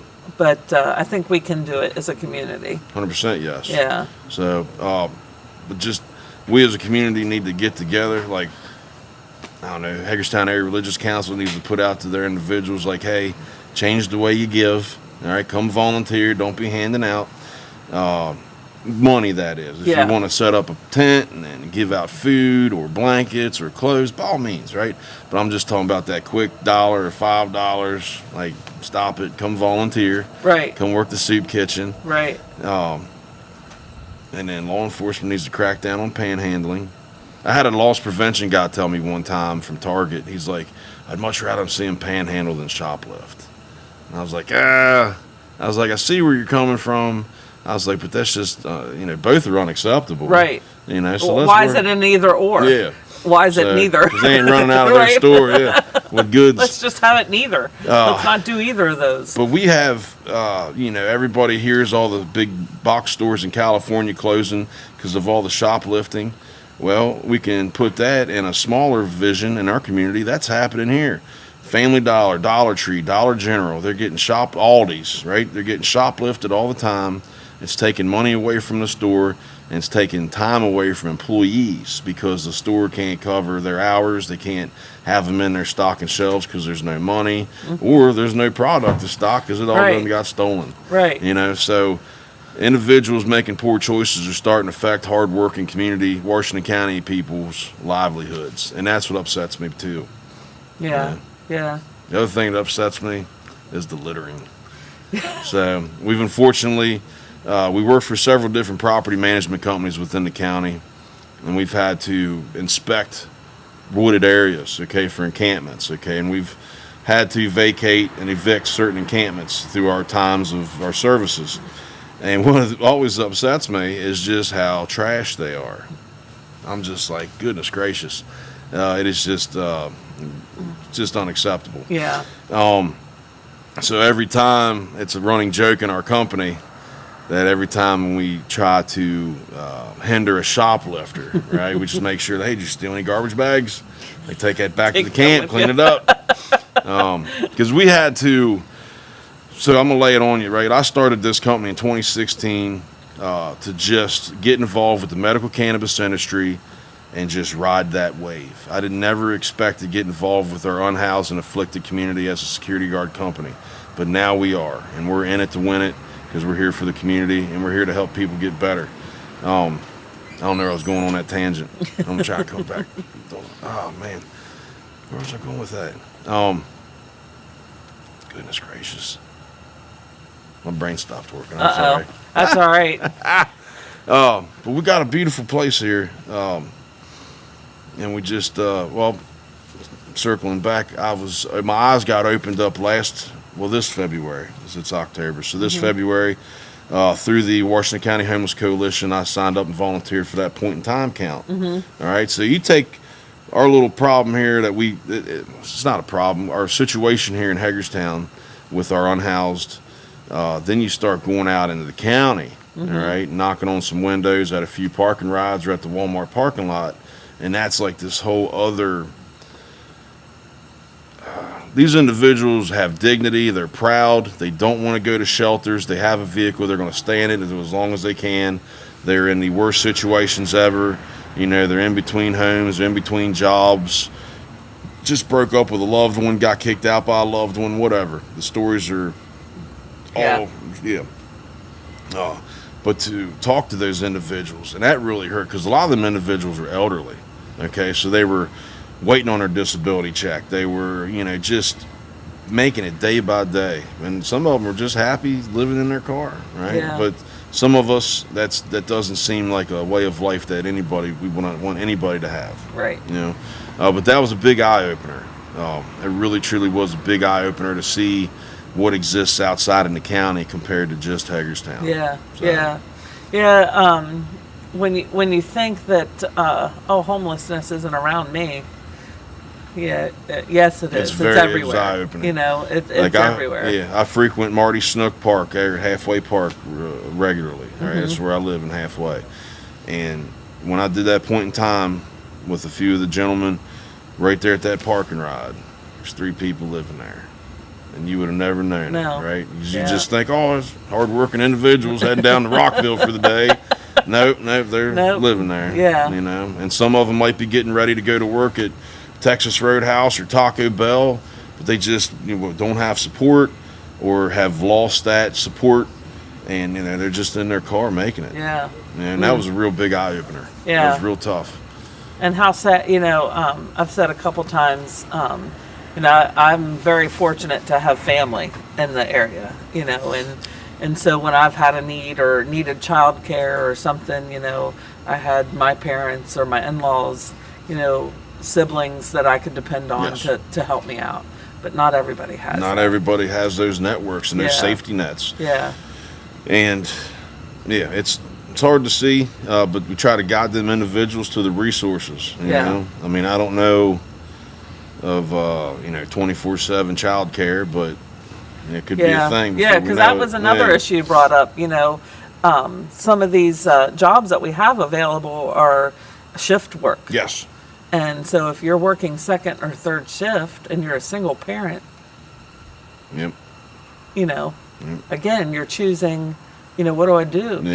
And it takes a village, Yeah. right? Like my buddy who's a successful single dad, right? I've had to go hang out at his house to bridge the gap from him having to leave for work to the time his daughter has to get on the bus, Yeah. But it takes a village, Yeah. right? But you got to also put forth that effort because you want to see that child be successful, Yeah. right? You don't want them to see them falling behind. Yeah.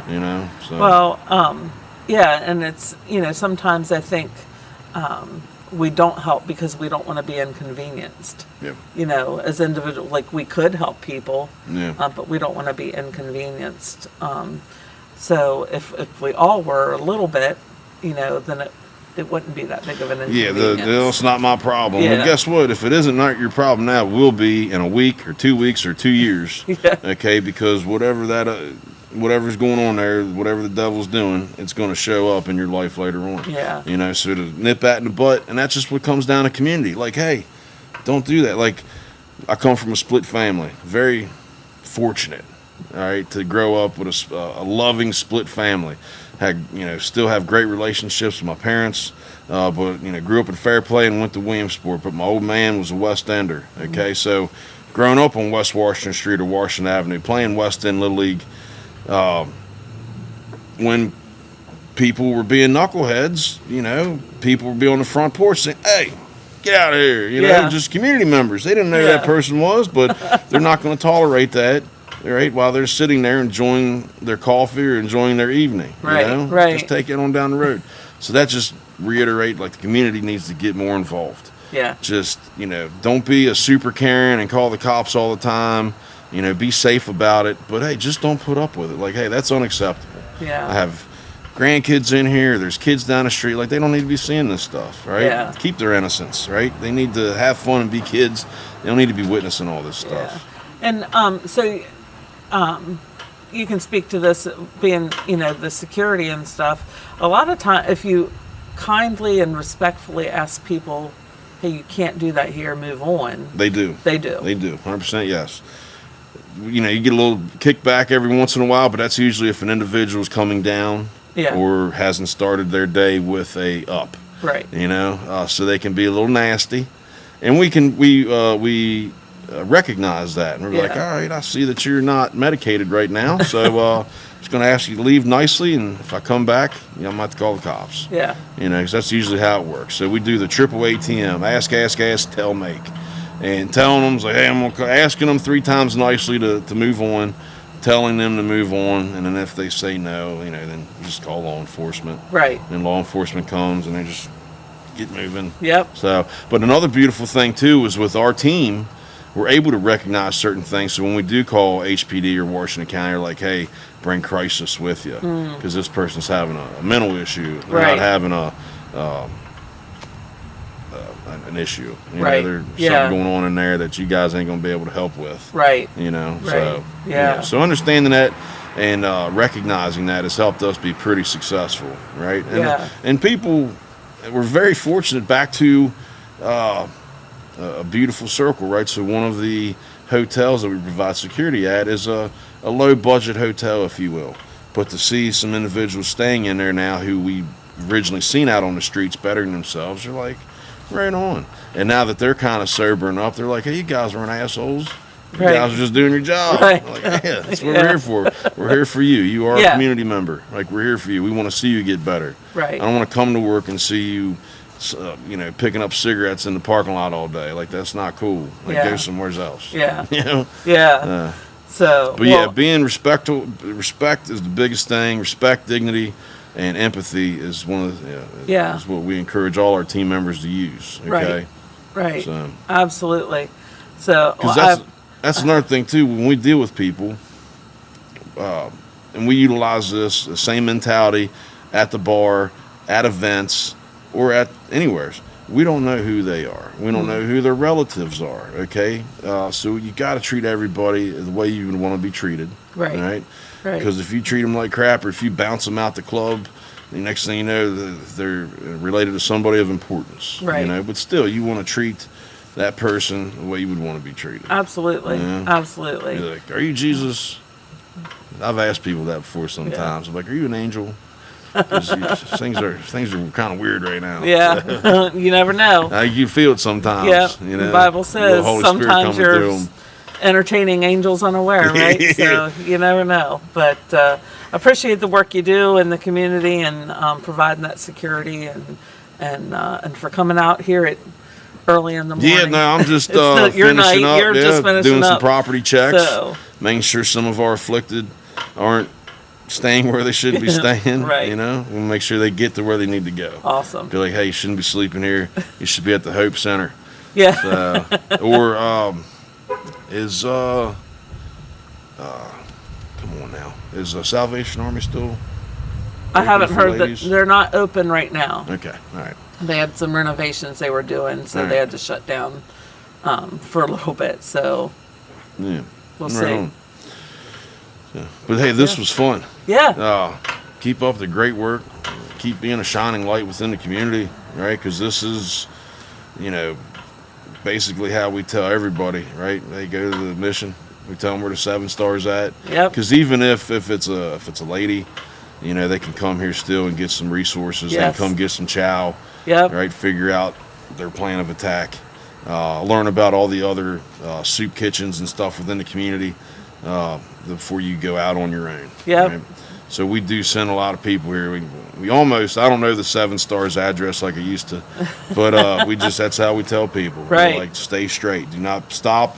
Just stay to the 7 star. Make it right to Domino's. It's behind the Domino's. There you go. That's where how we're we at. get 'em here.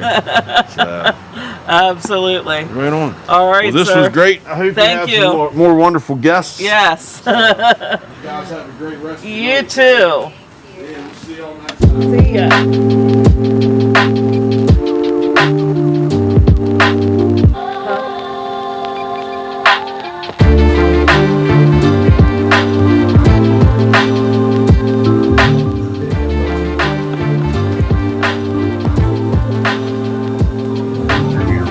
Is there creamer in there? Yeah, I got it. Did you?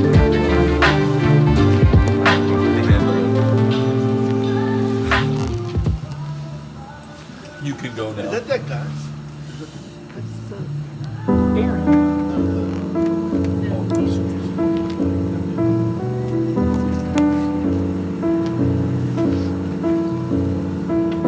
You tired? You didn't have to get back up. Sure he did. Somebody had to come. Are they? I'll go back to bed then. Did they?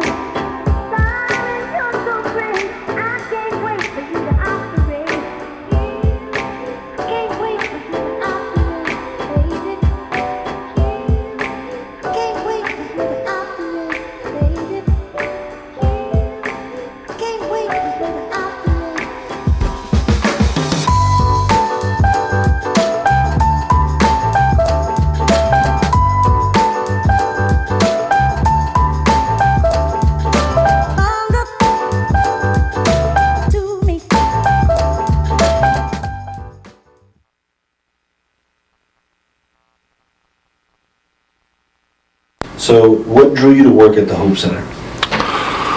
What drew me to work at the Hope Center was definitely clearly God.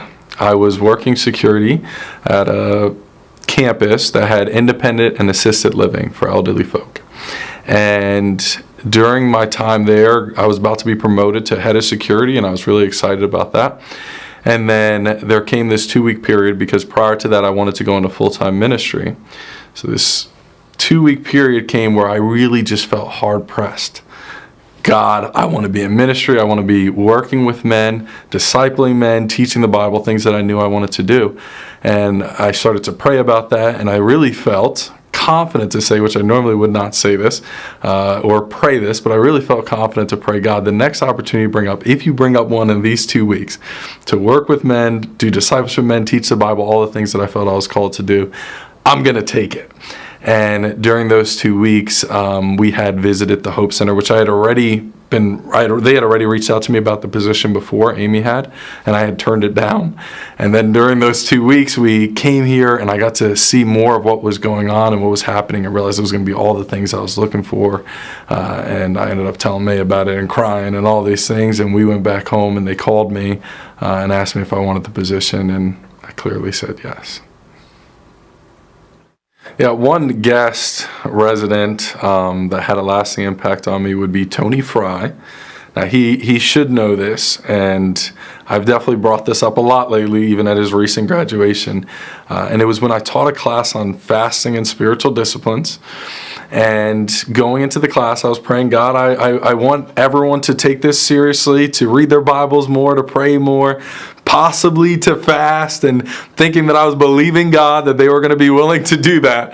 But after class, Tony said specifically, out of all the disciplines that we covered, that he wanted to learn more about fasting. And Tony's a jokester, so I didn't really believe him. And maybe that's me covering for my flesh and my lack of faith. I don't know. But I was like, sure, Tony, yeah, we'll talk more about fasting.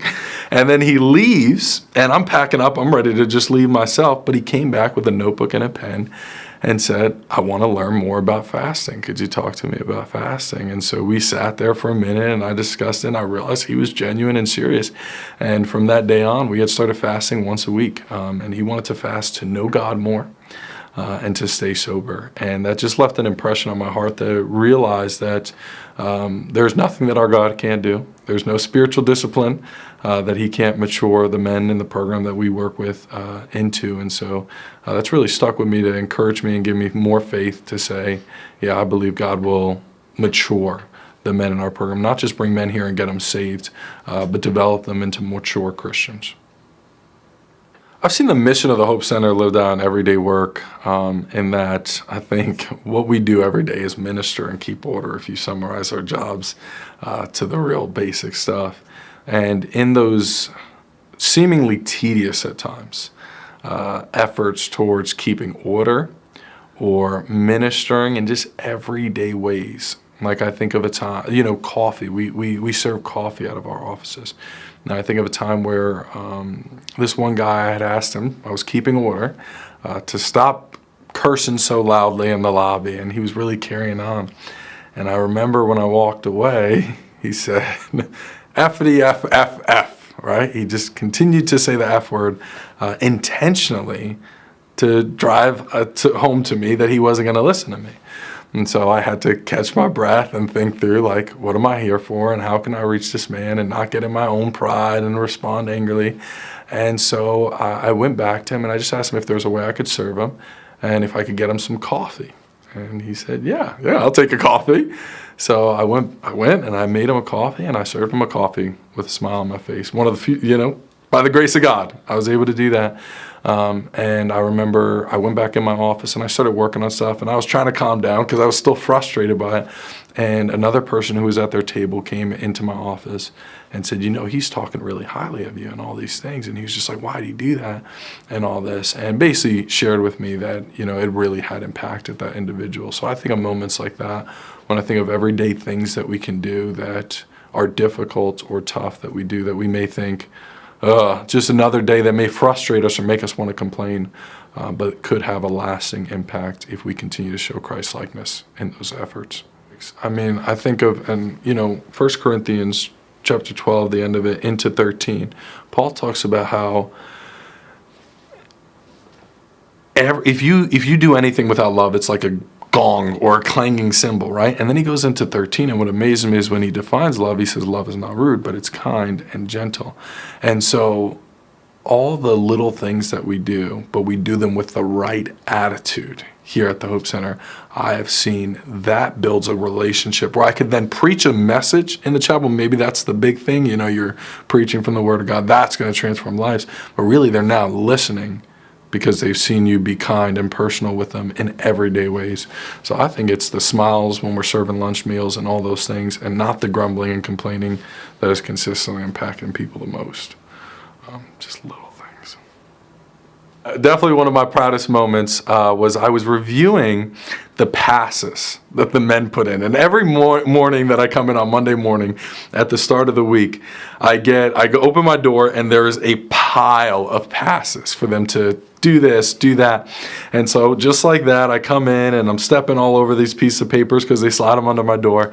But I sit down and I start going through them. And I noticed something so different about what the passes were for than what I've normally gotten passes for. And it was, I want to go to this Bible study. And a pass for I want to go to this worship night. And a pass for I want to go to the prayer service at my church.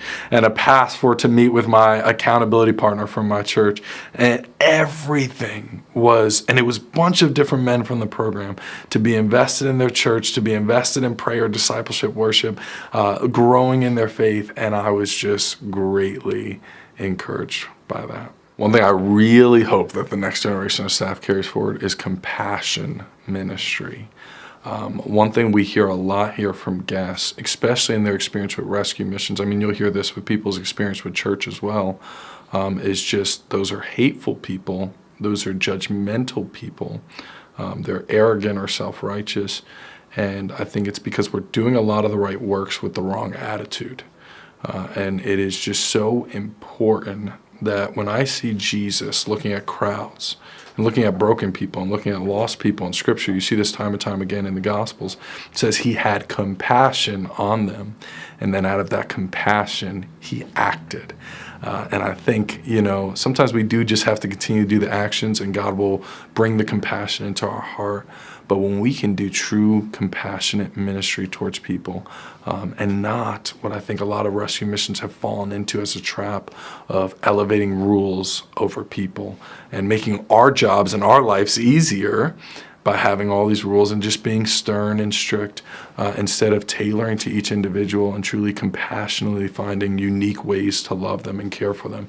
And I hope that I can leave a true legacy of that at the Hope Center, no matter how long I'm here, to emphasize in all my years, like, let's do this with the right heart and the right attitude, and watch what God will do even with the smallest efforts in the lives of people. And I think of James, where he says mercy triumphs over judgment, and we would never want to fall into that liberalism that gets rid of judgment and justice. There is a place for rules, there is a place for all that, but may we primarily show them that Romans is right when it says it's the goodness of God that leads people to repentance, and show them mercy and show them grace in everyday ways. One thing I'd really like people to know, and I'll say it in a bunch of Baptist ways, but is that the gospel must be shared and shown. It must be proclaimed with our lips and with our lives. It must be proclaimed with words and works. Okay, so all those Baptist ways of alliteration just to help us say that I think that the display of the gospel in our lives and the sharing of it with our words are Siamese twins. They should never be divorced. They must always go hand in hand in any ministry, and I believe especially in rescue work ministry, may we never get to a place where all we do is show love to people but never share the gospel and proclaim the truth that can save their souls, that according to Romans 1:16 is the power of God for salvation. But may we never share it if we're not going to show it to them as well.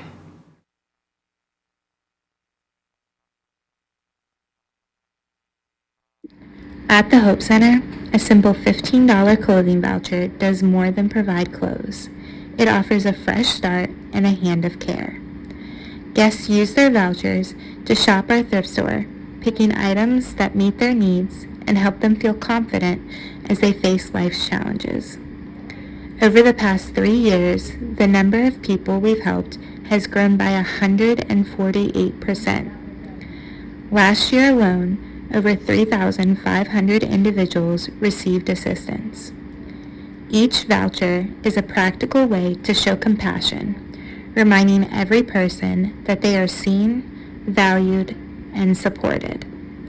One small voucher can make a difference and spark hope for the journey ahead. Visit our office and bring an ID or something with your name on it to get a voucher today. Want to help keep this program running? Continue to donate your clothes to our thrift store. We would not be able to give if you didn't give first.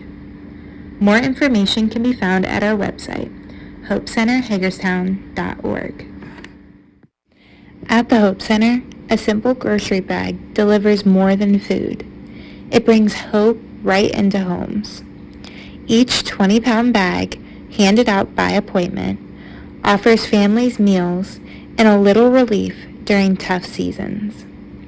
On average, 5 families a day leave with this practical act of care. Over the past 5 years, need has skyrocketed by 213%. And just last year, we distributed 965 bags. Every bag reminds a family that they're not alone and that someone cares. Would you like to make an appointment? Visit our office or call us at 301-739-1165. Interested in supporting our grocery assistance program? Donate sturdy bags, canned or boxed goods, or volunteer in our food pantry. More information can be found at our website, hopecenterhagerstown.org. At the Hope Center, every meal is more than just food. It's a lifeline of hope and compassion. Before each plate is served, a message of God's love is shared, reminding guests that the real hope is found in Christ. We serve faithfully 365 days a year, never missing a single day, because hunger doesn't take a break. Each meal nourishes the body, strengthens the spirit, and offers a fresh start for tomorrow. Over the past 5 years, need has grown by 64%, and just last year, we served over 57,000 meals. Every single plate makes a difference. Want to come eat with us? Our doors lock at 12:30 for lunch and at 7 for dinner. Not hungry but interested in helping? You can donate food to our kitchen, or you can email our volunteer coordinator to find a time to come in and serve. Her email is volunteer@hagerstownhopecenter.com. For more information, visit our website at hopecenterhagerstown.org.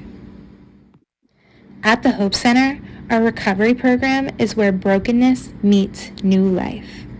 Men are worn down by addiction and hardship, but through Christ-centered teaching, accountability, and community, they begin to discover freedom, purpose, and a fresh start. This is not a quick fix. It's a 13-month plus journey that builds stability, strengthens faith, and sparks lasting change. Over the years, 50 men have graduated, each one a living testament to God's transforming power. The recovery program is where chains fall away and hope takes hold. Interested in joining the program? It is completely free, no insurance needed. Just fill out our application and send it to one of our advisors. All the information can be found at our website at hopecenterhagerstown.org. Want to get involved? Call our office today to find out how. 301-739-1165. At the Hope Center, our shelter is more than a roof. It's a place where safety meets new beginnings. Every bed offers rest, renewal, and a reminder that someone cares. Open 365 days a year, we provide cozy bedding, essential hygiene items, and nourishing meals, giving our guests the space to focus on rebuilding their lives. Over the past 5 years, the need has soared nearly 79%, and just last year, we filled over 18,000 beds. Here, hope takes root, lives are transformed, and every day brings a fresh start. Are you in need of shelter?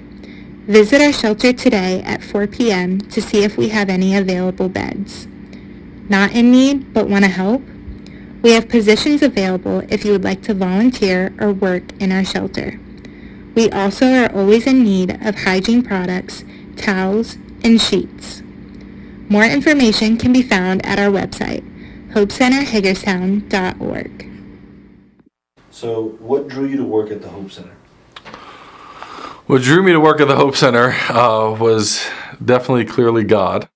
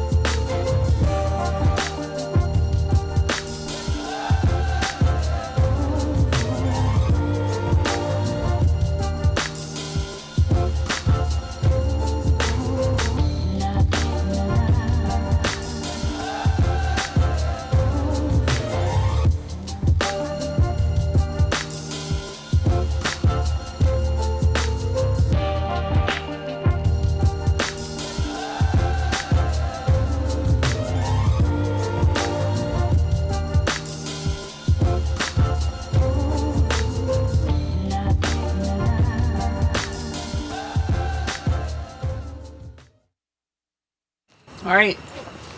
So, Malin, we're at 5 o'clock. Over halfway. Whoop, whoop. 10 hours left. And, you know, we took just, you know, a little break. I've still been out here on the bench.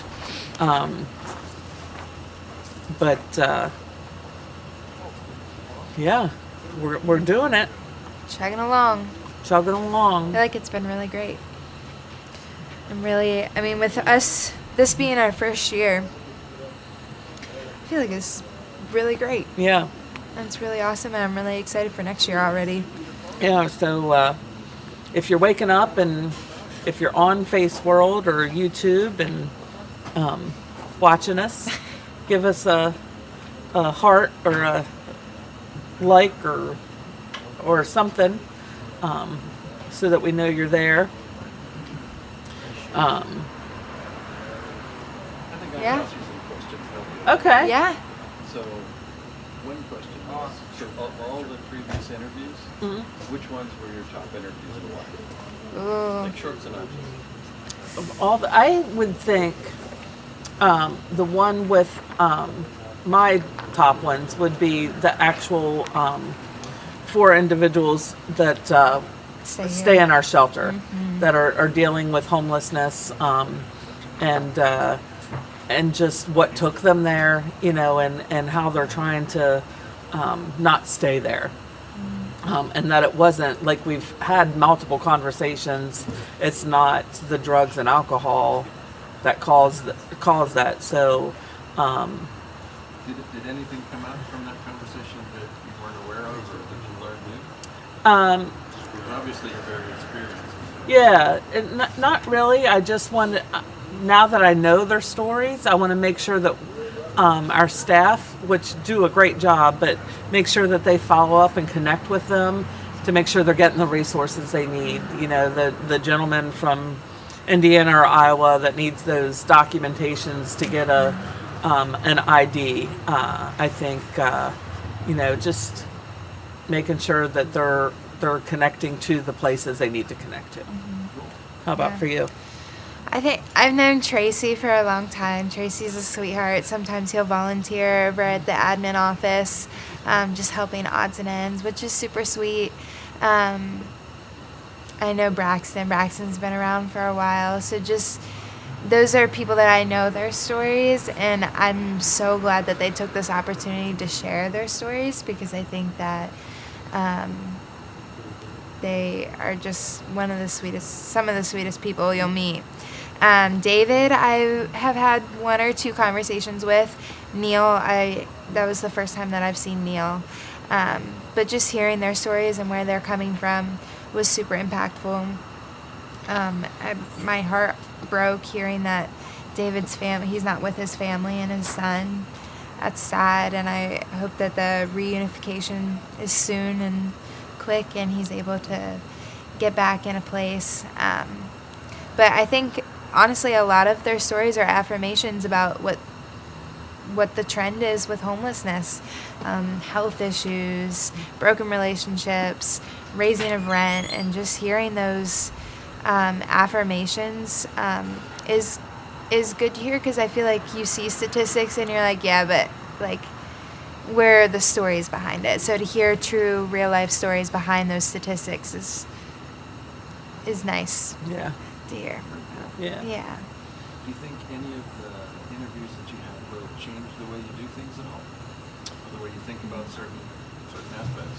Yeah, I don't know if it will change the way we do things. I think my goal with all of this is to raise awareness, hopefully to raise some more support for us so that we can expand our ministry and opportunities.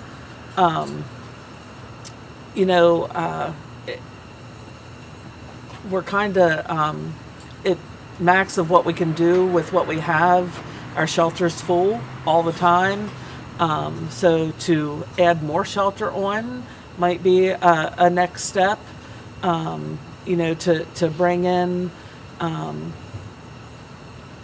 different things to have available here on our site, could be a next step, whether it be, a health clinic or a mental health type thing, but all that takes money. We don't take government funding. We don't charge anyone for anything that we provide. So, that support is really important to take us to the next step. So I'm hoping just to raise awareness of homelessness, of what we do here and who we are, and see if we can't just build more support. I think. By the way, they can't hear my questions, so you can just repeat them. I think for me, just when you talk consistently about the why behind what you're doing for 24 hours straight on a bench, I think it just softens your heart in areas that you didn't realize you were becoming callous in, too. So I think just it's a rejuvenation in a way.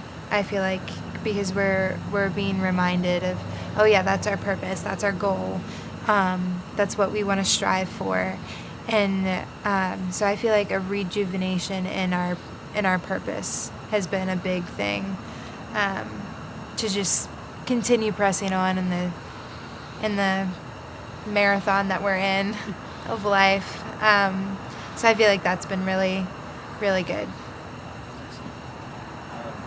Without going too far into the weeds, why is it important for people to know that you're not government funded? So why is it important for people to know that we're not government funded? So as a religious organization, we're not compromised, and aren't, don't have to follow someone else's rules. We can strictly do what we feel the Lord has called us to do, and we can go by His word alone on as our guidebook, as to how to help people. It's not a downing of other agencies that do take government funding, but then comes regulations and things along with that, and so we're not tied to that type of regulation. I think it allows us too to see God's work in His hand even more, because what do you mean we have all these organizations and they stay up without government funding? Like, that wouldn't be possible without God. And I think just seeing how many obedient hearts that are just doing the next right thing of, I'm going to give monthly here because I think that that's what would be obedient for me and what God's calling me to do, and how that's flourishing here. And just seeing that is really encouraging. And to know that all the donors out there that give monthly, even if it's $2, like those $2, we did a breakdown. I think it was a couple months ago, where a meal here costs like $1 or something. It was like $1.20. Yeah, so $2 a month, you're giving someone a meal. So that's still amazing. And just the faithfulness behind that is encouraging. And also just a shout out to anyone who wants to make a difference but doesn't know how. $2 a month can make a difference in someone's life. It seems so small, but it's. I feel like our lives are measured by obedience, not by how grand our gestures are. So, the $2 a day, you mentioned can provide a meal. Mm-hmm. What other kinds of things does that get for them? What does that do for them as a person? Not just, okay, I got to eat, that's obviously important, but how does that affect them? Yeah, I think how those $2 affect people more deeply is they're able to save the money of a meal and put it towards a bill, and they're able to just reprioritize their money. So people that come and get food here could be working full-time jobs, could have a house, could be doing well, but the only reason that they're able to do well is because they don't have to make dinner that night. They can come here and they can get dinner. Maybe they're a single mom who works 2 jobs. I'm quoting Reba over here, but maybe she's just trying to make ends meet, and just having someone else make that meal because she just got home from a shift and she needs to feed her family, but she didn't have time or the money or the resources, and she can just come here and get that. Just simple things like that, able to help people stay afloat in a tough economy. Yeah, and at those meals we give the gospel. We have a devotion at lunchtime before lunch service, and we have churches provide an evening service before dinner. So, the value to them could be eternity, not just the $2 for the meal. And if you think about it too, like I always, Terry likes to go to Five Guys. Well, when he goes to Five Guys, which isn't often because it's like $25 for one person for a hamburger and fries. And while, yes, that is a very good hamburger and fries, you can make just as good hamburger and fries at home, a lot cheaper. And I think the average fast food meal in our area is $15. Well, how many people can we feed with $15? So, there's that value too. People think, oh, I can't buy groceries, are expensive, and the time with different things, and it's just things are just very costly anymore. Prices just are going through the roof. Yes, groceries alone, but just eating out, like you can barely afford to we used to take our kids after church on Sundays to McDonald's because they had the dollar menu, so everybody got off the dollar menu. And, the dollar menu went out the window a long time ago. So, but I think most importantly, it's that we feed their bodies, but we also feed their souls. I would like to say that McDonald's trip after Sunday church was one of my favorite traditions growing up. I'm sure it was for a lot of people. Wonderful. Yeah. In the terrific commercial that you made, you mentioned some statistics that surprised me, sir. What are some of those statistics? Maybe you can expand on it just a little bit. Yeah. So for our clothing vouchers, it's skyrocketed. By the way, you may need to explain some of the terminology. Yeah. Yeah, absolutely. So our clothing vouchers it's $15 per person. They just have to come in, bring something with their name on it. Obviously, we show grace with that, especially with a lot of people. We've heard their stories, don't have identification. So it's not if you don't have anything, you can't get anything. But that's just an easy way to identify who a person is with something with their name on it. But the voucher is kind of like a gift card that doesn't cost money. So they can spend that in the store. Yeah, they go over to the store. Last year, 3,550 people, different people came to use a voucher. I forget how much, so we add up how much money was given away with our clothing vouchers, and I think it was around $25,000. Yeah, I was going to say last year. Close to 30 maybe. Yeah, of clothes that we gave away in our thrift store with our clothing vouchers. No, I'm going to interject again. Sorry, no. But $25,000 to $30,000 worth of thrift store price clothing, discounted. So this is a shirt that's $2.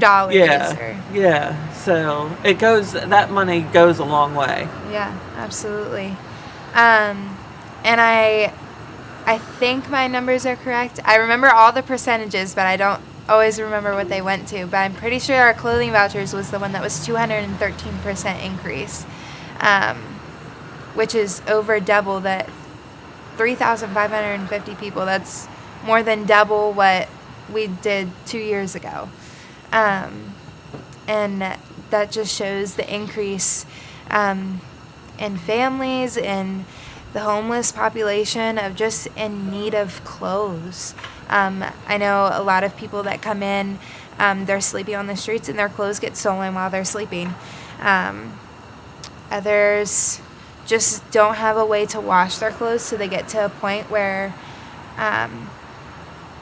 they just feel disgusting in their clothes and just want to change, which I feel like we would all get to that point if we didn't have access to a shower every single day. I think learning that Reach does laundry was really cool. So to be able to point people in that direction after giving them a clothing voucher, say, hey, like, you can go wash, when you go get a new set of clothes, go over to Reach and you can wash your clothes that you have on right now. But yeah, just the increase has grown dramatically in those areas. I'm pretty sure our bed nights have grown by 79%, which I think Raph will talk about more when he talks about the shelter with you. But we implemented what's called a one-night bed to ensure that every single bed in our shelter is filled every single night. Whereas before, if someone missed a night because of medical reasons or they were staying with a family member or something like that, that bed would be empty that night, whereas now it's filled. So that's how that increase happened. We haven't, unfortunately, been able to grow with beds, but because we have been more on top of how can we do better, that number has been able to increase, which is amazing. 79% increase. All those beds that we were able to fill is amazing. Yeah. The needs certainly gone through. Absolutely. Are there any other aspects of either earlier discussions tonight or from what you do every day you'd really like to know, like people to know, like you have probably had conversations with people and they're surprised over this or surprised over that. One of the things was you're not government funded. You know, that might be an assumption that people make. Right. Are there any others that you'd like to pop up? So things that we want people to know.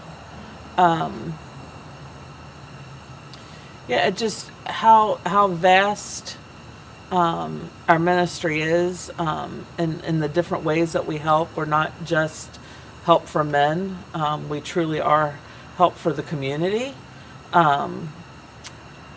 Again, none of the services we provide cost money. So like the men in the program, you know, we provide their bedding, we provide their toiletries, we provide, you know, their meals. We give them clothing vouchers. They're able to get clothing vouchers. Their study materials and things, we provide that for them for the classes. So, you know, laundry detergent, we provide them laundry detergent, towels, washcloths, everything they need. You know, they really don't need. Yeah, we don't take insurance. We don't take food stamp cards or anything like that. You know, our shelter guests, again, everything's provided that they need, and you know, the clothing vouchers we give, the camp that we run. You know, we run a 4-week day camp for children in the summer, and it's free. It's the only camp. I think the next cheapest is $400. Yeah. Is the next cheapest camp. You know, we did a sports camp this year. So if you have kids in sports camps, you know how expensive they can be. We did a soccer camp, absolutely free. And those kids learned skills. I mean, they were taught by soccer coaches, you know, so they truly ran drills. They learned skills to better themselves. But like any of the youth activities, kids activities, it's all free. Yeah, you know, even for the coffee klats for the ladies' Bible study, they get donuts. You know, we offer them some free coffee and donuts, and you know, it's not much, but it's a little something for them. But yeah, you know, there's just so many different things that go on here. I do so encourage people to ask to come take a tour so that they can see firsthand, because, you know, me talking, you know, we talk a lot, we talk in churches, and they find out new things, but just to fully grasp the whole ministry as a whole, it's you really need to lay your eyes on it, I think. Yeah. I think one thing that, just from hearing from different tours, one thing that people don't realize is that our shelter and our 13-month recovery program are separate. And so we have an upstairs and a downstairs. Our downstairs is our shelter. Our upstairs is the 13-month recovery program. And while we set goals for our shelter men, and they have the opportunity to be able to get extensions on their beds, and we try and help them get back on their feet, our recovery program is completely different. We intentionally and deeply pour into those men the whole time that they're here, and it's a 13-month plus, because right. We recognize that sometimes it takes them a little longer to grow in an area that it might not take others, which is okay. And so some levels, in order to move up, it might take them a couple times through the level to be able to move up. And so just recognizing that those are different programs that we offer, both completely free, again, the shelter free, the recovery program free. And so our goal really is to just come alongside people and alleviate as much as we can so that they can truly focus on getting traction and getting back on their feet. Yeah. Thank you for answering my question. Oh, thank you for asking something. We'll do some more of that later. Yeah.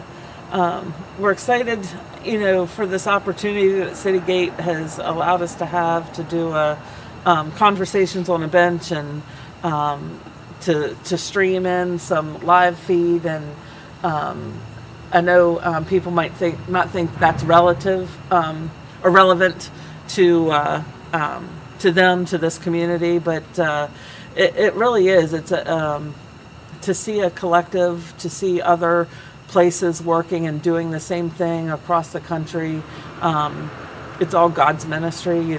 City Gate is a group of religious shelters or rescue missions, and we're all doing kingdom work, and just hearing different people talking and their thoughts on the homeless issue. It's information, and information's good, and it helps us to have good knowledge and to make good decisions, or if we're going to support rescue missions, or maybe that's not where God's leading me to put my money, but I think what we do does impact our community for the good. Because just imagine if we weren't here. You've heard about some of the other shelters in the area.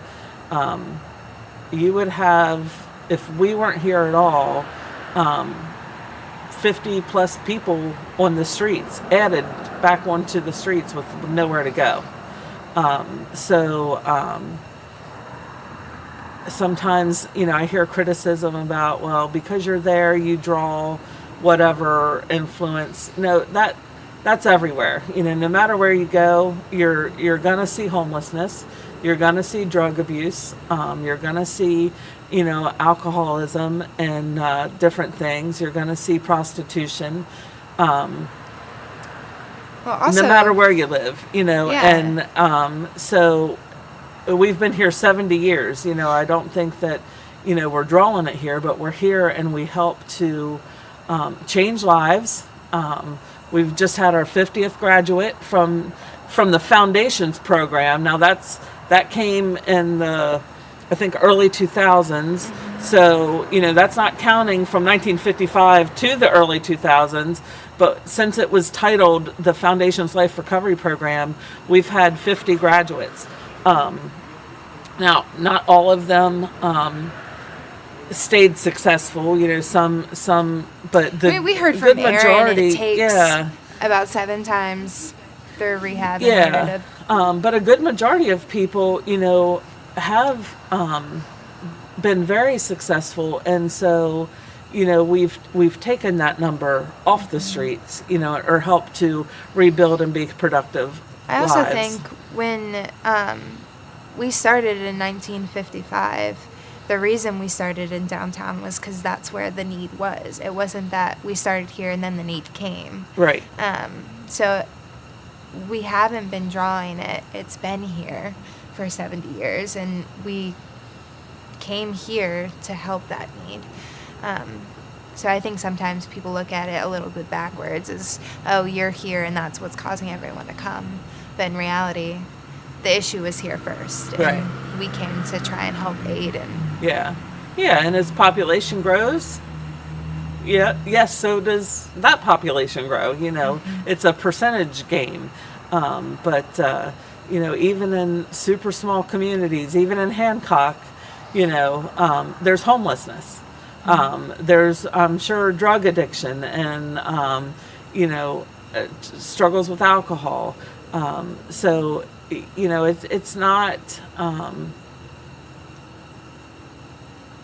unique to this area. It really is everywhere. And, you see 70 rescue missions doing the same thing that we're doing, spreading the word on homelessness. And, it's all across the country. I think it affects every state within the United States. It really affects every country in the world, these same issues. So, it is a problem. You can't sweep it under a rug.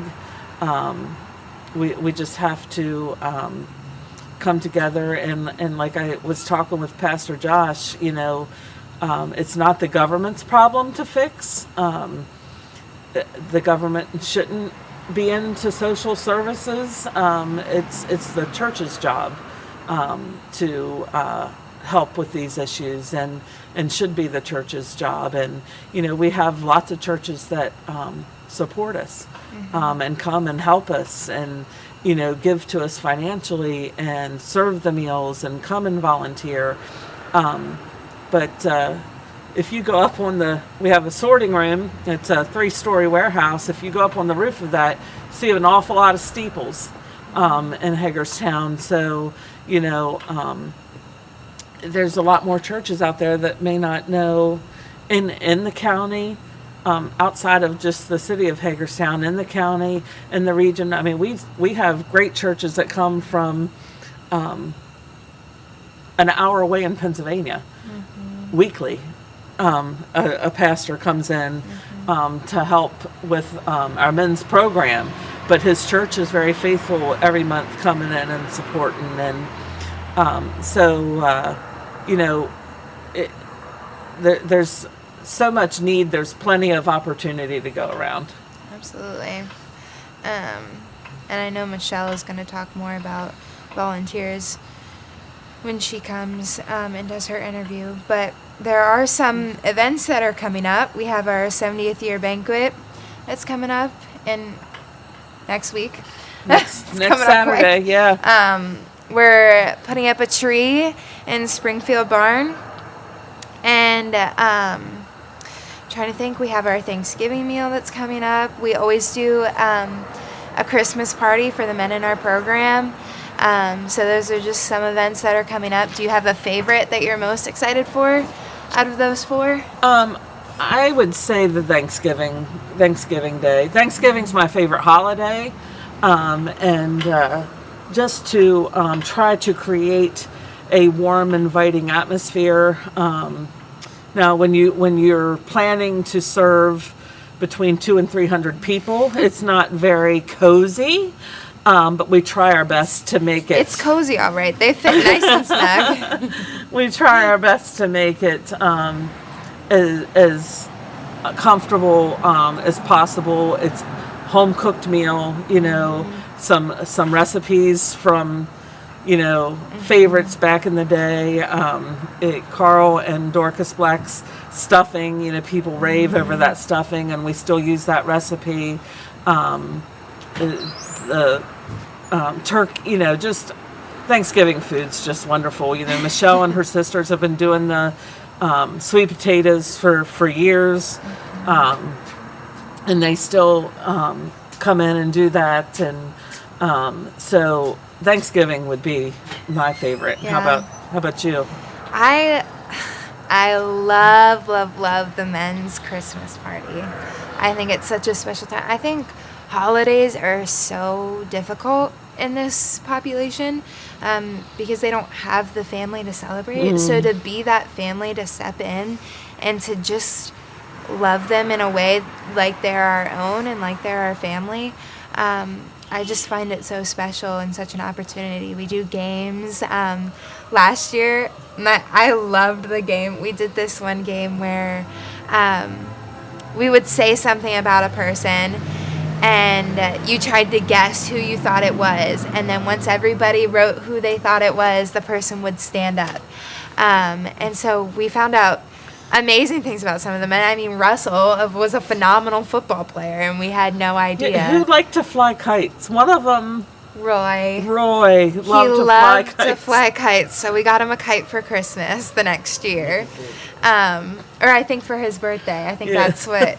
So just learning about they're people. They have great things. I remember Uncle Terry put down that he loves to garden, and everybody thought that it was one of the girls that put that down. So, and then he stood up and shocked everybody. So that was that was pretty good. What did you put down? Do you remember? I don't remember. Probably that I went to Africa. Maybe. That I don't traveled. know. Yeah. I think that's out of the country to 3 I don't know, maybe 3 different continents outside of the U.S. Yeah. So Paris, Africa, and Japan. So yeah. That's right. Yeah. Yeah. But it was just cool, just learning facts about the guys that wouldn't come up in normal conversation or everyday conversation. So it developed more conversation, developed more relationships, and it was just really cool. Yeah. And we're going to do it again this year because I loved it so much. Well, we got such a different group of guys too. Yeah. I mean, there are still some, that were here last year, but we They're do gonna have to come have up with a new fact. I know we do have a lot of new guys. Yeah. Well, but my memory, like I could. They could say the same fact and we wouldn't remember. I wouldn't remember. I just thought the kite thing was so unique. Mm-hmm. Yeah, that's good. He also, another fact that Roy had told me was that he used to hop onto the train to get to baseball practice because the train tracks would ride right by his house and it was on a curve, so it would slow down. So he'd jump on and then it would take him all the way to the baseball field. I'm like, I love that. Yeah. So just learning those facts is so cool. Yeah. And I just love spending holidays with them. I mean, Carmelo and I came in the past 2 Christmases and served Christmas dinner, and just to be able to see everybody on the holiday. And they don't have holiday cheer, so you kind of have to create it for them. Yeah. And I enjoy doing that. But yeah, I mean, same for Thanksgiving. Thanksgiving is another holiday that comes up that people aren't always excited for, but it's fun. Yeah. The Christmas tree in the Springfield barn is a new thing. We've never done that before. Never done that before. So that'll be exciting. We're going to have the men decorate some ornaments, have some shelter guests decorate some ornaments to go on it, have some fact ornaments on there too, but just that's exciting. I feel like that's a good way to share about the Hope Center to a population that otherwise might not have learned about us, so I think that'll be cool. I do too. Yeah, again, anytime, we can raise awareness for, of homelessness, of the Hope Center, what we do, I think is always good. Again, we'd love to come speak in churches and share what we do here. So if your church would be willing to have us, we'd be happy to come. Just call the office to get on a schedule. Or maybe, there's some organizations that maybe that would like to have us, ladies groups, men's groups. But, I don't know. We'll come talk to anybody. And share what we do. We just love to do that. But yeah. What else is? We Rock the Run, but that's in April. That'll so be we in have a little April. bit of time. Yeah. What are you most excited for about the banquet, the 70th year banquet? So again, I'm hoping we did table sponsors. Is how most of our seats were filled up. We asked some people to sponsor a table and invite individuals in. So I'm hoping to get have some people who don't know much about the Hope Center there, just to spread awareness. But just thanking the Lord and giving Him the glory for 70 years of ministry, for Him, again, calling Jim and Ellen Resch to this work, them faithfully serving, and then the Shanks coming after them and giving, a good chunk of their life, here serving, and just giving God the glory for what He's done. We are just vessels. It's not about any one individual,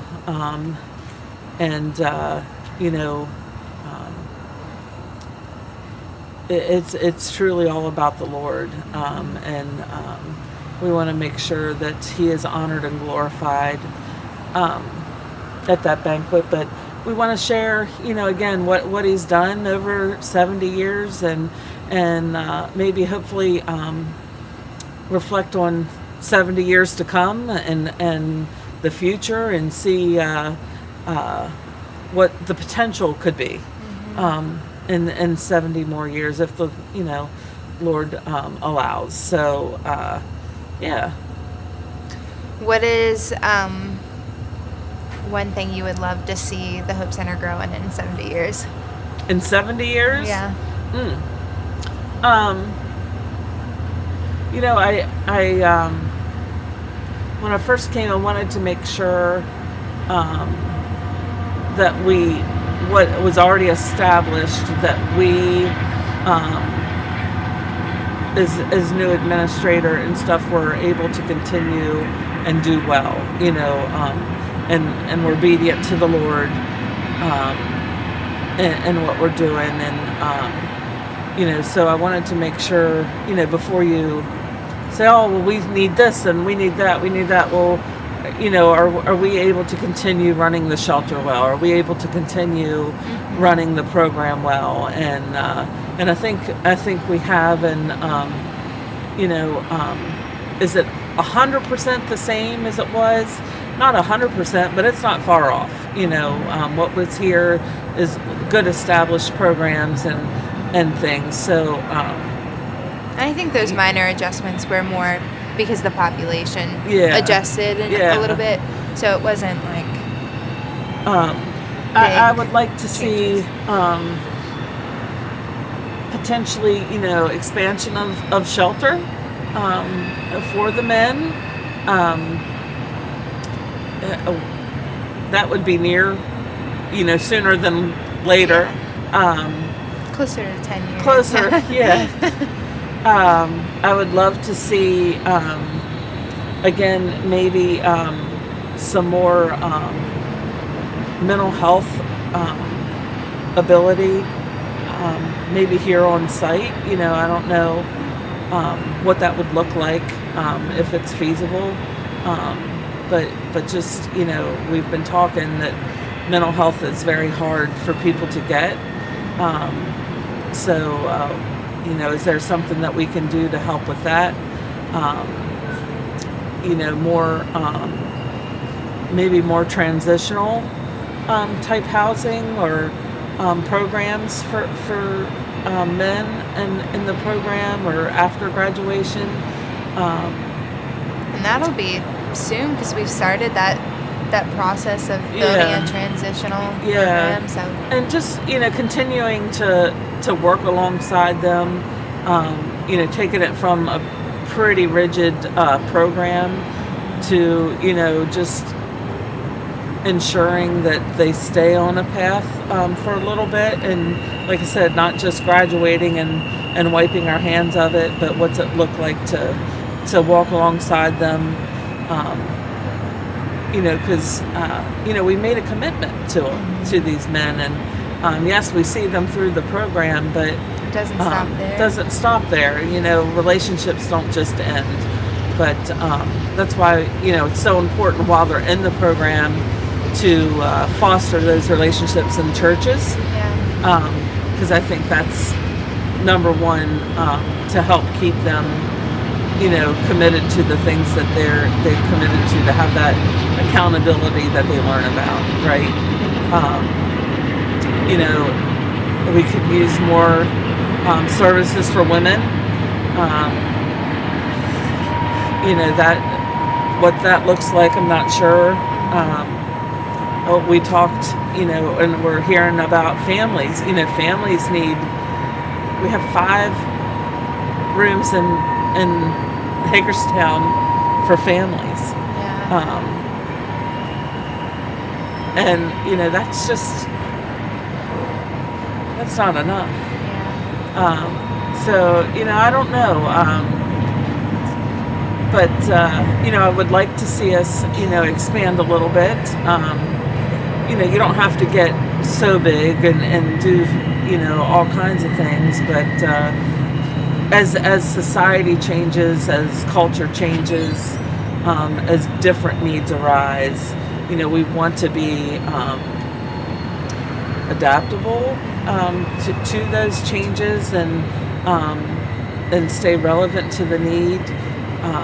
Because like we talked about, 1955, it was a lot of older men with alcohol issues, and now, and then it went, a lot of drug issues, mental health issues, but now, a lot of people that are on the street just can't afford. They just can't afford things. So, we're not going to go out and build houses. That would just be non-feasible. But what can we do? I think it would be really cool to see our entire facility being utilized, like the area where we used to do the TV show, like finding a way to reuse that area, the Wild Side Kids area down in the basement or downstairs where the pantry is, those rooms, maybe a daycare. I think that'd be cool. Just finding ways to fill those areas that we have, and the areas are used. Just not on a daily basis. Right, like finding a more. I think that would be a great place to start. Yeah. So it takes a lot of prayer, to see, because we could have lots of ideas, but doesn't necessarily mean that's where the Lord wants us to go. And again, things cost money. So just seeing where He provides, how He provides, but being in prayer over, the next 70 years and what could be, I think is important. Absolutely. Start praying now and asking the Lord to prepare, for the next 70 years and just allow it, making us, just humbling ourselves before Him and truly praying things through. Yeah. I think I am very excited to hear Damon speak at the banquet. Yeah, Damon Albert, Executive Director of Camp Esri. His testimony is pretty powerful, and Carmela talked. What he's doing is very powerful as well. Carmela talked a little bit about being released immediately from the struggle with anger and stuff, and Damon has a similar testimony of being the sins and the things that held him back, of as soon as he surrendered to the Lord, Him taking that away. And I know that's not the way it is for everyone. Like Carmela said, that some people God allows those things to stay there to it be a longer process. Even for some and the Lord people, knows why, right? The Lord knows why. Some people are. His dad never saw the end of that process until he saw Jesus. And we've had others, come through our program like that, that I truly believe that they knew Jesus, but those chains of addiction just, unfortunately, they weren't able to fully surrender to the Lord, and so they lost their lives because of it. But I believe then ultimately, they were healed because they. So, for those of you that don't know, we here at the Hope Center have had the opportunity to build relationships with a couple that is deaf. And through that building of relationships, they've had the opportunity to teach Carmelo and I sign language. And one thing that has really stuck out to me is the sign for addiction is like a hook in the mouth, and it's pulling you because you're hooked by addiction. And I just think that that's such a great expressive way to show how addiction is. It like grabs you and it hooks you, and sometimes the scars that are left behind by the hook are major. Sometimes you can never get the hook out, and I just think it's a good representation of what addiction is. Yeah. Oh, I didn't know that. That's interesting. Yeah. Yeah, we meet, all kinds of people here, and the couple, you're talking about, it's cool to, again, they're not homeless. Would come here and eat, I think is how the relationship started, because they just came here for some nourishment, but relationships were built. What's the word I'm looking for? But out of those relationship, discipleship, I think, happened a little bit, and was able to help connect them with a church that had a deaf program in the church, or a deaf church, and they volunteered here for a while, and now the wife, she works here with us in the sorting room, and phenomenal. Yeah, they just they show up to a lot of things, and partake in a lot of our events and stuff, and that's just a blessing.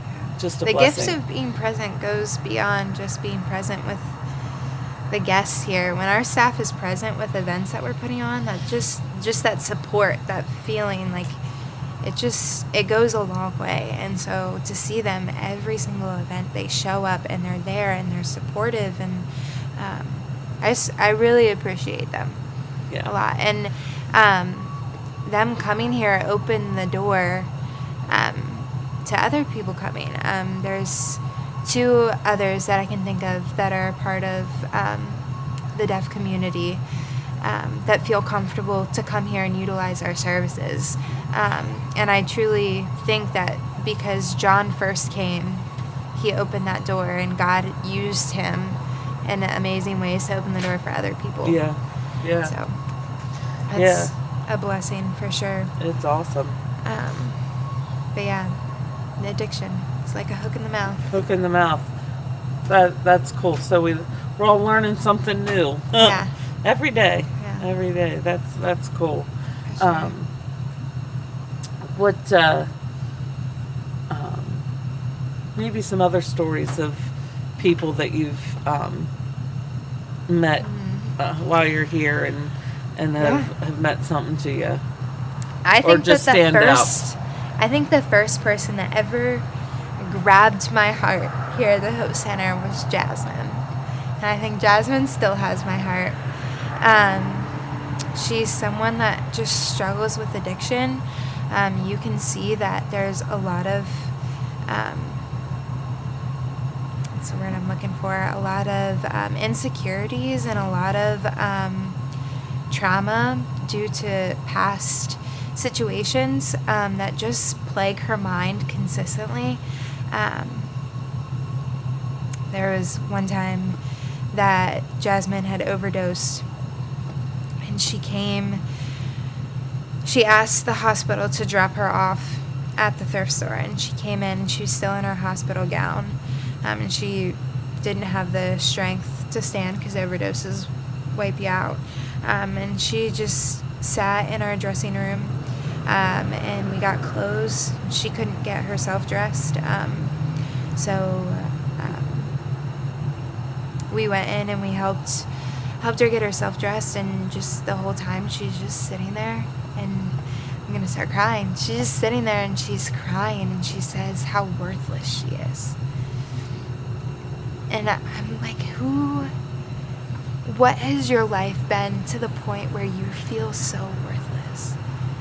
And how can I show you how worthy you are in Christ? Yeah. And I just continuously kept telling her, like, Jazz, like, you are worthy. You just don't see it. And I want you to know Christ. And I truly think that Jasmine knows Christ in her head, but I don't think she has a relationship with Christ. And I yearn for the day to see her have that relationship. Yeah. So I think that's the first story that ever touched my heart, and that was 3 years ago, and I still see her. Yeah, she's a character.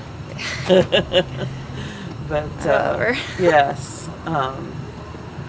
yeah, you know, there's just so many people that come in and out of here, and you know, some we lose touch with, and you just, you know, wonder, you know, are they okay? You know, what's happened to them?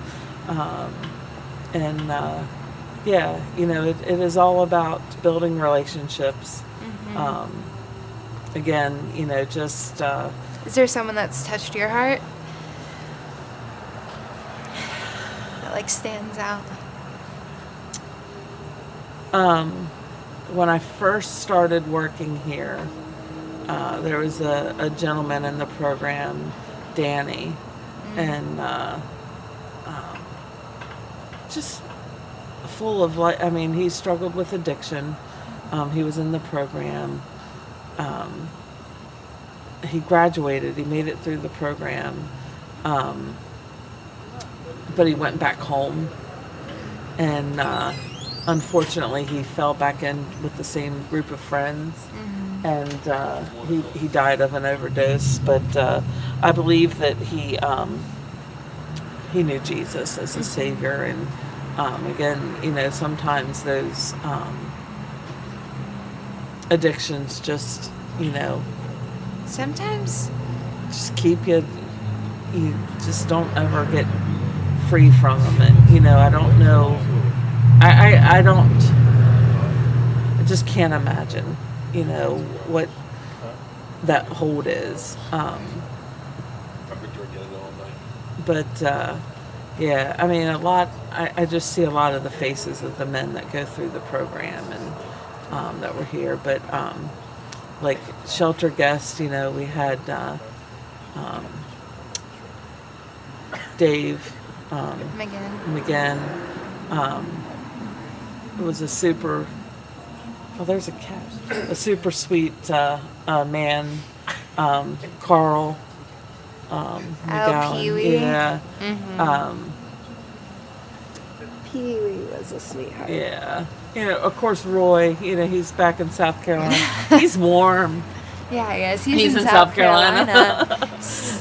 He's warm or cold. But, you know, just his smile on his face. Who? Roy. Yes, he melts my heart. Has such the sweetest smile, you know.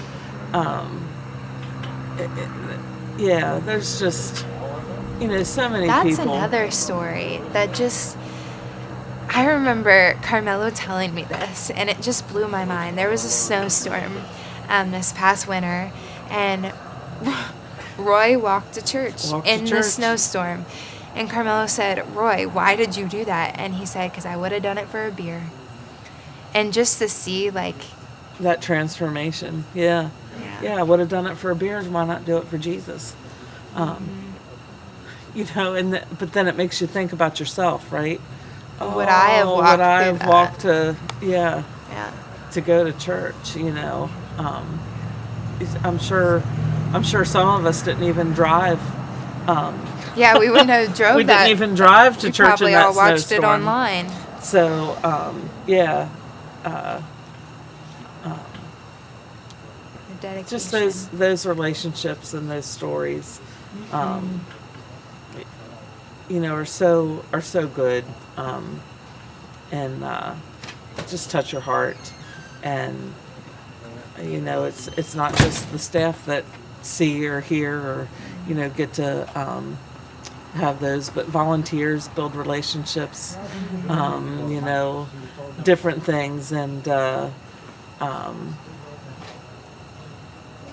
so, you know, that's what makes it worth it, you know, those relationships and seeing growth in lives and all. So again, it's just just excited to be a part of it, have that opportunity. Yeah. I think some of my favorite groups that have come in have been schools that have come in and volunteered for a couple hours, then taken a tour, and just just getting the youth involved is just really cool. Hi, Carmelo, maybe you can tell this story better than I can, but this past summer your church camp came here, and the teens, we had different groups that we had doing different things. Some of them were pricing, some of them were sorting, some of them were, they were doing a lot, and we appreciated it. But a group was set aside to play basketball with some of our guests. And just like you think, oh, teens are coming to play basketball, they're going to show off, they're going to be the next Michael Jordan on the court showing everybody up. But they really, their heart posture was so focused on the people that they were playing with and hyping them up and making them feel like they were enjoying it. I mean, one of the guests that we had was in a wheelchair that was playing with them, and just the inclusivity that they had to include Miguel in the basketball, and Miguel loves basketball, so to be able to include him in that and just see it, the whole gym was erupting with laughter and joy, and it's just so cool to see our teens in America get involved like that and have passion and care about things that I think sometimes we overlook. I think sometimes we think, oh, they're kids, they're not going to care. But, I mean, Miles sitting here and sharing his heart. Oh, yeah. Yeah. That was really cool. He certainly does love to help. But that group of teens from my church's camp, that was a special group of teens. They had a great group. Yeah. Those boys, one of them during camp was struggling with something, and without adult pushing or prodding or saying anything, they gathered around this boy and prayed. They said, let's gather around him and lift him up in prayer. And, look at that maturity, to see someone struggling with something and coming alongside. And that's our first thought. Us adults struggle with that being our first thought. Yeah, so that was a good group of kids, and they've done that. This is the second year that they've done it, and even the counselors get involved and do, they're not just standing back, and we see that sometimes some groups come in and again culture shock maybe, or just not knowing what to say, or what to do. So they don't mingle with the guests or the men in the program, but I have to say that our group of youth and counselors that come, are readily excited to talk with guests and talk with the men in the program, and again listen to their stories. So I just always encourage groups when they come in to do that. I think that's important. We had, I don't know if it was last year or the year before, we had a school come in on a Saturday. Highland View, and they sang. It was an impromptu, they dropped in to drop off, I think, some hygiene kits or something. And I actually think Terry happened to be here that day, and took him over to the dining room because it was lunchtime, and those kids sang to the guests while they were eating, and then they went and sat down and prayed with people and talked to people and looked them in the eyes, and so I think we give all of our volunteers the opportunity to eat with our residents, and if you ever come in and volunteer, I just highly encourage you to sit down with them and talk with them, and it's such a blessing to you and to them. And I just think that it's beautiful when people come in and their sole focus is those that we serve, and just seeing them interact with those that we serve. That's one of my favorite things to see. If we're here in an evening and we go over to the dining hall and watch a church serve or something, and just to see that interaction with the guest and the community. I think that's one of my favorite things to sit back and watch. And Thanksgiving Day, the people that come and volunteer, or asking, how can I carry your tray for you, or would you like a refill, of that, and just catering to people that don't normally get that catering, that treatment. And that treatment. I just I think it's awesome to watch and see, and it's cool. Another thing that popped into my head that I love that we do is birthday Fridays. Birthday Fridays, yeah. That is such a special tradition where once a month we get together and we celebrate all the birthdays that month, of our program, of the guys in the program. They have we have a wonderful volunteer that donates her time to make a cake, and the cake has their names on it. We sing them happy birthday. We ask them what they're thankful for. We get them a little gift, and it's just a special time. Yeah. And I love birthday Fridays. I always look forward to that. Yeah. Well, we get cake. And she's a phenomenal. She makes a good cake. Yeah. She knows what she's doing. And I think the men are just so appreciative all the time of when they're given something, and they don't always like to talk in front of people. I don't either, but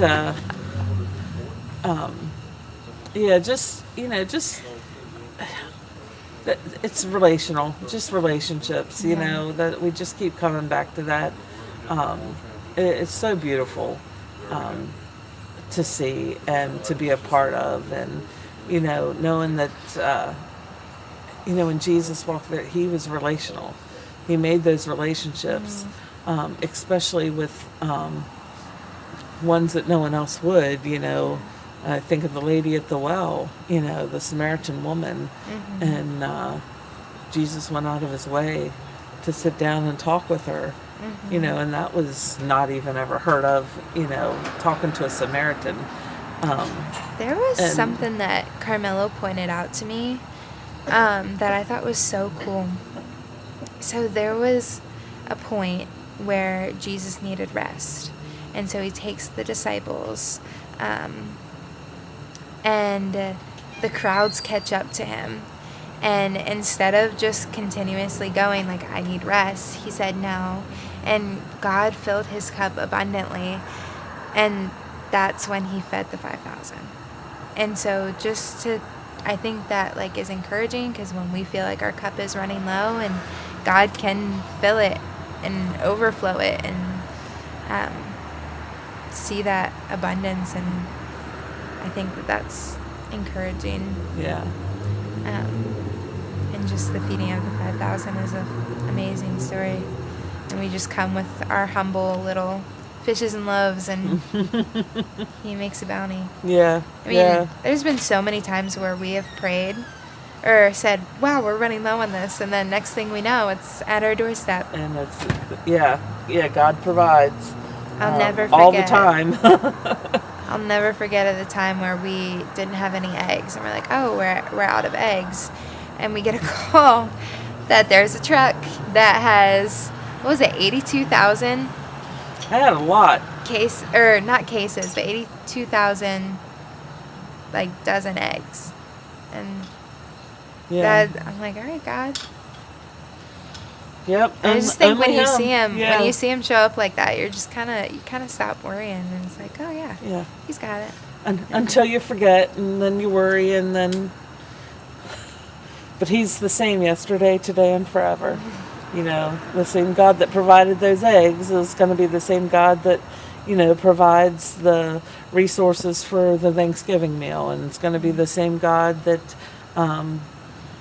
should he desire to expand the services, is going to provide the need to do that, you know. So, yeah, I think we sometimes limit God because we don't expect great things, but he's a great and mighty God. I think we also limit God because we think so small. Yeah. Like, our expectations are so small, or abilities to believe are so small, and we just need to put our faith to the test and step out and think big. Yeah. Because he can move big. Absolutely. Absolutely. So, you have not because you ask not, right? Yeah. So we'll get a little more candid here. Yeah. It's 6 o'clock. 6:09, and I think it's colder now than it was overnight. Agreed. So I don't know if it's I if thought it's me. that the sun was going to be up by now. I'm still stuck in the summer. Oh my! No, it's getting later coming up. My least favorite time of year. Yeah,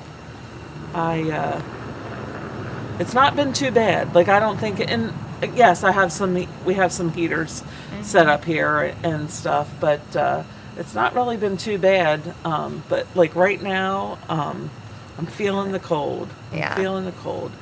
Yeah. Not feeling real tired right now. I'm still hanging in there, which is amazing. I'm shocked. That's God right there. But that is God right there, because I've said to several people, you know, the time change messes with me. You know, that's just an hour. I'm just going to toot your horn. I feel like so often I hear, I mean, some people would call it negativity. I would call it death, because I feel like you have the opportunity to speak life into people, opportunity to speak death into people. And I feel like so many times people have spoken death about things that you're doing, and your eyes just focus on God, and I don't want to say you prove them wrong, but in a sense you're like, God can do amazing things. Yes. Well, and not always, you know, not always are my eyes focused where they should be. But he's been teaching me through things and learning things. And, so, you know, I like to be liked, you know, I like people to, say positive things about me. Aww. Isn't that sweet? Thanks, Bub. Yes. But I can't do what I do for anyone other than my Lord. And when I stop serving him is death, you know. So I need to stay focused on him, focused on the work he's given me to do. And you know, remember who I'm doing it for and who I'm serving. Can't serve man and the Lord, you know. So that's something that I have to tell myself often. And the same with, you know, we set examples, right, for those that we serve, you know, and how can I, as the administrator, you know, try to encourage our men in different things and not do those things myself. Yeah, you know, not always, but I strive to serve him and keep my eyes on him and not what's going on around. I can only answer for myself. I can't answer for anyone else. And that's lessons that I want, you know, our guys in the program to learn. You know, you have to seek the Lord, seek his face, and the things he's called you to do, and be obedient to that. So, yeah. But, yeah, I try to, you know, when I was a kid, Pollyanna was one of my favorite movies. So, I try to be. Isn't that the one where she fell out of the tree? She did fall out of a tree, but she was positive. She was a happy girl, and the only thing I remember was her singing the Spacious Skies song. Oh, at the there was a fair or something. Yeah, and then her falling out of the tree. You need to rewatch the movie. I'll put it on my to-do list. Yeah, because she looked. Her dad was a missionary, and she looked at the positive of a lot of things. Remember any of that. And joy, and she talked about the verses in the Bible that spoke about joy and happiness, and the preacher just talked. Rewatch this 'cause I don't remember any of that. Yeah, you need to rewatch. I remember the white horse. She was obsessed with the white horse. I don't remember a white horse. Like the carousel horse? Is that a different movie? I don't know. Rewatch either. Pollyanna. But I think I was always just so sad when she fell out of the tree that I could never get myself to rewatch it. Kind of like you need to rewatch it. Have you ever watched Hachi? No. Such a sad movie. So it's this dog and he's in love with his owner, they're best friends, and he tries to stop him one morning from getting on the train to go to work, and his owner won't listen, and then he goes to work and he has a heart attack and he dies. And then the dog goes back to the train station every single day waiting for his owner to come off the train. That one made me sad. But that's all. That's really off topic. That's funny. That is off topic. I cry really easy. You want to check and see if there's anybody awake with us? Let's do it. I think so. It is 6:15, and the Hope Center is starting to wake up. Yep. Why don't you talk a little bit about the mornings of the Hope Center and what all starts, when it starts, and that process? So I think that we changed some timing a little bit in the morning. So I don't think that, I think the sheltermen used to wake up at 6:30. I think they now wake up at 7. Breakfast will be at 7:30. And then devotions will be at 8. And go to 8:30. And then... The devotions is for the men in the program. Yes. Breakfast is for... everyone.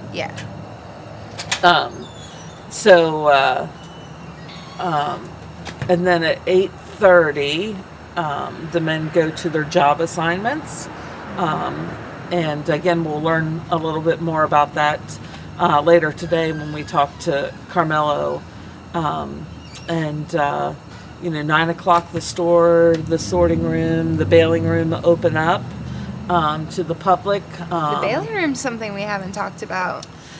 Yeah. So we recycle cardboard, we recycle textiles from the store and the sorting room, things that might have stains, rips, or tears in them, clothing wise. We recycle shoes, we recycle handbags, belts, and hats in our recycling center. That is also a source of income. So we make some scrap money by recycling those items. If you have a cardboard, you can take it to the baling room. It's across the street from our main building on Prospect Street. I think it's 128 is the address. Has a black gate. It has a black fence, metal iron fence gate. That's open when it's open, and of course closed when it's closed. But we have gentlemen that work over there, and they'll accept your cardboard. If you have rags that you would like recycled, we just ask that you put them in a bag and write on the bag rags, so that when you take them to the sorting room, they're able to put them where the rags go, and they don't waste time sorting through all that stuff. We do have a recycling center, every little bit helps. Again, we're completely funded by our store. Those recycling things and your donations don't take the government funding. when you're a nonprofit, you look for those resources where you can find them, and the ability to make some money. We try to be, with all our donations, I think we are very good stewards, or strive to be the best stewards that we can be with items that are donated. And I think also, like, financially as well, I think you're very good at looking in ways that we can save money, not by cutting corners, but by being more efficient. Yeah. So I think being good stewards with what God has given us is something that I feel like the Hope Center does really well. Yeah. Yeah. I think through the 70 years, we've always strived to, make sure that we're doing well financially, and good stewards with what we are given. We do, belong to the EFCA, which is a financial accountability ministry that they look at our stuff and make sure that we're crossing our T's, dotting our I's, so to speak, and so that ability is to be good stewards is very important, and that transparency is very important. What else were we talking about?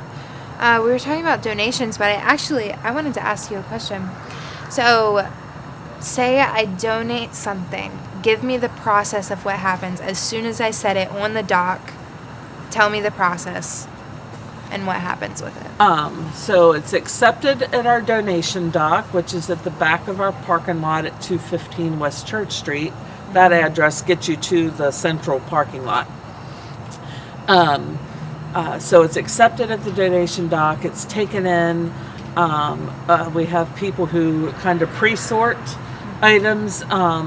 So if it's textile, clothing, linens, things like that, it goes to a certain area. If it's housewares or toys, it goes, to a different, just a different area there. And then the textiles are sorted, like the pre-sort is very generic. Like, yes, this is a bag of clothes. It goes here. And then we have, someone go through those bags, and then they sort out. If there's rips, stains, or stains, they go into our rag bin to be recycled. If it's good clothing that's able to be resold in our thrift stores, we break it out into men's, women's, children's, baby, linens, lingerie, tops, bottoms, all the category things. And then from there it goes to a pricer who prices it, and then it will go to Chambersburg store or Hagerstown store. Yeah. Once it goes to the store, the girls that work in the store quickly process those items to get them out in the store for the sale, a sale. Furniture goes directly over to the store, so we take gently used furniture, electronics, so microwaves, coffee pots, mixers, but things that are still workable, like we can't repair electronics. We don't have that ability.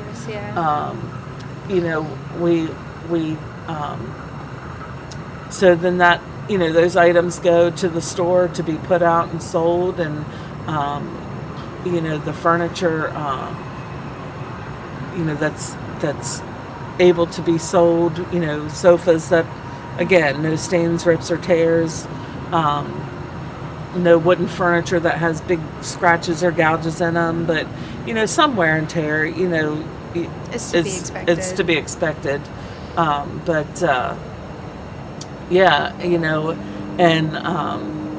thrifting's pretty big. Lots of people like to go thrifting, like to go antique shopping. We are a thrift store. There are times where we do get antiques. I don't think that we sell them at an antique price, but we do maybe up the price a little bit because of what it is. But we are a thrift store. But again, and our prices are usually a third of its original price. Is that if it's accurate? new, if it's a new item, it's about a third of the new value. But our thrift store is a way to generate funds to come in to do this ministry. When you're shopping the thrift store, you are supporting, our ministry. So, come shop the thrift stores. We haven't really talked much about the Chambersburg thrift store either. Yeah, we have a store up in Chambersburg. I believe the address is 64 South Main Street. Check our website. I know it's 64, but I couldn't tell you if it's south or not. It's we're up there right on Main Street there in Chambersburg, and it's a nice little store. It's not as big as the one in Hagerstown, but it's a nice little store, so you can shop both stores.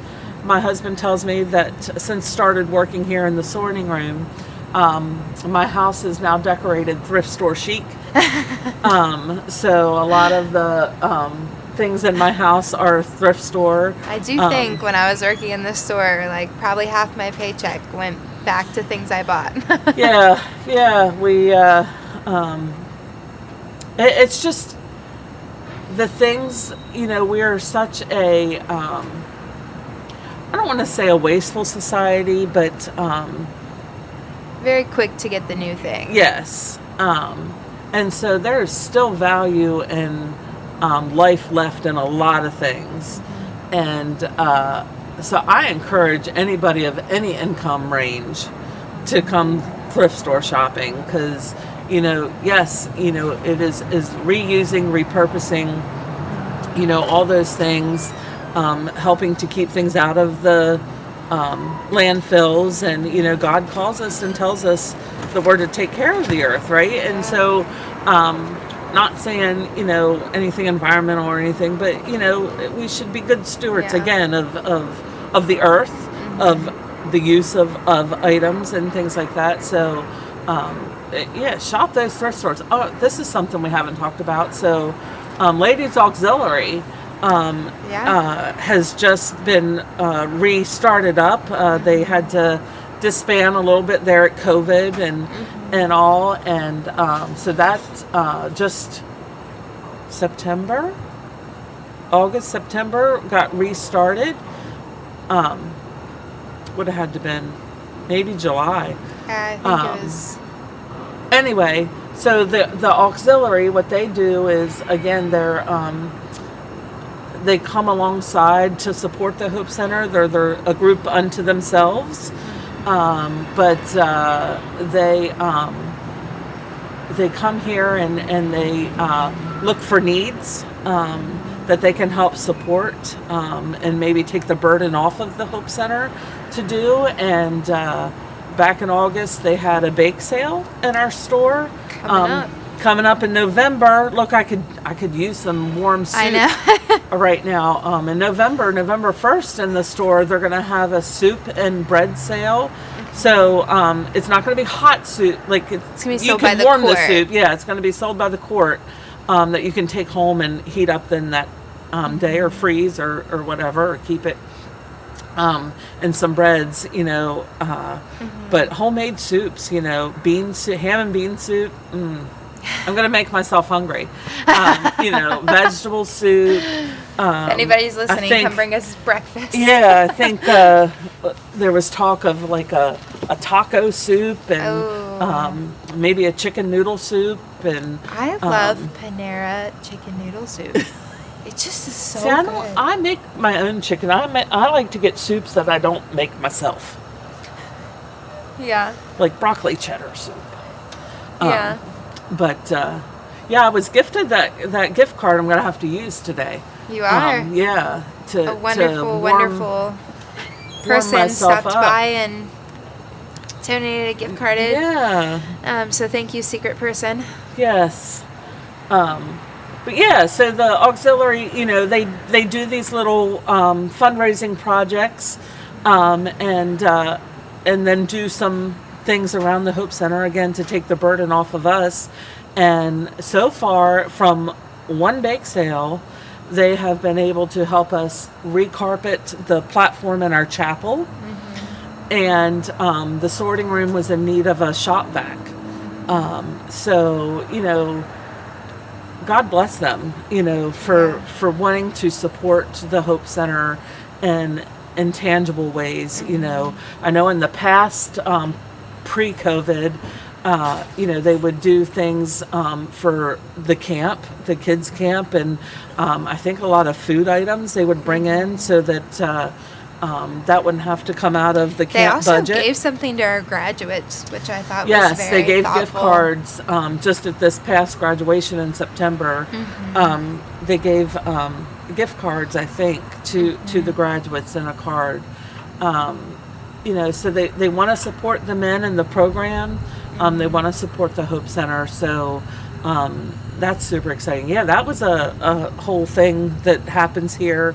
No, it's not a Hope Center, sponsored ministry. They come alongside and support us. We don't. But yeah, a wonderful group of ladies. And when they meet, they're praying over the Hope Center and for different things, and so that's just encouraging to see them have a desire to help in those tangible ways with gifts. Again, the thrift stores, I just can't say enough about just the cool finds that you find. I love it. I'm pretty sure at my wedding, 80% of the decorations were thrifted. Yeah. Which was very thrifted nice. And gifted. Yeah. Some lady from our church, didn't she help with that? And yes. Yeah. So. She had a whole closet. I didn't have to get any linens or silverware. She's phenomenal. That's a phenomenal ministry. Yeah. But we have Christmas. We're doing the thrift store's doing 12 weeks countdown, of Christmas. 12 weeks of Christmas. Yes. So this week ending Saturday was week 11. So next week is 10 weeks to Christmas. Are you ready? No. It feels like Christmas. I can see your breath. Yeah, it feels like Christmas. Yeah.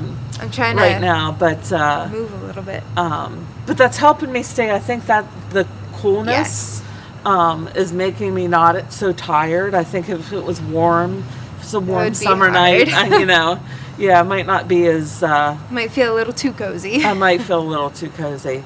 Dylan was here sitting with me, keeping me company a little while ago, and he was in the Navy, and he said in the engine room, so he was a nuclear engineer, so he was down in the bottom of the ship, and it was 120 degrees. Oh, and he said, when they worked their long shifts, and they worked long shifts, because it was so warm, it would make it hard for him to stay awake. He was so tired.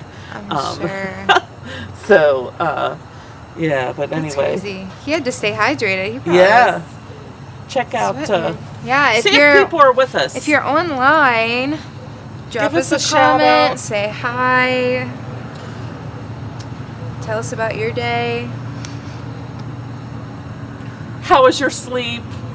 Yeah. Let's see. Malin's sticking beside my side now. Michelle will be here later, but we let her sacrifice and go home and sleep. I'm going to tease her a little bit so that she could be wide awake. Yes, someone needed to be wide awake. Someone needs to be wide awake and in charge. So Michelle has sacrificed that'll that. That'll be Michelle decision. and Tyler. When he comes in. Yeah. Tyler, he works till 10 Thursday night and then gets up and is in here at 8 a.m. And I know that's plenty of time to sleep, but for me it just doesn't seem long enough. Oh, whatever. I'm the type of person, and I feel like you are too, that likes to be in bed by 9 o'clock. I do, but I wake up early. Yeah. I just wake up, and not every day. There's some days where I'm dragging, but usually I'm awake, wide awake at like 5:30, 6 o'clock. So See, I'm not. Yeah. I will go to bed at 9 o'clock and I'll sleep till 7:30, and then get out of bed and somehow make it to work by 8. I'm not late. My husband No, makes you are not late. makes sure of it, but You're not late. I do love my sleep. Is anybody there with us? Let's see. Deanna's watching. Hi, Deanna. She's our cook. She's probably on her way in here. So you'll get another visit with the gram. Yes. Deborah Rawlings is watching. Hello, Deborah. Hi, Deborah. Your mother is watching. My mother is watching. Did you sleep at all, Mom? I hope so. I hope so too. Debbie Johnson. This was a little while ago, but she said that she was up and enjoying our conversation. Nice. Yeah. Right now we have 4 people watching. Oh, Brittany, your daughter-in-law, is watching. Hi, Britt. Deanna said good morning. Awesome. Hey, Carmelo, can you ask in there if anybody's watching from YouTube? Oh, that's a good question. Do they have any YouTube We also watchers? have a YouTube channel. We sent an email out earlier with the link. We're going to send another one in. We got 2 on YouTube. Nice. Yay. That's awesome. People are waking up with us. Yeah, we enjoy it. Enjoy the conversations. Yeah. Love it. So, Deanna will be in here in a little bit. She did ask if she could come and talk with you after she finishes breakfast, just so that she can get that finished. Yep. But Michelle will be in here at Michelle will around be in here. 7. Yeah, it's so soon. She's getting ready to. The make world it in is here. waking up. The world is waking up. We are ready for bed. Chirp, chirp. You hear the birdies? Chirp, chirp. Your birdie sounded better than mine. What was mine was a little more tired. What was the bird from Looney Tunes? The yellow bird. Do you remember its name? Oh, Sylvester Tweety Bird. Tweety Bird. That's why I said Tweet, because I think of Tweety Bird.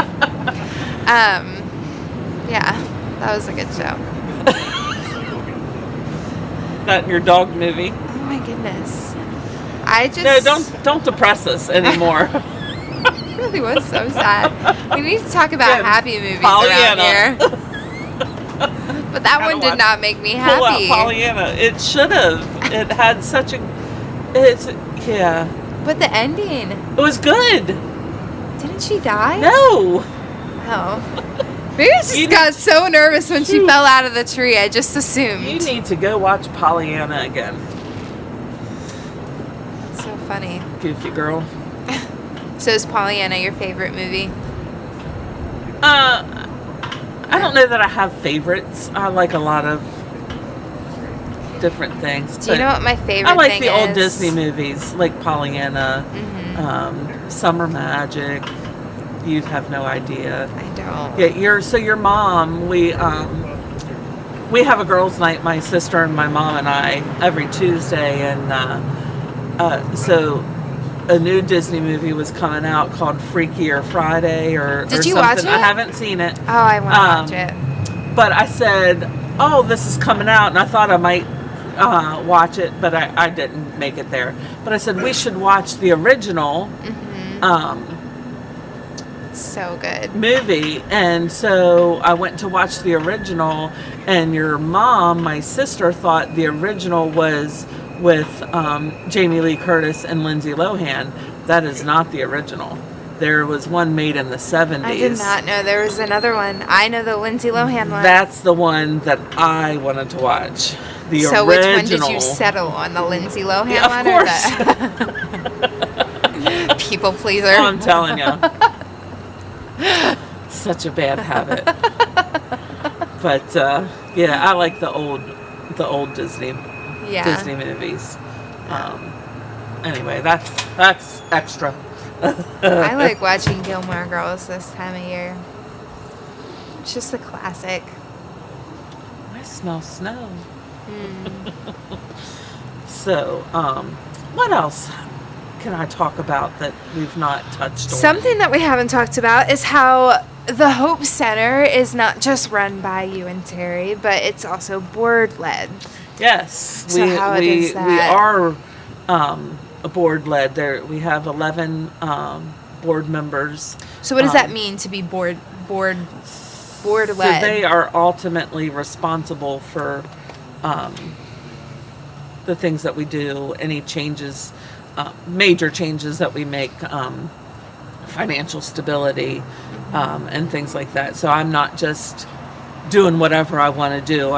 Things go through the board, and decisions are made with the board. So we're not owned by an individual. It is a board-driven ministry. How many people are on our board? 11. And then there are some who are the daughters of Jim Resch. Yes. Laura Walker and Dorcas Black are both on the board. Yep.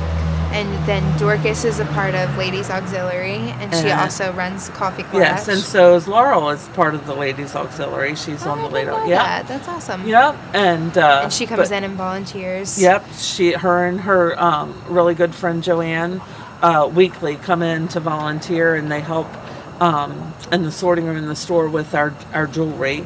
Mm-hmm. We had a lady that worked in the sorting room who's having some physical issues who hasn't been in. So, they've stepped up and done extra work there with the jewelry, which we really appreciate. Mm-hmm. And that happens a lot, when someone's out or someone's missing from doing something, we have people who step up, and fill in those gaps and make sure things are getting done. That's something about our staff, that we, fill in for each other, have each other's backs, do things, Come on over. We have visitors again. Come on down. They're stopping in before they head to school. Aren't you cold? Yeah. Are you awake baby. yet? Good morning. You look awake. Look at that pretty sweater. Your siblings look sleepy. That's true. Good morning. Are you awake? Good morning. Did you sleep at all? Did you make me cards? Thank you. I'll look at them later. I feel like every time I looked at the live stream, you were commenting. I was trying. I had it on the TV. All right. Okay. But I went to bed about 9:15, and then when Dylan got up at 3 to come in here, I woke back up, and I never fell back to sleep. So I just watched then. All right. Okay. Well, you guys have a great day at school today. What are you most excited about? What's your favorite subjects? Over there, more of the OPC. Come here. Mike's over here. Here, I'll hold you. Come here. Let me hold you. Yeah. What's your favorite? Do you have a subject? What's your favorite thing about school? Is cuteness your subject? Huh? Waylon likes science. You like science? Yeah. You like science? Are you just repeating everything he says today? You did that last night. What are you least excited for? Recess. Least? No? Lunch. Encore. Encore. What's that? Is that music? Oh, it's music, art, PE, media. Okay. There's Michelle. So all the extras. She made it in. What is something that you think is going to make you smile the most today? Recess.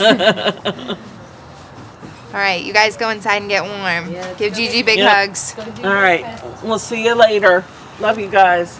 Have a good day at school. Yes. You gotta stop and reset. Okay. All right, we're gonna stop and reset. Get going. Love you. We gotta go around. It hit the 8-hour mark, so we just gotta restart. Oh, okay. So we'll be right back. All right. All right, we'll be right back. We gotta. Yeah.